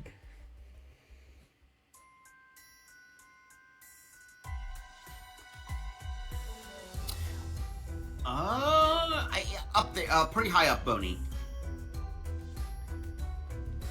I agree. Let's see. Let's put him behind Also- Houndstone. Also, the other day I was playing 2-player Joustus with a bud, and I randomly pulled Red's deck, and it's garbage. Oh, He's no. so bad at Joustus. Oh, poor sod. Right. I think we're starting to get pretty far in. Right. Next is.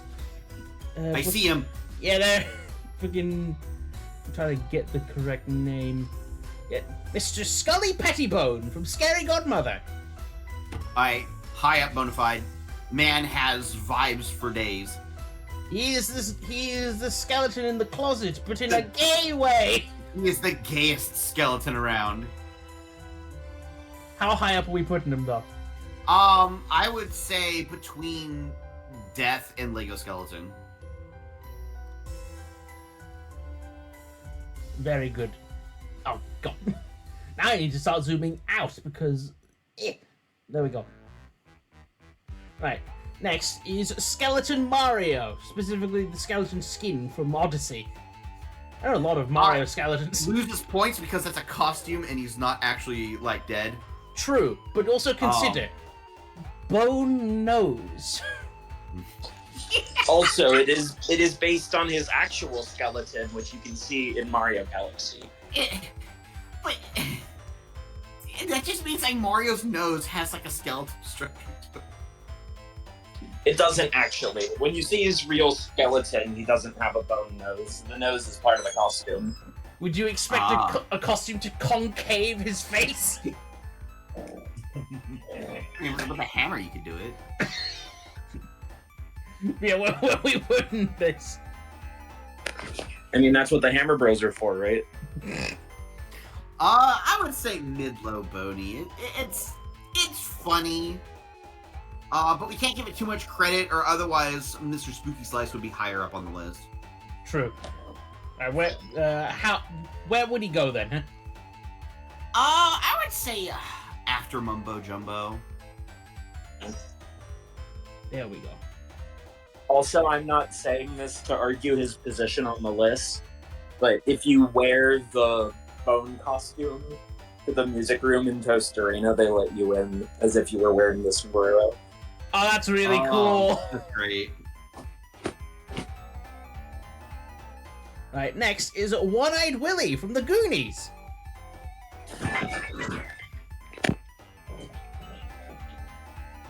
He is just a dead man. That he is. But he's, like, missing an eye. Like, it wasn't there to begin with. Like, you remember that scene, right? Mm-hmm. He's fucking... He is the ultimate just corpse that you find in a pile of treasure. I don't know how much of an accolade that is, but he is it. I would say that's bone dry-ish, though. Like, doesn't do too much. It's not like he's the never give up skeleton. He's not a character. He is about as active a participant in the plot as the Emperor of Mankind. Well, I mean, the Emperor's keeping the webway open, so he's at least doing something. Willie's more of like a figure in lore, so to speak. Yeah, we can put him down in bone dry, though. Where'd you want him? Medium area, I guess. Like maybe after the Psycho Spaceman. After right here. Yeah, thereabouts. Right. So, next is Skullduggery Pleasant from his eponymous book series, Skullduggery Pleasant. Doesn't ring a bell. It's a UK thing. He is. I will look to you then. I haven't read the series, but I looked up some of it, so I knew what to say for here. He is a combination detective and sorcerer.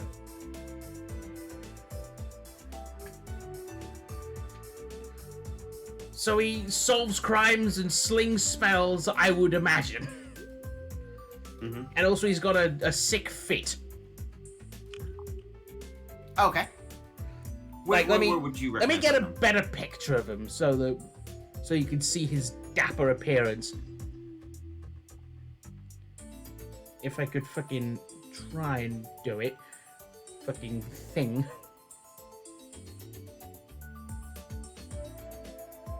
Oh, come on. Why is trying to get pictures so difficult? Come on. Hang on, I'll do it on here.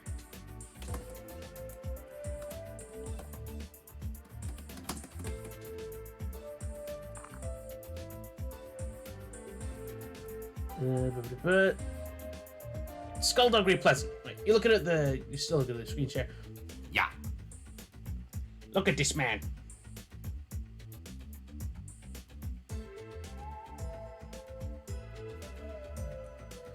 That's a sick pretty looking good. design, isn't it? It's a pretty good looking outfit. I He's don't got know style, much about and his he's got- personality, but it looks pretty slick.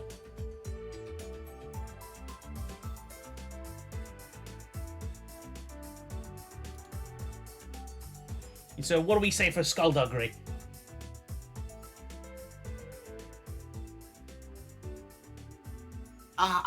Since we're just going off a little bit, I would recommend I guess mid bony. Alright. But how high or low? Like, Not too high up. let's say before or after Mumbo? After. Right.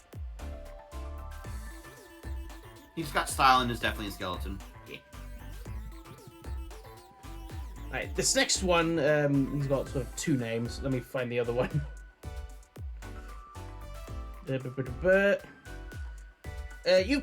Kenji, you played Puyo Puyo, right? Yep, a little bit, anyway. Yeah. This is Dapper Bones, or Oshare Bones, I think. Yeah, he's from Puyo Puyo. It's getting much harder to see them more clearly, so I'm just going to zoom back in so we can get a better look at what we've got to work with.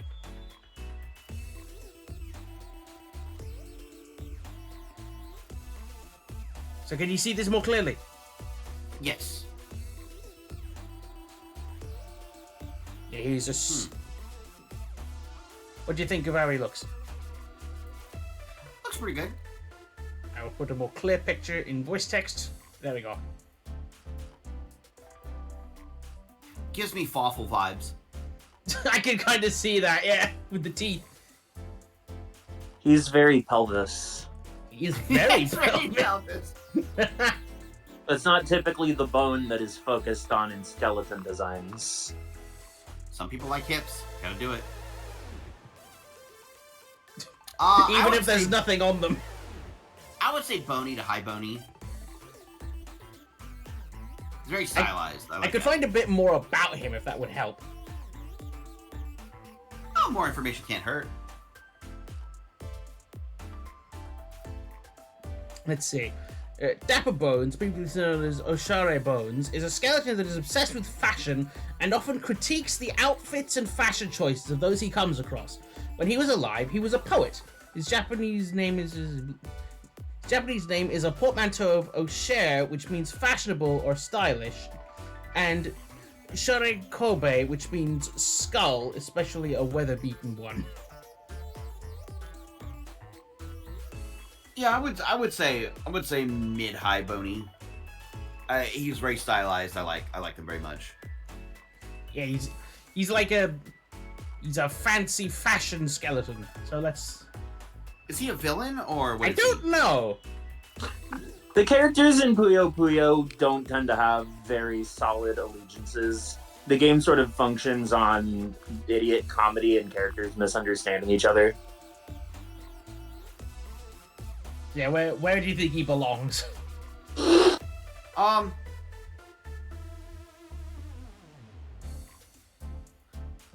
Maybe like, because I really like his style. I guess like right behind like Have a Nice Death. Right here, the then. conductor. Yeah. Would be a nice judgmental spot, I guess, for them.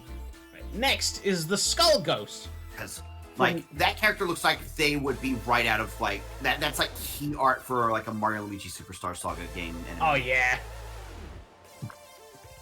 But that's because of like just like immediately as soon as I saw him, I thought Fawful. He got the teeths for it. Mm. But yeah. Next is the This is the skeleton of a Beanish. yeah. Yeah. Next is the Skull Ghost from Scooby-Doo and the Boo Brothers. Now, if I recall, that was an actual skeleton. No. No? Okay, am I thinking wrong? Yeah. Okay. Yeah, this is like the typical guy in a costume. He's basically just a skeleton in a cape. And it turns out it was the sheriff all along, so yeah, I don't know if this will impact your decision, okay, but his real identity is a cop. As soon as you said that, I almost was about to say bare bones. Bottom of bone dry then. Because, one, not skeleton, two, cop. Yeah. Let's scooch it down a bit. Right. Next is Sekhmet from Skullgirls. Yeah. This is the this is like the weird skeleton parasite thing inside of Eliza.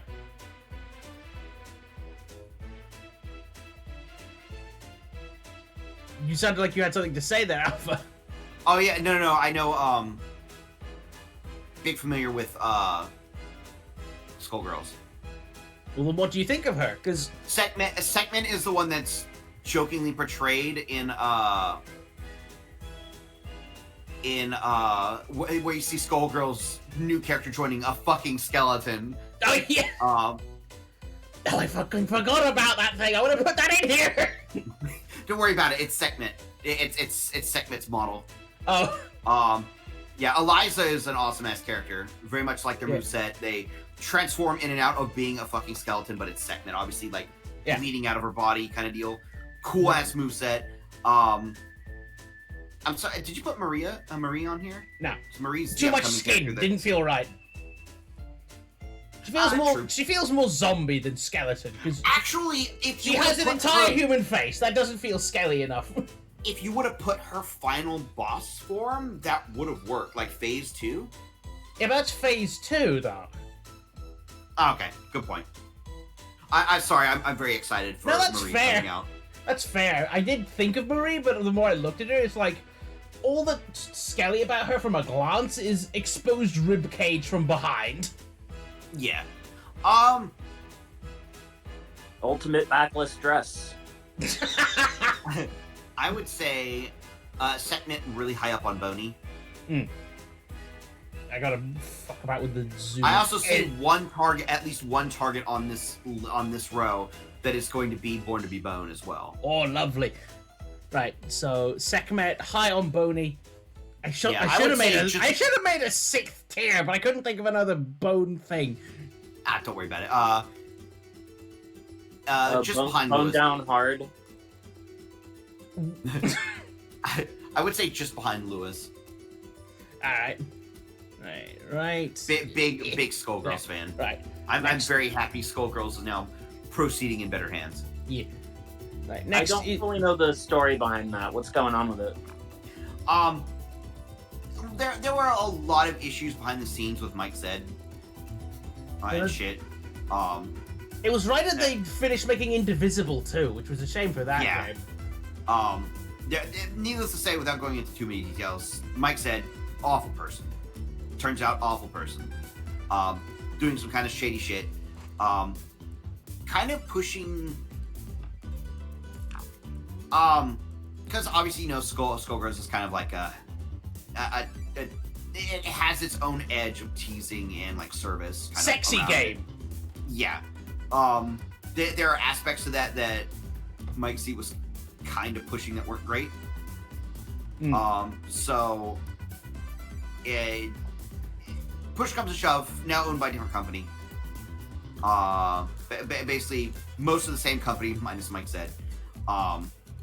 And they did some like changes to the game to make it a little more friendlier against that. Like you guys might have heard about the like alterations to the sprites of Philia and like because which there was some Philia pushback against, which is weird because she's underage. that was weird. Yeah, Philia 16. You really are going to complain? You really about... want panty shots of that? Yeah, nah. Yeah. We digress from the list because I think that's a pretty good explanation.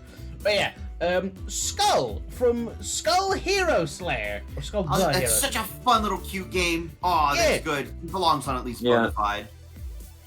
Yeah. And considering all the different skulls you can acquire, he could be all manner of different skelly boys. Yeah. Not to like rewind too much, but like with the theming of like early Golden Age Hollywood, I don't think there's a problem with depicting the scummy side of it, but if you are like glorifying it, that's where the problem actually is. partaking in scum. Yeah, nah. There was also some like story rewrites that needed to happen as well. Like there was some alleged like harassment of a certain variety as part of Philia's story as well. Yeah. So like multiple things need to be changed. They got changed. I still very much love the game. I have no problem with it. It's their game, not mine. Yeah. But yes. And even like people behind like some shit, like wildly enough, like Zone was like, let them fucking edit the game. Don't be bitches. Yeah. Yes, when we put in Skull though, if George Lucas changed anything, it is never too late to change your mind, even long after the story's been told. Yeah. Yeah, Right, like removing Jar Jar from existence, please. I'm just kidding. Yeah, when we put in Skull, who would he exceed? Just replace all of Jar Jar with just real Ahmed Best shaking his head disapprovingly. You know what? Right there between Skeletor and Lego Skeleton's good. Yeah. Alright, who's next? Itward from Franbo. Yeah, Born to be Bone. Motherfucker is awesome. I've not actually played Franbo, but I remember the Jordan Underneath video, so I know about him. Yeah, Itward is fantastic character in Franbo. I recommend people play that game as well as play Little Misfortune. Both games are fantastic, made by the same author. I've not heard of the latter. But yeah, where do you think he goes on in Born to be Bone? He would probably be at the end, but he absolutely deserves to be up there. Yeah, from what I know about him, he is a fucking proper legend. Yes. Because at first, kind of in part of the story, how he's like trying to get in contact with like Fran, it seems like he might be a villain, but he actually just can't really explain anything aloud for reasons I won't spoil. But he is in fact cool dude bro. And yeah, Little Misfortune, and there's another game coming out made by the same dude. They're all connected in the same reality. They're in the same universe rather. So it's definitely worth it because you see little hints of stuff related to Fran Bow in Little Misfortune. Interesting. Yes. Next is Mr. Bones. From the second Saturn game, Mr. Bones. Do we want on his wild ride or not? I feel like you would, because... Yeah. Have you seen Mr. Bones before? Mm-hmm. Well, you know that he fucking just resists the... Just by the virtue of being able to play guitar, he resists the thrall of, like, a necromancer raising an army of the undead.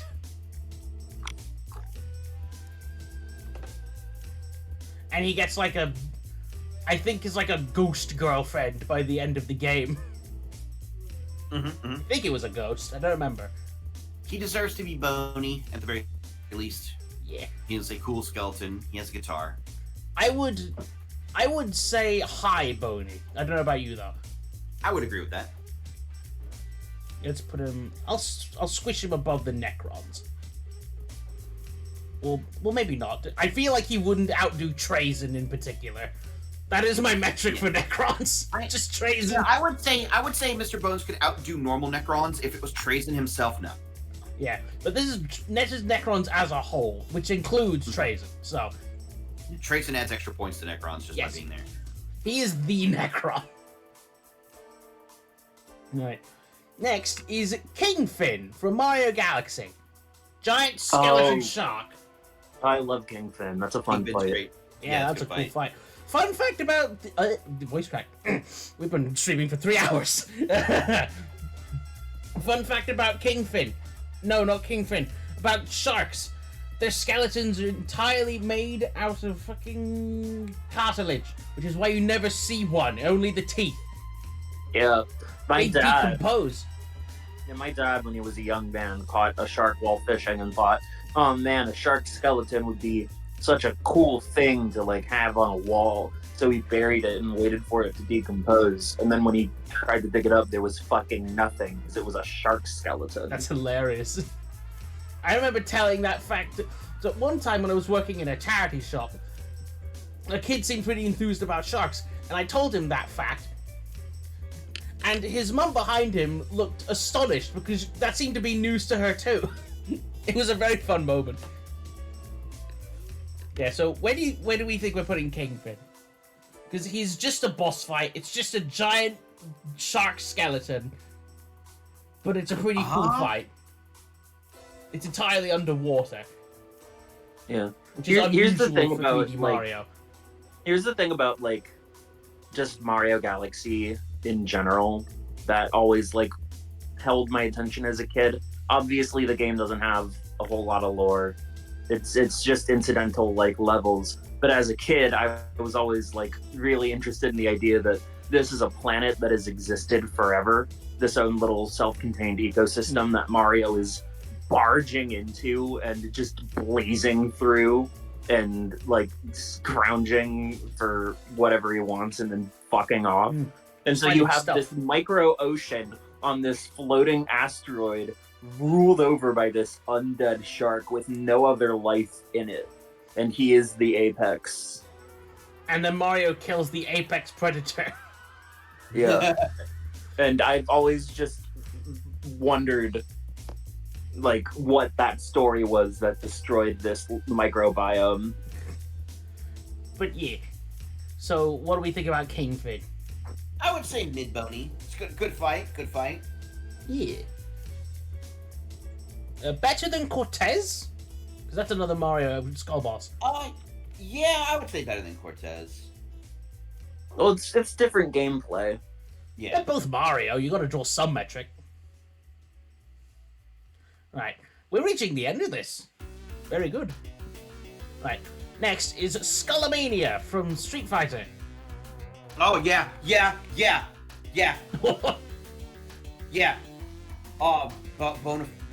fide at the very damn least. Yeah. Pretty sure it's a guy in a suit, but he fucking vibes. He gets bonus points because all of his attacks names start with Skolo. That is good. He fights for justice for you and me. It's incredible.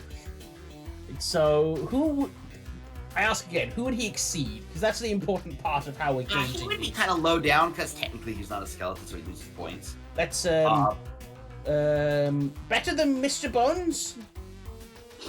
I would say he's just after Spyro 2 Dancing Skeletons. So bottom of Bonafide. Yeah. Alright. So this is an interesting one that I learned about. Hey, Vex is back in chat. Hello, Vex. Yeah, so this one's interesting.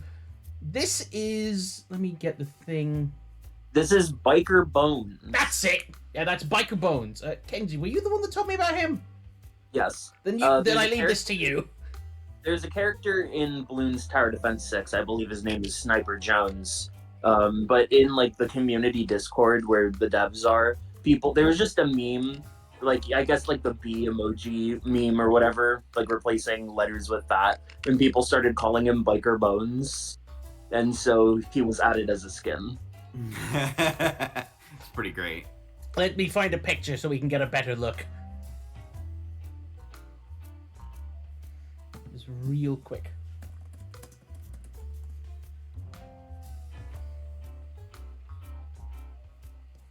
There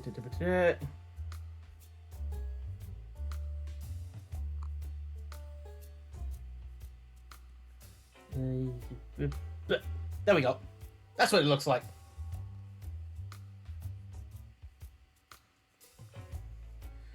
Yeah, just a flaming skull monkey, big fire pompadour. Okay, the fire pomp gets points.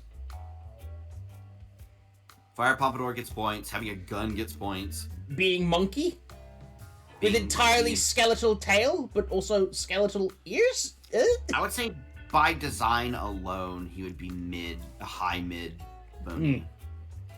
I don't know how useful he is in the game itself. I don't know how useful snipers are. But he's got a fun look. And if your name is Biker Bones, aesthetics better be the best thing about you. So, let's see. How about right here? Behind or ahead of Fane? Just slightly ahead of Fane. That's fine. Right there. Right, next. This guy, I'd not heard of him before now. This is Fever Pitch from Marvel Comics. Not familiar. It is. I don't know much about him, but from what I can tell, he is just a skeleton that is on fire and can fly. He's a villain. You know, that's a pretty good combination of things. That would earn him, I would say, at least bony. Let me look into more about him.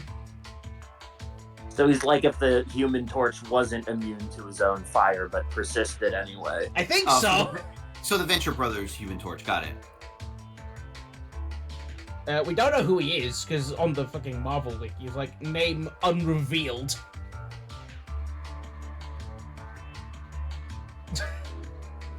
Gender, male, height 5'9", weight 62 pounds. He's just bones. Eye description, like irises, no eyes at all. Hair, no hair at all. Unusual features, skeleton that gives off an organic flame. Yeah. Origin, mutant. Living status, alive, formerly deceased. Alright, that's pretty good. That gets a point or two.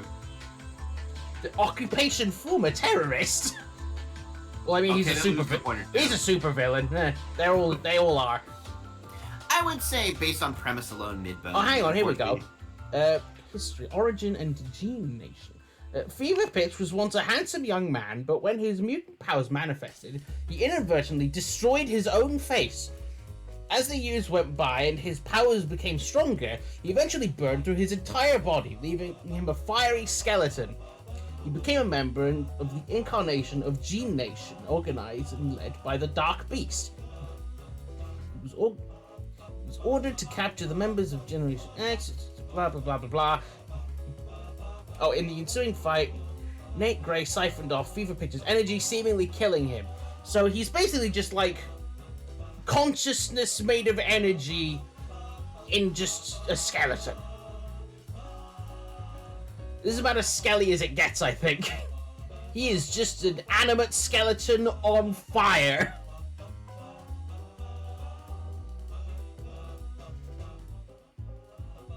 Let me see if I can find more pictures to get a better idea of his vibe.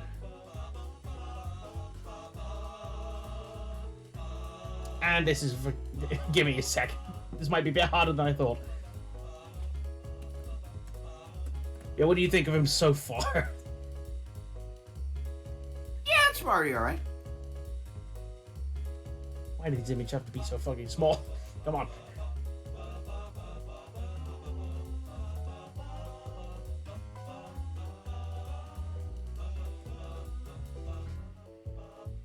Oh, he can shoot flaming beams.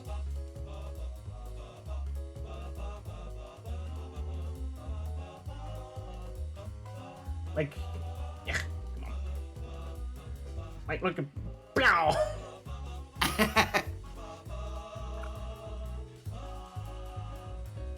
There's more. I think in some incarnations he's blue. Because of, like, weird biofire, I guess. Also, the hotter fire is. True. Oh, the fucking... He could be expressive in, like, in that incarnation, because look at the... Yeah, come on. Fucking work with me.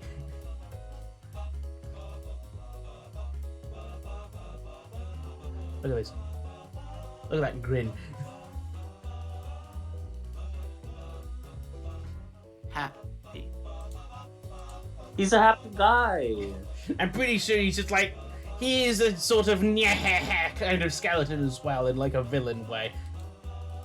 I would still say like mid-bony. Maybe like... Yeah, because despite all the stuff I'm saying, I never once heard of him before. Yeah, I would say maybe between like Marowak and Uncle Death, I guess, would be a good spot. Sounds good. Right, Kenji, I'm sure you'll have something to say on this. The Forgotten from Binding of Isaac. Oh, hell yeah. The Ooh, Forgotten. yeah. Buddy Isaac, hell yeah. Oh, you both like it. Both of you, go off. Yeah. I've never played it. Okay. So, Afterbirth Plus doesn't have the best reputation in the Isaac community. Mhm. A lot of its features were sort of underwhelming. Delirium is still pretty ass. The game wasn't balanced very well. And Antibirth, a big mod project at the time, wasn't compatible with Afterbirth Plus for a very long time. And it was it just baked into the generally game now? considered to be better by the community. Isn't Antibirth like baked into the base game now? Yeah, it was the basis for what became Repentance. Yeah. But throughout the lifespan of Afterbirth Plus, they added what were called the booster packs, and most of them just added items from the Steam Workshop as base game items. But the last one introduced the Forgotten, who is the last character in the game, I believe, to come solely from the mind of Edmund, with Bethany and Jacob and Esau being created by Kilburn for Antibirth, and then all the Tainted characters being collaborations between the two. But a lot of... So every character that you can play as in Isaac is Isaac. It's a way that he's perceiving himself as he goes through this identity crisis. That's his bones, boy! And there are several dead Isaacs. There's Blue Baby, which is his corpse after suffocating. There's the Keeper, which is a dehydrated version of that same corpse. And there's the Lost, who is a ghost. And the Forgotten, I believe, is originally seen in one of the endings. It might have been the Delirium ending. I forget which one that it is. But Isaac's mom opens the toy chest and finds the skeleton inside. Yeah. And in the final booster pack for Afterbirth Plus, they added this whole side quest, like that lasts an entire run that you have to do from start to finish to unlock the Forgotten. And to do it, you have to bring the shovel item down to the deepest floor of the game, the Dark Room, find a specific room, and then dig them up. And so you unlock the Forgotten, who is also the final form of a concept that Edmund had been trying to develop for a very long time, which is a melee character in a bullet range combat-based game. And the Forgotten is the final form of that. So So It this reminds me guy a lot see, of, like, so the, this guy saw a game full of people with guns for eyes and decided to square the fuck up. Yep. I mean, they this also happened in Enter the Gungeon, like the Bulletkin hero. Like he has a fucking sword, but he can deflect bullets with it. So Yeah. Oh, nice. And the way that the Forgotten works is he's comprised of two characters that you can switch between. There is the Forgotten, who is the little skeleton guy, and he has a bone, which gains the powers of all the tier effects that you accumulate throughout a run. So, say you get an item like Tech X that lets you shoot big balls of lightning. As the Forgotten, you swing the bone, and it creates a short-range version of one of those lightning balls. And there's synergies like that for every item in the game. And so any tier effect that would affect a character normally also affects the Forgotten's Bone Club. But in the event that there's a character that you can't reach, you can become the Soul, who is chained to the Forgotten, so you have a limited range of movement, but it gives you spectral tiers, so you can shoot over terrain and attack people normally. And you can throw the Forgotten, I think. Yeah. No, that's the Tainted Forgotten, which is a separate character. Oh, I thought they were the same. yeah, No. every character has a tainted version. Yeah, a B-side character that takes their themes to a logical extreme, or inverts or exaggerates their character gameplay gimmick in a way. Tainted Uh, Sin. Tainted Bones. Yeah. Also, along with the Forgotten, they introduced Bone Hearts, which the Forgotten can only have Bone Hearts, and they go up into your health bar when you pick them up. And if a Bone Heart is damaged, it'll be destroyed. But you can fill a Bone Heart with a Red Heart, and if you get hit and you lose like a Red Heart from within the Bone Heart is safe. But yes, with all this said, Alpha, where do you think the Forgotten goes on the list? It's pretty fun to play. I would say pretty high up on Boney. How high shall we go?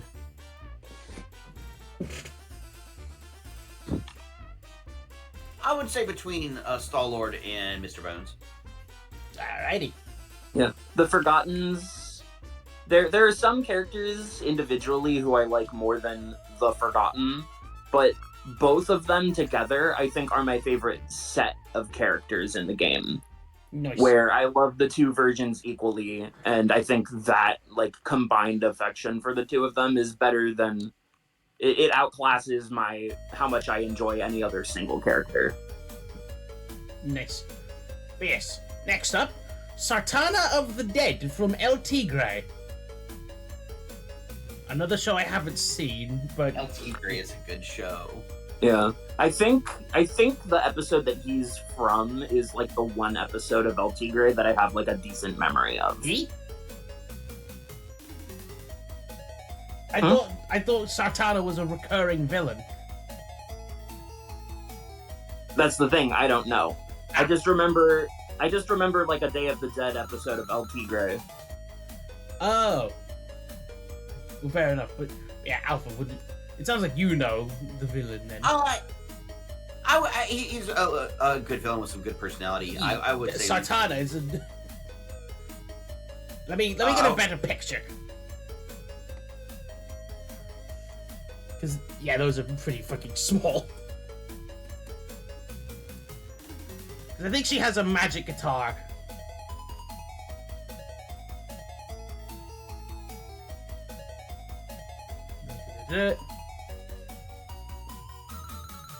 There we go.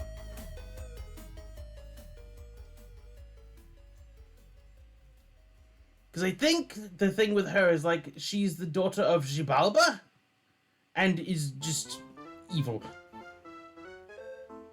Like, she's apparently one of the most powerful undead around in the show.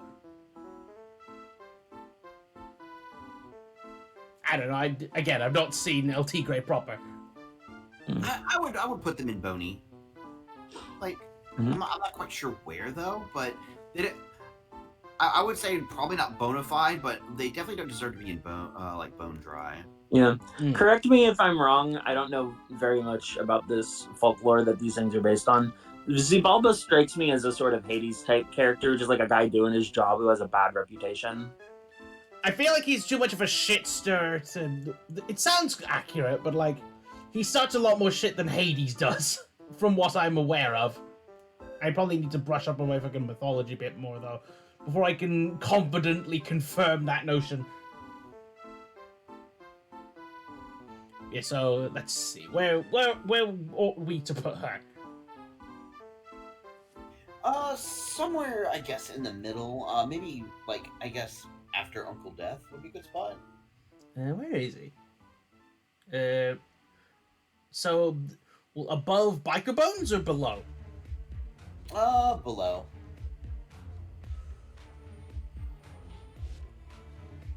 Right, next is... I haven't seen this either. Lady Bone Demon from Monkey Kid. Like Journey to the West Monkey King? Okay. Monkey Kid. Lego Monkey Kid. Monkey Kid is an original Lego plotline IP that has a cartoon, which basically is Journey to the West 2. It follows But a lot more anime. This is a spoiler, but it follows a new stone monkey, Monkey Kid, or MK, or Shi Xiaochan, who is the apprentice of Sun Wukong the Monkey King, and the reincarnations of Sun Wukong's companions from Journey to the West. Okay. Yeah, now that you mentioned like that, like I believe there's some people in a Discord server hanging out with this kind of feral show. I know Kami and Zenny like it a lot. Yeah. Yeah.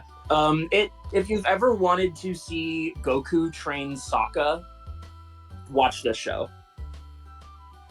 That doesn't tell me much about the fucking Bone Lady. Does Goku at least teach him how to dodge? Yes. Okay. Just double checking that one. Goku's not Piccolo. That wasn't Goku's fault. Piccolo threw Gohan into the wilderness, and where Gohan slammed his forehead into every problem instead of trying to walk out of the way. Okay. But the Lady Bone Demon, or the White Bone Lady, depending on which version of Journey to the West and various translations, she is an actual character from the mythology who gets a huge, like, power boost in this show. Initially, the show, the main villain of the show is the Demon Bull King and his family, Princess Ironfan and Red Sun. And then they dig up the Lady Bone Demon, and she takes over the whole show for the next 3 seasons. Wow. There's this raw. The first thing I look her up on is like, the Lady Bone Demon is the main antagonist in Monkey Kid. Yes. There's this raw ass line, I think, from I'm very bad at remembering the order that things happen in stories, but it's when Wukong at least becomes aware of her. Sun Wukong has a bad habit in the show of knowing what's going on and not telling anybody, but it's when he confronts her after she's been unsealed after however many thousand years, and he's like, "So, you thought you had everything all figured out?" And then the Lady Bone Demon in her just sardonic, I control everything ways, like, "Oh, I have so many more moves I've yet to play." And then Wukong says, "You should have stayed buried." And then he lunges at her at light speed, and it's raw as hell, and I love it. Nice. Also, that sounds like the opposite of what actually happens in fucking Journey to the West, where Wukong does know what's going on, tells people, and they don't fucking believe him. Well, that's why he doesn't tell anyone anymore. Ah! You know what? That makes sense. Yeah, where do we think she ought to go? If she's like that much of a fucking powerhouse. Um, And also, I apparently, she guess- has bone manipulation powers. Not in like, Yeah. not in like fucking bend you over into weird shapes, but like earth bending but bones. Yeah. I would say, I guess, high and bony in that case, since it sounds like they have a pretty long run and they're pretty well liked as a villain, I guess. Yeah. Yeah, where put? Maybe after Hater. I can see her being in front of Boney if she's that strong. Boney's only there because of my bias. I just like him. Right. Next we have our third Mr. Bones, the DC character. I think this guy is like an ex-villain from the Silver Age of comics. Let me find some pictures. But in more modern versions, he's a fucking baller. But there's also like I think his whole thing is like he has transparent skin, so he appears as a skeleton. Let me find a picture. The older version looks pretty cool. Here we go. So this is what the older version looks like. Yeah, that is like a Silver Age comic design if I've ever seen one. Yeah, I fucking dig it. So, unfortunately, they lose points because they are clearly not a skeleton. There's muscle Yeah, because definition. he's a mutant, which... The only reason Skeletor got so high because he pioneered skeleton characters. Yeah. Like, let me... Like, I think he's in a live-action show, and I think it's Stargirl, and, body horror warning. He looks like this. Pretty gross. Like, he still That's has... a laminated skeleton. but in Am his... I wrong? No, but in his more modern iterations... I like he his look- outfit. Yeah, in more modern iterations, he looks sick as fuck. More Kinda like commonly that known coat. as Director Bones.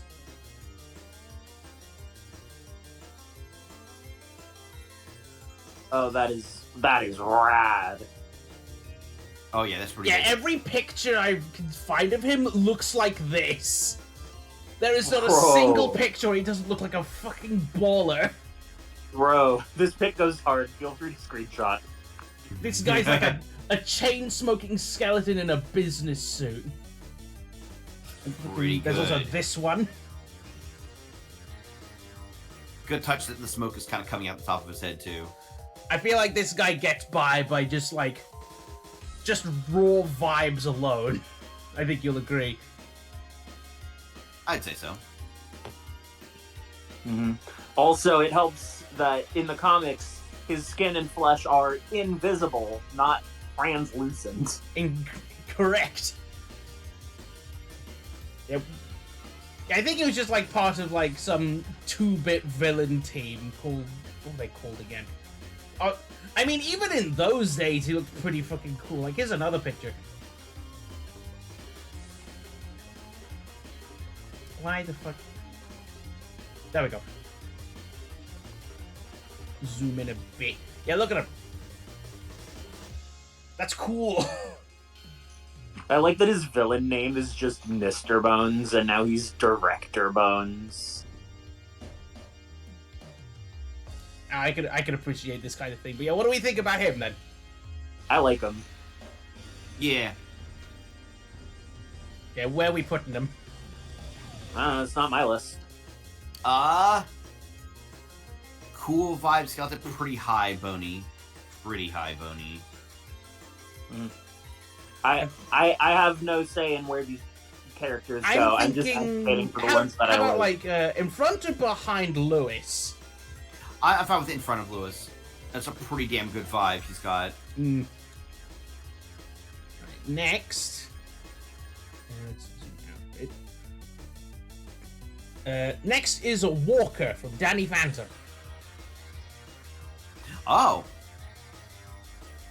I'm not sure if he even is a skeleton, or if that's just like the Butch Hartman art style, just giving him a massive fuck off chin that makes it hard to tell. It's not just the Hartman art style. He has like a skeleton skull, like whole nose. yeah. Yeah, I know, but I mean like the rest of his face having like a mouth. That is a tough call. Let me get a better picture of him because it's getting harder to see things. There we go. No, not the I got the wrong tab. Whatever, this still works. All art that I do see of Walker does like appear to not like. He does appear to have some kind of skin question mark.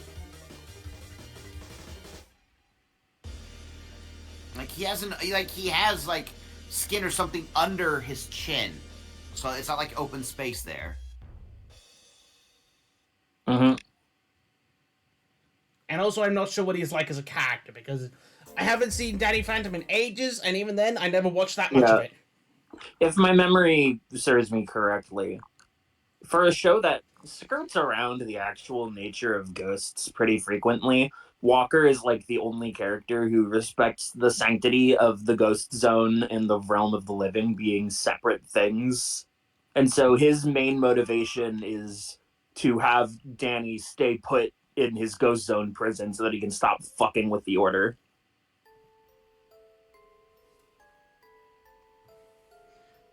So what? So he's basically just like. I might have been trying to futz around with music while you were describing that, but did you get that, Alpha? Yeah, I would unfortunately say bone dry because he's missing his nose. That is true, but he doesn't appear to be a skeleton in any of the like art I'm seeing. He's also a phantom, and also I guess technically still alive. And also sounds like a stick in the mud. So he unfortunately gets bone dry. I do like his look though. He does look pretty cool, but it's not enough to. We can't all be Mr. Bones level of drippy. Yeah, Yeah. I would say mid bone dry. Yeah. Walker is a character who I think would be a lot more important and better fleshed out if Danny Phantom was like actually a show about life and death and not ghosts as just things that have ghost abilities. But it's skeletons. They can't be fleshed out. That's not the point. Okay, better defined. I was making a joke, but it was a Higher resolution bones. Right, next is High definition of bones. These bones are in 8K. next we have Summoned Skull from Yu-Gi-Oh!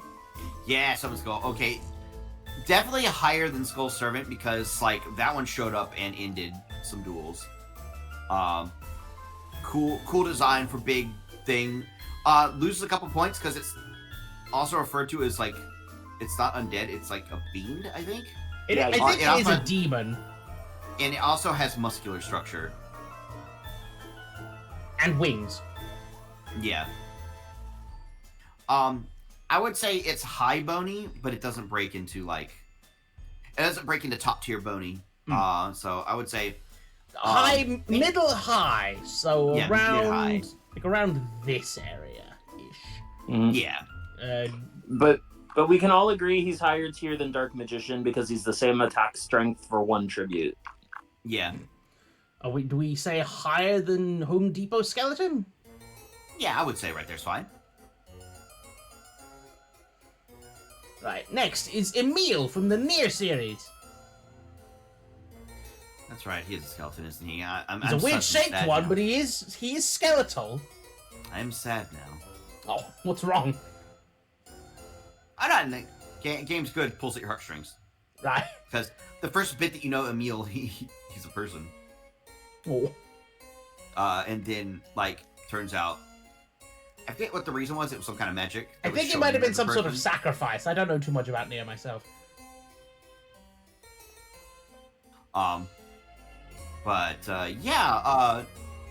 Very, very helpful little lad. I like him in later iterations of Nier, like where he shows up as like the shop car. Doesn't he? Isn't he just like a head embedded into a chair where holding a megaphone? Yeah. It's just on a weird fucking cart. Yep, and he's a shop. Wild. Like the Tech Leon shops. What if you steal from him, he fucking gets you? No, you just said like shop on a carpet, and it reminded me of the No, aesthetic. on a cart. On wheels. Ah, Yeah, let me get a never mind. picture, because I did see that while looking for a meal. Did you know that I'm dumb? Just like fun fact. It's okay, we're all dumb. I can't call Alpha dumb because I've interacted with him for all of like 3 seconds, and if I said that, it would come across as mean. Alpha, you're dumb. Alpha, you're dumb, right? Yeah, kind of. See? Look at him. He's a bonehead. But I'm Tish. I would say Emil goes. God, I would put him at top of Boney. He's. No, you know what? No. He goes at bottom of Bonafide. Ooh, very well then. High praise.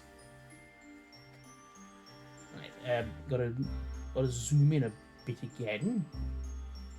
Right, next is the Skull Knight from Berserk. Oh, that's a pull on also terrifying. I have not seen Berserk, but I watched that one spooky, scary skeletons music video. You know, the animated one. And I realized I had to put this guy in because he looks fucking cool. Berserk sits on the shelf along with Neon Genesis Evangelion and Madoka Magica, which these are fantastic anime that I will never watch again. Let me get a full-on picture of this guy.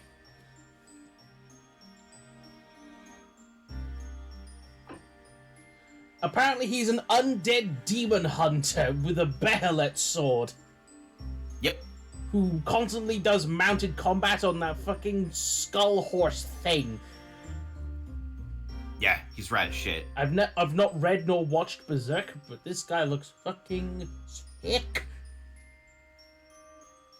Oh yeah, all the drawings, all the like big pieces like this scene are like absolutely fantastic. God, based on his like position in the story and like just how absolutely menacing he is, I would honestly put him at Bonafide. Wow. He is, whenever you see him, he is absolutely terrifying. So is he a good guy or like a bad guy or some sort of anti-hero? It seems like he's also after the bad guys.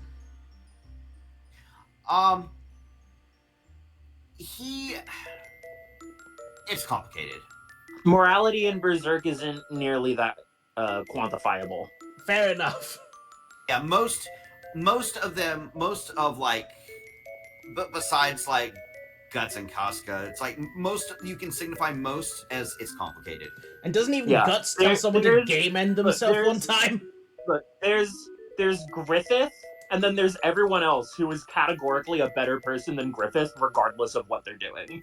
Yeah, it's Griffith. Everyone else it's complicated. Guts and Casca, kind of good. I do know the Skull Knight has one thing in its benefit for on the side of good is like he fucking detests the God Hand. What's the God Hand again? Or is that another long story? The God Hand are like the people that lean on the negative side of it's complicated. Right. And are like basically a council of like extremely powerful entities. Are they the people that gave Griffith his powers or something? It's the people Griffith stole the powers from one of them. Right. But yeah, so we're putting Where would you put the boat on It's Complicated? Look, the only thing I know about Berserk is that I have friends who are complaining about the characters, quote, still being on the boat, and then the author passed away. So, well, thankfully the like the direct mentor under the author. Real quick, I'll let you guys finish. But where are we gonna put Skull Knight? Do you think? I would say low end of Bonafide. How low? I would say behind Alolan Marowak's good spot. Right here. All right, continue. So obviously there's the It's Complicated section, and then you have like leaning good morality, leaning bad morality. But under It's Complicated, there's another tab that says It's Further Complicated, and that's where the vote is. Mm-hmm. Right. Next we have The Lich from Loop Hero. Another game another game I have yet to play. Banger ass design. Yeah, the fur trim really adds a lot. After looping enough time, so in the game, as you like beat bosses and loop enough times, like you actually like learn about them, like their lore and stuff. Kind of feel fucking bad about the Lich. Not gonna spoil anything, but man, I kind of feel for the dude. Oh. I would say,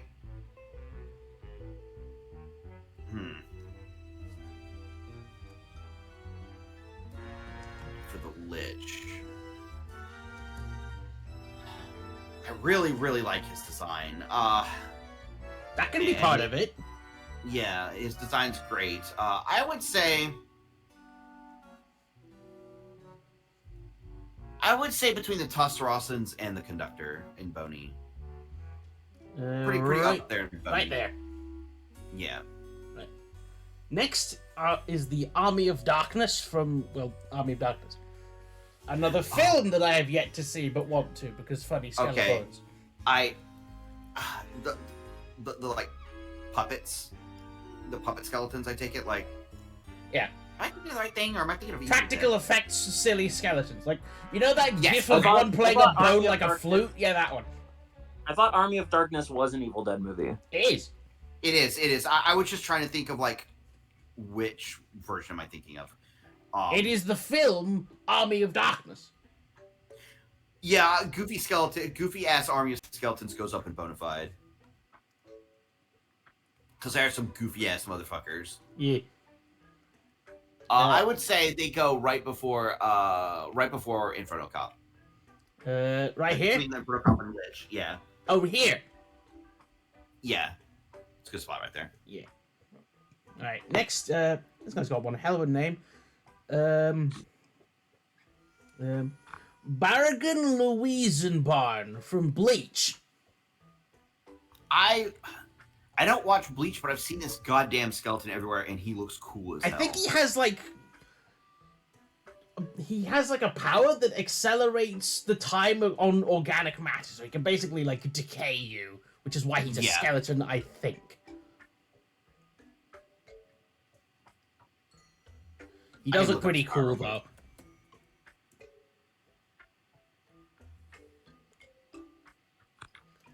He did used to have skin apparently, and a big moustache. But I think this design's an improvement compared to when he had a weird hat. It looks like it's made of coral. Alright, what are his powers and abilities? It is like, yeah. It is a apparently cool the look, skeleton form is his. Apparently the skeleton form is his hollowed form. I think so. Here's what he See a used dude to with a look like big ass- apparently, or does look big ass like. mustache. Normally it's like a big ass mustache. Yeah, but now he is. Now he's Skelebone. Yeah, Let me see. which looks, I'd say, way cooler.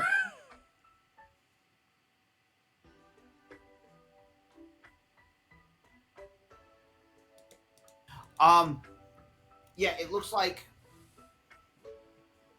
his ability is. Yeah, he can dilate time either to slow or accelerate it. So he's got time powers. That's always cool. Yeah, the closer you get to him, the more he can dilate time against you. And if he touches something, kind of like almost like Lich's in D&D 5e, like he can hyper accelerate whatever he touches, depending on how long Made in he's in heaven. contact with it. Yeah. Made in Heaven only decomposed dead things, though. I'm just japing. Speed, power. Yeah, so what do we think of this guy then? Because I know he's one of the bad guys, if that impacts anything. like the way he uses his powers, he can get a bit more fucky with like his time acceleration and how he uses it.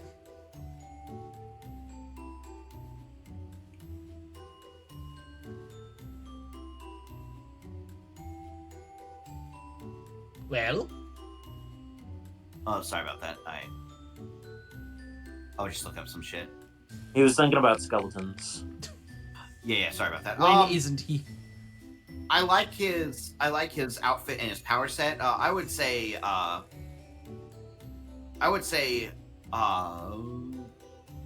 being generous because I don't want to, but if I see this in action, it'd probably be pretty rad. I would say low end bona fide. Let's put him at the bottom because it's not like you really like a meal. Yeah. Well, let's think. Do you like him more than Jacques Laline? I like Emil more than that. Do you like the Emperor more than this guy? Probably not. Well, there we go. Alright, next is Skull Greymon from Digimon. Oh, one iconic. That's got to be at least bona fide. That moment was ridiculous. I don't quite know the moment you're referring to. Regale me. So it was first season Digimon. They're just now learning like how to. For your reference, all I've seen of Digimon is a few of the earlier episodes at a cousin's house and the movie. Okay, well, you've seen enough to understand the gimmick. Like when like the trainers are in danger, the Digimon evolve and will like meet combat expectations if they're capable of doing so. So there was a moment where I believe his name is Ty, if I recall. It's got a picture of this guy on screen for chat because these pictures are itty bitty. Oh yeah, so chat can see it. Yeah. Not a bad move. Who the fuck? Did you press that? Freddy! Whoever's the owner of the white sedan? Freddy, we're live, you buffoon! Hello. You think I don't know that? Yes, do go on with the description, Alpha. And so what happened is Ty kind of started pressuring Agumon to evolve the fight, but Agumon couldn't. So Skull Greymon is a kind of forced negative evolution.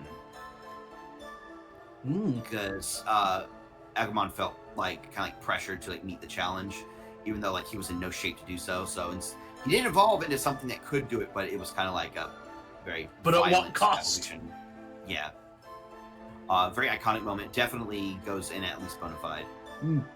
I was wondering because like it's a Greymon, but when I look him up, he's like, oh, why is he on the villains wiki? Yeah, because it was violent and just started attacking everything. Oh. So I would say mid-low bona fide because it was such an iconic moment.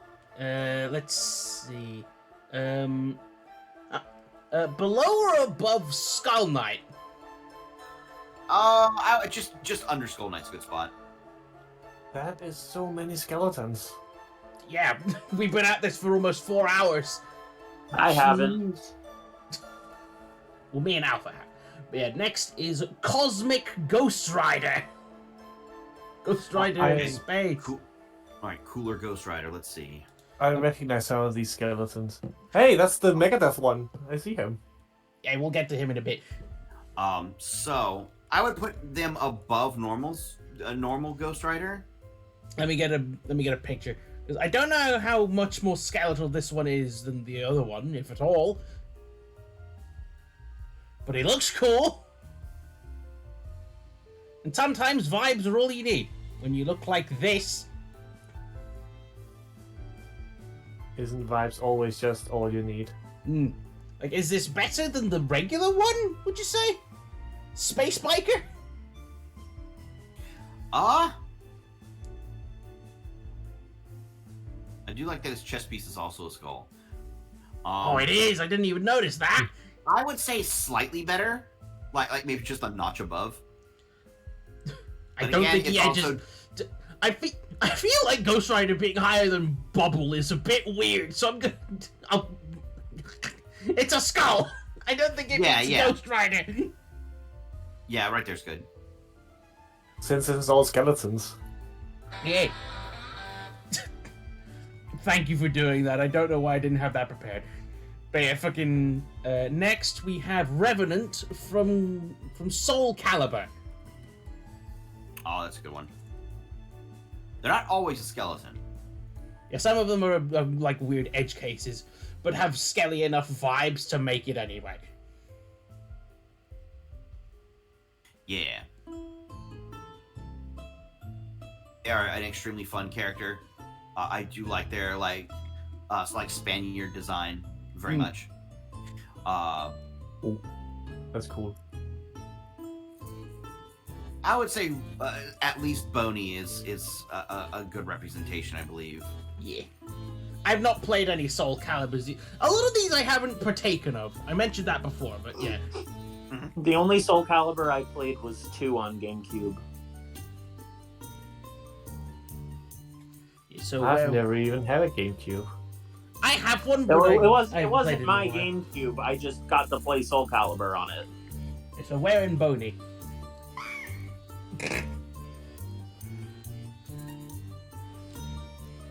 Alpha. Yep. Where? Middle of the road, I guess. Like, I would say between a tall red skeleton and Duke would be a good spot. Dude is a good skelly. Indeed. We're at the final row. Look at that. Right, next to the TF2 skeletons. The ones that come in the Halloween events.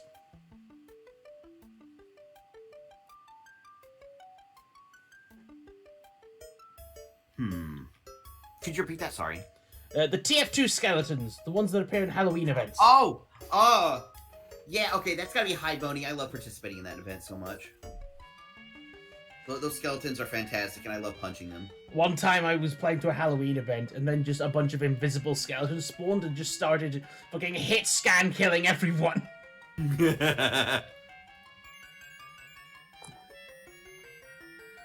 Invisible skeletons with machine guns. What a description, am I right? It's so high Boney, you say? Yeah. Somebody's gonna get boned. Do you want to say higher than Forgotten? Like, what are your thoughts, Alpha? Oh, yeah, like in front of the Forgotten's fine. Higher than That's a Mr. good spot. Bones? Yeah, right there. Higher than Necrons? Yeah. Higher than Boney?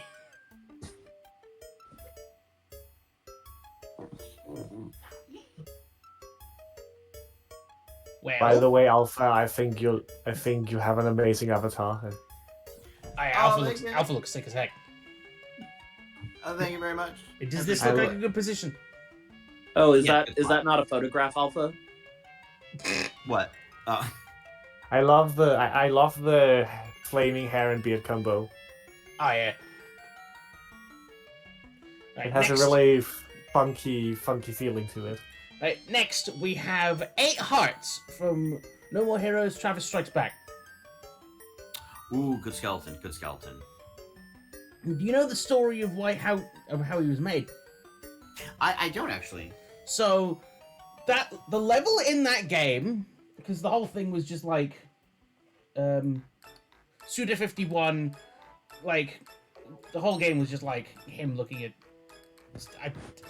I'm not sure about like the whole game, but that level was him looking back at his time on making a different game that basically just everything about it changed in a way that he wasn't very happy with because Microsoft were being fuckers. It was going to be like a very like sort of helpless feeling survival horror game.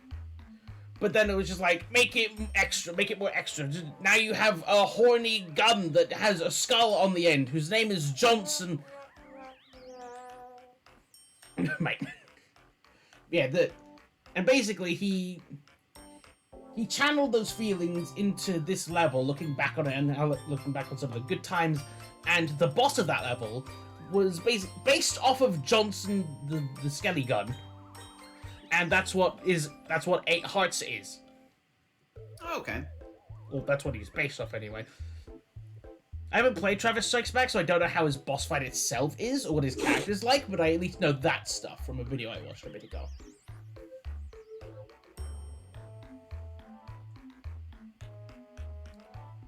So what do you think, Alpha? And once again, let me get a proper picture of Eight Hearts. I did like them in Travis Strikes Back a whole lot. It's quite a look.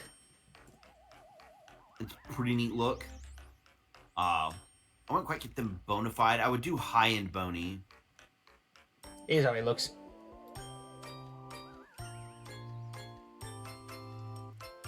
We'll put him in high bony.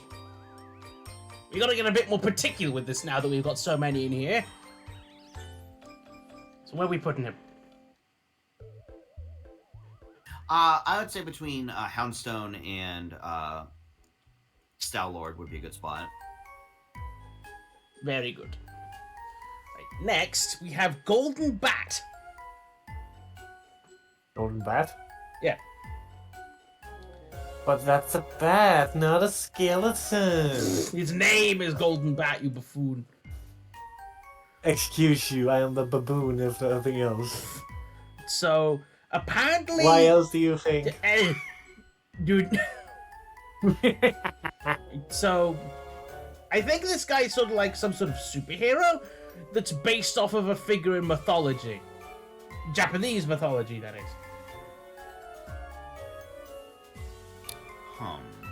Like some sort of Sentai thing, I think. Any old talk of sense. Let me do a bit of research, just real quick. How dare you not have researched before you came? Shush! It's better to do it live, because that way I learn it in real time. Right. I'll learn you in real time. Shush! Let me read.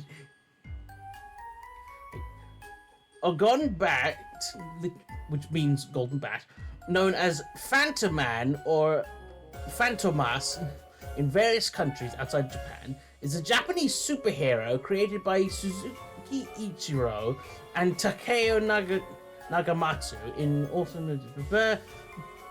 Ogon Bat is considered to, by some, to be the world's first superhero and a precursor to later superhero characters such as the Japanese Kamishibai character Prince of Gamma and the American superhero comic book character Superman and Batman. This guy was made in 1930. Gotta be honest, when you said Phantom Man, sorry, go ahead. And with this image is the first thing on the wiki.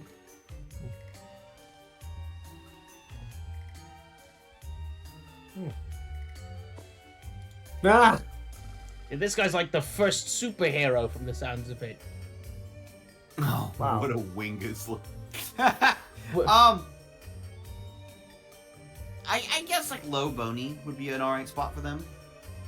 They're pretty skeleton. I dig it.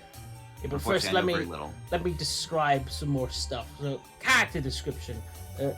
Golden Bat is a being from ancient Atlantis who was sent forward in time 10,000 years to battle evil forces threatening the present day. He has a golden skull-shaped head, wears a green and white swashbuckler outfit with a high-collared red cape, and carries a rapier. He lives in a fortress in the Japanese Alps. His superpowers include superhuman strength, invulnerability, and the ability to fly. Golden Bat has an evil counterpart known as the Kuriyami Bat, or Dark Bat. His main enemy is Dr. Eric Nazo, the leader of a crime syndicate bent on world domination, who wears a black costume and mask with bat-like ears, a red eye, and blue eye. Yo, you guys talking about Golden Bat in here? Oh shit, VG. Yes, indeed. We're nearing Nice. we're nearing the end of the skeleton tier list, and I put Golden Bat in here. I gotta Nice, be nice. honest. When you said Phantom Man before, I thought you said Phantom Man, and I got thirsty. It's Fantoman. Yeah, and I thought you said Fanta, so I was like, ooh, I could go for a Fanta. It sounds like you've heard of Golden Bat, VG. Oh yeah, I actually watched the analysis on him first. Apparently, technically, he can be classified as the very first comic book superhero. Yeah, I mentioned that earlier, reading off Wikipedia. Yeah, Alpha, what does this all sound like to you then? I don't know this personally very well, so I would put him at like mid-low bony. Yeah, Looks pretty that's the good. best way to go default. Yeah, being the world's first superhero, I'd say gives him a few points. Yep. So let's. Where would we? Where he go? Alpha, There are I'm too many asking you. bones. Alpha! Bonehead. Sorry. Every time I ask where he's going, I'm asking you directly. Ah, gotcha. Could you repeat who they are again? Sorry about that. Golden I was Bat. typing something. I would say like high bony. So where? I guess right after the conductor would be a good spot. He deserves some points for what he's done. Yeah. Right, we're almost through this. We've got 10 left. So, I think this might be a bit of a spoiler for Baldur's Gate 3, for those who care about that. Oh, is it with us? What? Is it with us? Wait, no. He's got too much skin. Nah, it's Merkel from Baldur's Gate 3. I don't know him. Of Baldur's Gate 2. No, 3. Oh, well, wait. In that case, poke me when you're done with him, Okay. because I don't want to get spoiled. I just said Oh. spoilers for Baldur's Gate 3. I you, mute myself now. Oh, so, you oaf. Yeah, I think it's the apostle of, like, how do you say? Pay attention, you goon. Come on, Firefox. Come on. Yeah, I think you said, Alpha, like, you saw some gameplay of this, and like, oh, that's one of the best skeleton designs I've seen in recent times. I remember you saying that, like, it's got a big triangle on his head. Alpha, are you paying attention? Alpha! Yeah, I'm trying to think. 'Cause It's hard to tell I- if you like What? thinking or getting distracted. Sorry. What? My internet. A little bit of A, a little bit of B, because I know there's a stream I am heading to in the near future that I'm just making. We're almost done. Don't you worry. Because we're gonna be doing the wiki. We're gonna be doing the wiki roulette. Oh no, I'm not talking about time. I was just saying like we're doing wiki roulette magic item making. Nice. I might Being try and pop in stupid. for that if I still have if I still have any energy left after this. I'm trying to get an image, but I think Merkel deserves at least high bony. let me. Right, here is a better image I can put. So, Freddy, if you're looking, you might want to look away from the stream in a moment, as I put this up for chat to see. Yep. Yeah, look at that fucker. He has the big Dorito hat. And there's fucking sensors being held by little skeletal. Little. Holy shit. Huh? Yeah?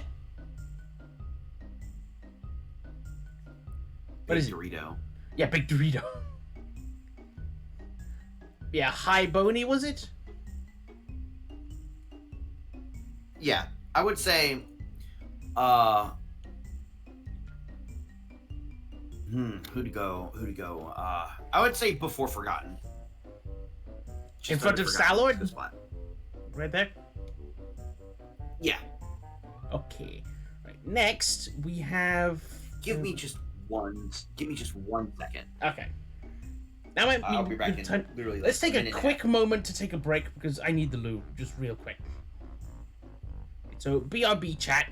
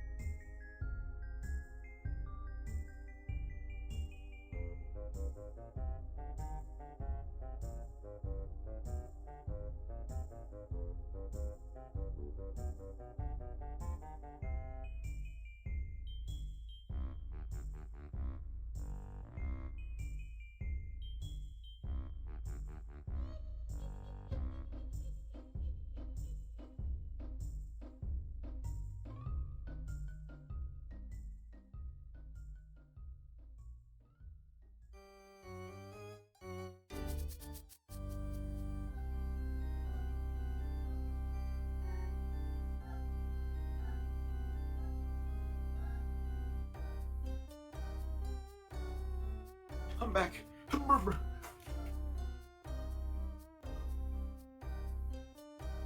Welcome back.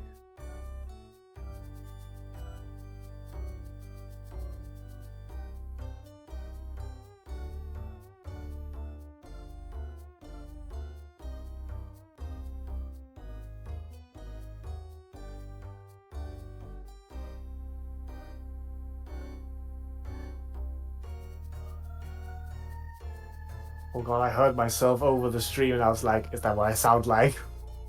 Ooh. Yeah. Do you all ever get that feeling? Sometimes, yes. Right, we now resume. Right, so who... Ah, more skeletons. let me check what it was again. Elias Ainsworth from Ancient Magus Bride. That's quite Now, a name. I don't think he's full skeleton. I'm pretty sure he's a demon, but he has skull face. Demon Skelly. That unfortunately still gets him bone dry. But he is Mostly like. because I don't know him too well. Let me look up what he's.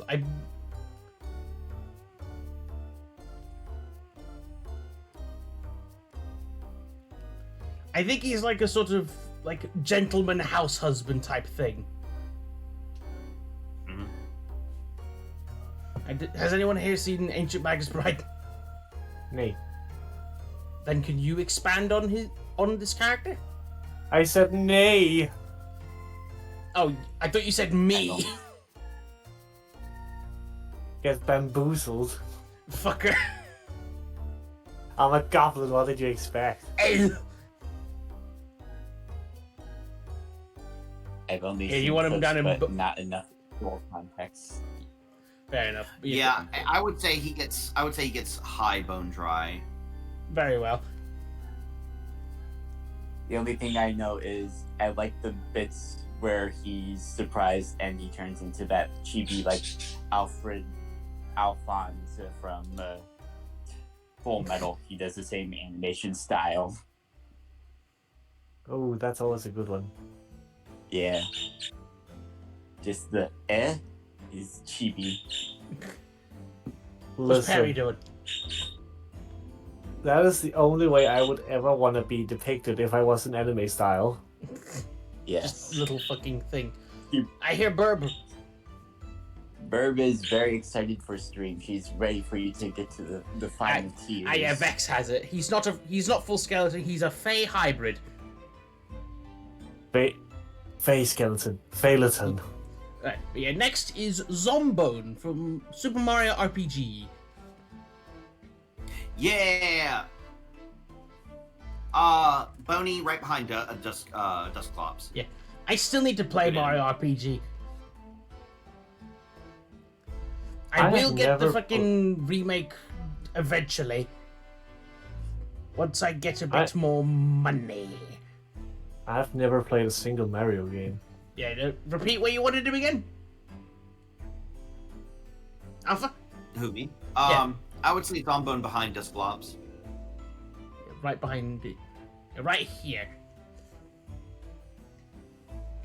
Right, next is the skeleton from Nuclear Throne. Which I'm pretty sure is like a secret unlockable character. It's a skeleton with a gun. Okay. So Is that skeleton all? and the gun. That's bonus points. It is just a skeleton. I don't know how he plays. I never got around to unlocking him.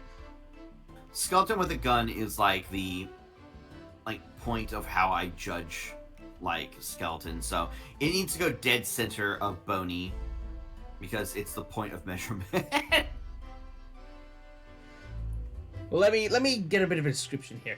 Skeleton is a secret playable character only if you lose all your HP as melting.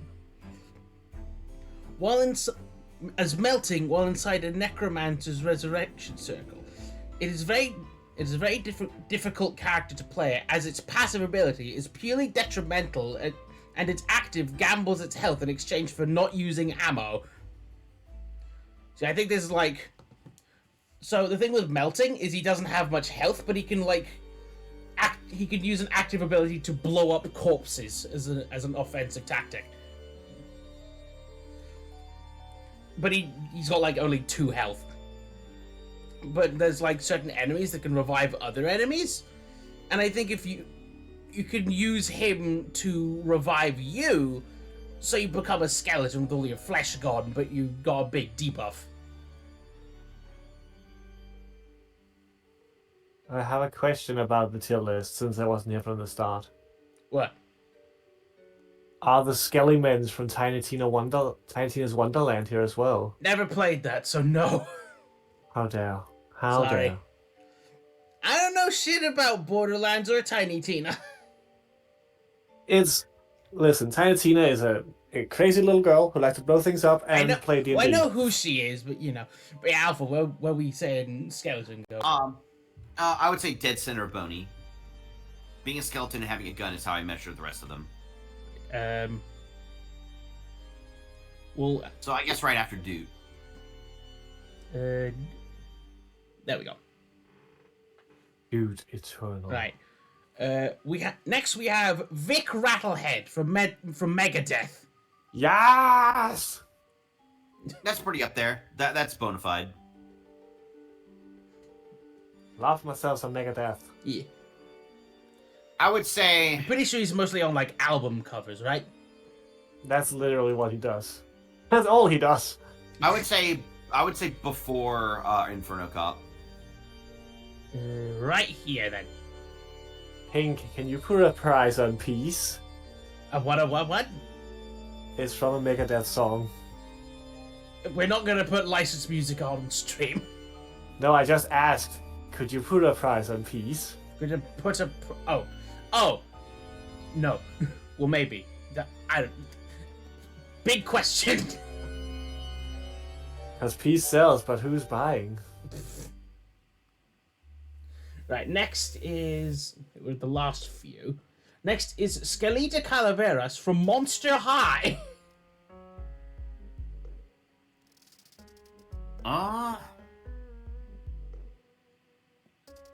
Never watched Monster High. Me neither. I'm pretty sure it's one of the... It's like a sort of doll show. Like Barbie or Bratz or Polly Pocket.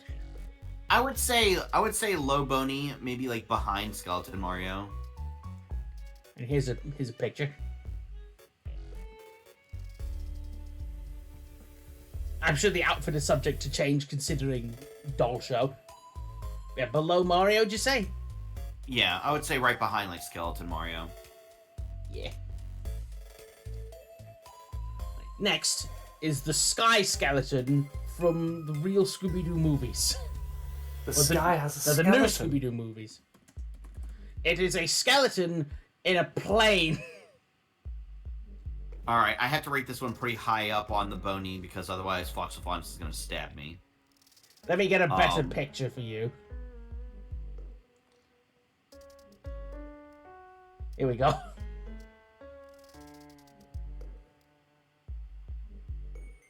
What a lad. Let me find some more pictures for your consideration because there are different angles. The plane theme is amazing. Well, it's Scooby-Doo, so we know it's a guy in a suit. But I think the new Scooby-Doo movies, like the reluctant werewolf and whatnot, they're actual monsters. No, it's not a movie. It's the new Scooby-Doo movies. It's the series where every episode had a different celebrity guest star. Yeah, and I'm pretty sure this one had the Three Stooges in it. Yeah, Three Stooges. I think Cher was on it. Go. Yeah, he is outside of the. He is outside of the plane. Jabberjaw showed up in an episode. Fully presenting. Yes. Behold my pelvis. He can't go above Boney due to not being an actual skeleton. But let me show you what the underside of his plane looks like, because that might get it in some points. Behold, it is I, Jesus. Skeleton fly in the Jesus. skies. Oh my god. Yeah, imagine just flying over and you see that. Yeah. That's some high ranking What points. does that there. say to you then? Yeah, he gets high ranking Boney because he has a cool plane. I would say, let me see.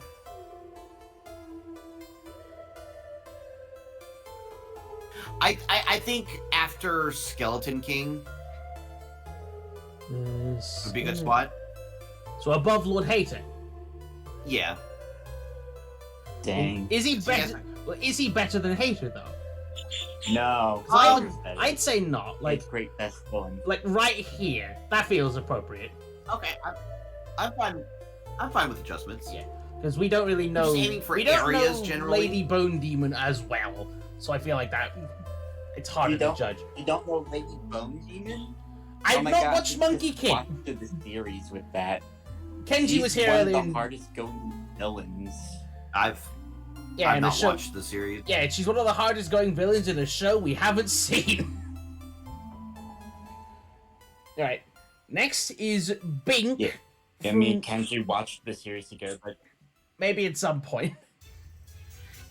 But yeah, next is Bink from Super Mario Mario Luigi Superstars. It's the fucking gorilla skeleton in the pirate ship that does the barrel mini game. It's just gone.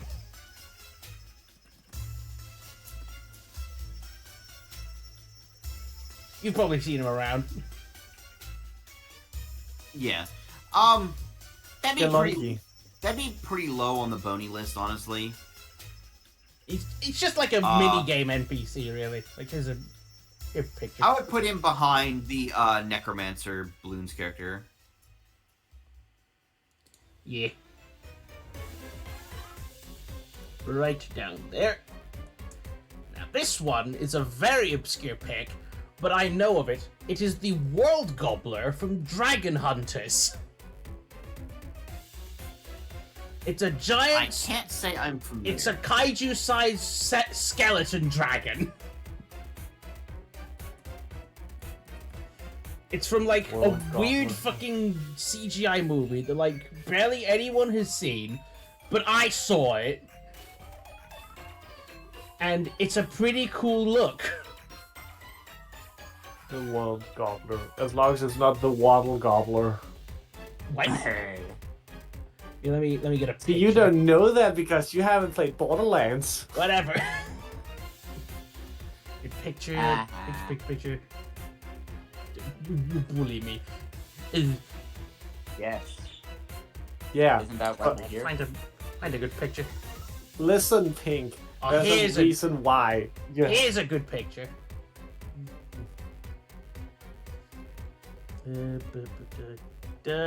This guy.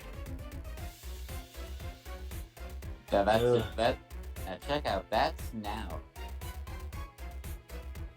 That's a pretty What? good design. What movie is that from, you say? Dragon Hunters. Wait, I remember the cartoon.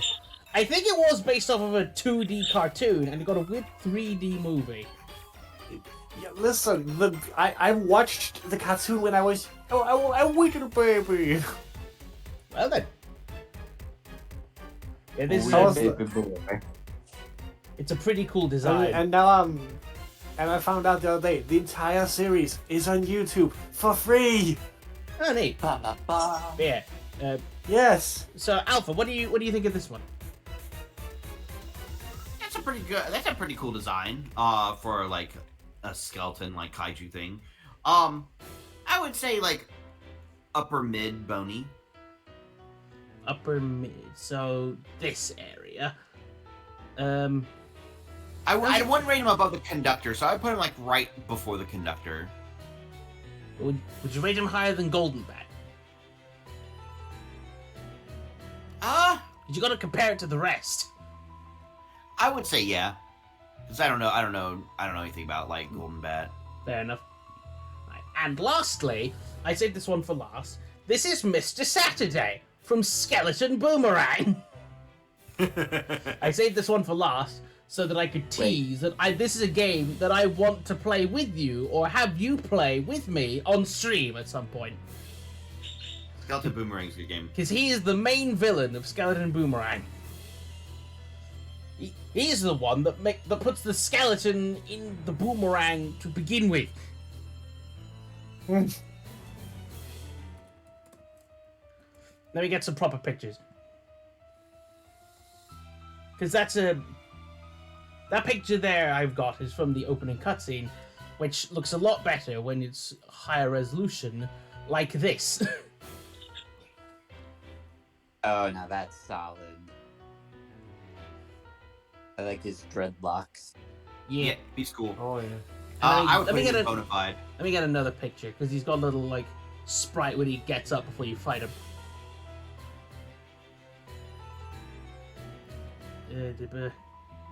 Right, here we go.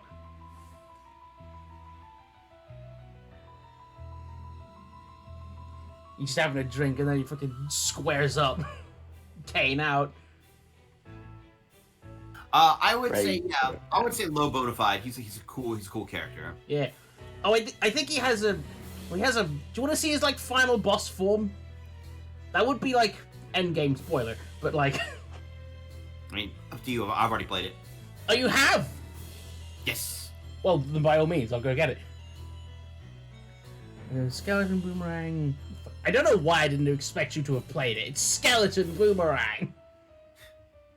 Because, like, its final boss theme, and I mean the actual final boss theme, is my favorite theme. What, calcium Ever. deficiency? Yeah. Yeah, that's fucking... Oh my god, what a song. What a song title. Yeah. It's tinted red because I think this is a frame of him getting hit, but...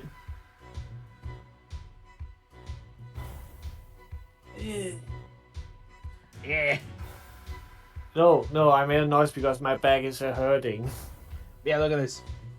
He's got like a gold tooth there. The dreads are out in full. The top hat's still there. What a handsome lad. Indeed. What a fellow. I Yeah. would say low bona fide. Let's below Smitty. Yeah, that's a safe spot. Yeah, and there we go. That's the... Unless we have any, like, rearranging to do, that's the final tier list. I can't say I really do. Like, it's a pretty good situation, I believe. I'd argue more for People- Lady Bone Demon if I had more time. Yeah, that's the list. Yeah, Jack Skellington still sits atop it, undethroned. He started it all. He really did. No one can stop him. Yeah, do we want to expand on, like, the top bracket for a bit before we finish off? Like the best of. Yeah. Sure. Yeah, Alpha, why do you like this group of 7 the most? I would have to say because it got me started on my skeleton trend. I'd have to give the final hat to Manny. Like, I wouldn't be a skeleton VTuber if not for Manny in Grim Fandango. Do we want to put him at the top then? No, I think Jack still deserves it. Mm. I think Jack, because that's a personal preference rather than like factual evidence. Yeah. Hot Topic probably wouldn't exist if Nightmare Before Christmas didn't come out. True. Very true. Honestly. Yeah. In fact. I wouldn't be as obsessed with Halloween and Christmas if it wasn't for Nightmare Before Christmas. Oh yeah, like that like Jack deserves the topmost rung. Like, and the second place goes to personal reasons, like why I'm like all into skeletons. Yeah. I think with that, at about 4.5 hours of boning, I shall send us off to someplace else. Are you sending us to the Bone Zone? Yeah. We've been there the whole time. It is time to leave the bone zone, my friends. But yeah, any last thoughts, Alpha, before we go?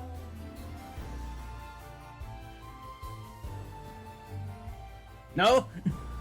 No, what was that? Sorry. Any last thoughts before we go? Yeah, drink your milk. Drink your milk, folks. It's good for your bones. Nighty night, all. Bye. Have a wonderful. And to drink your milk. Night night.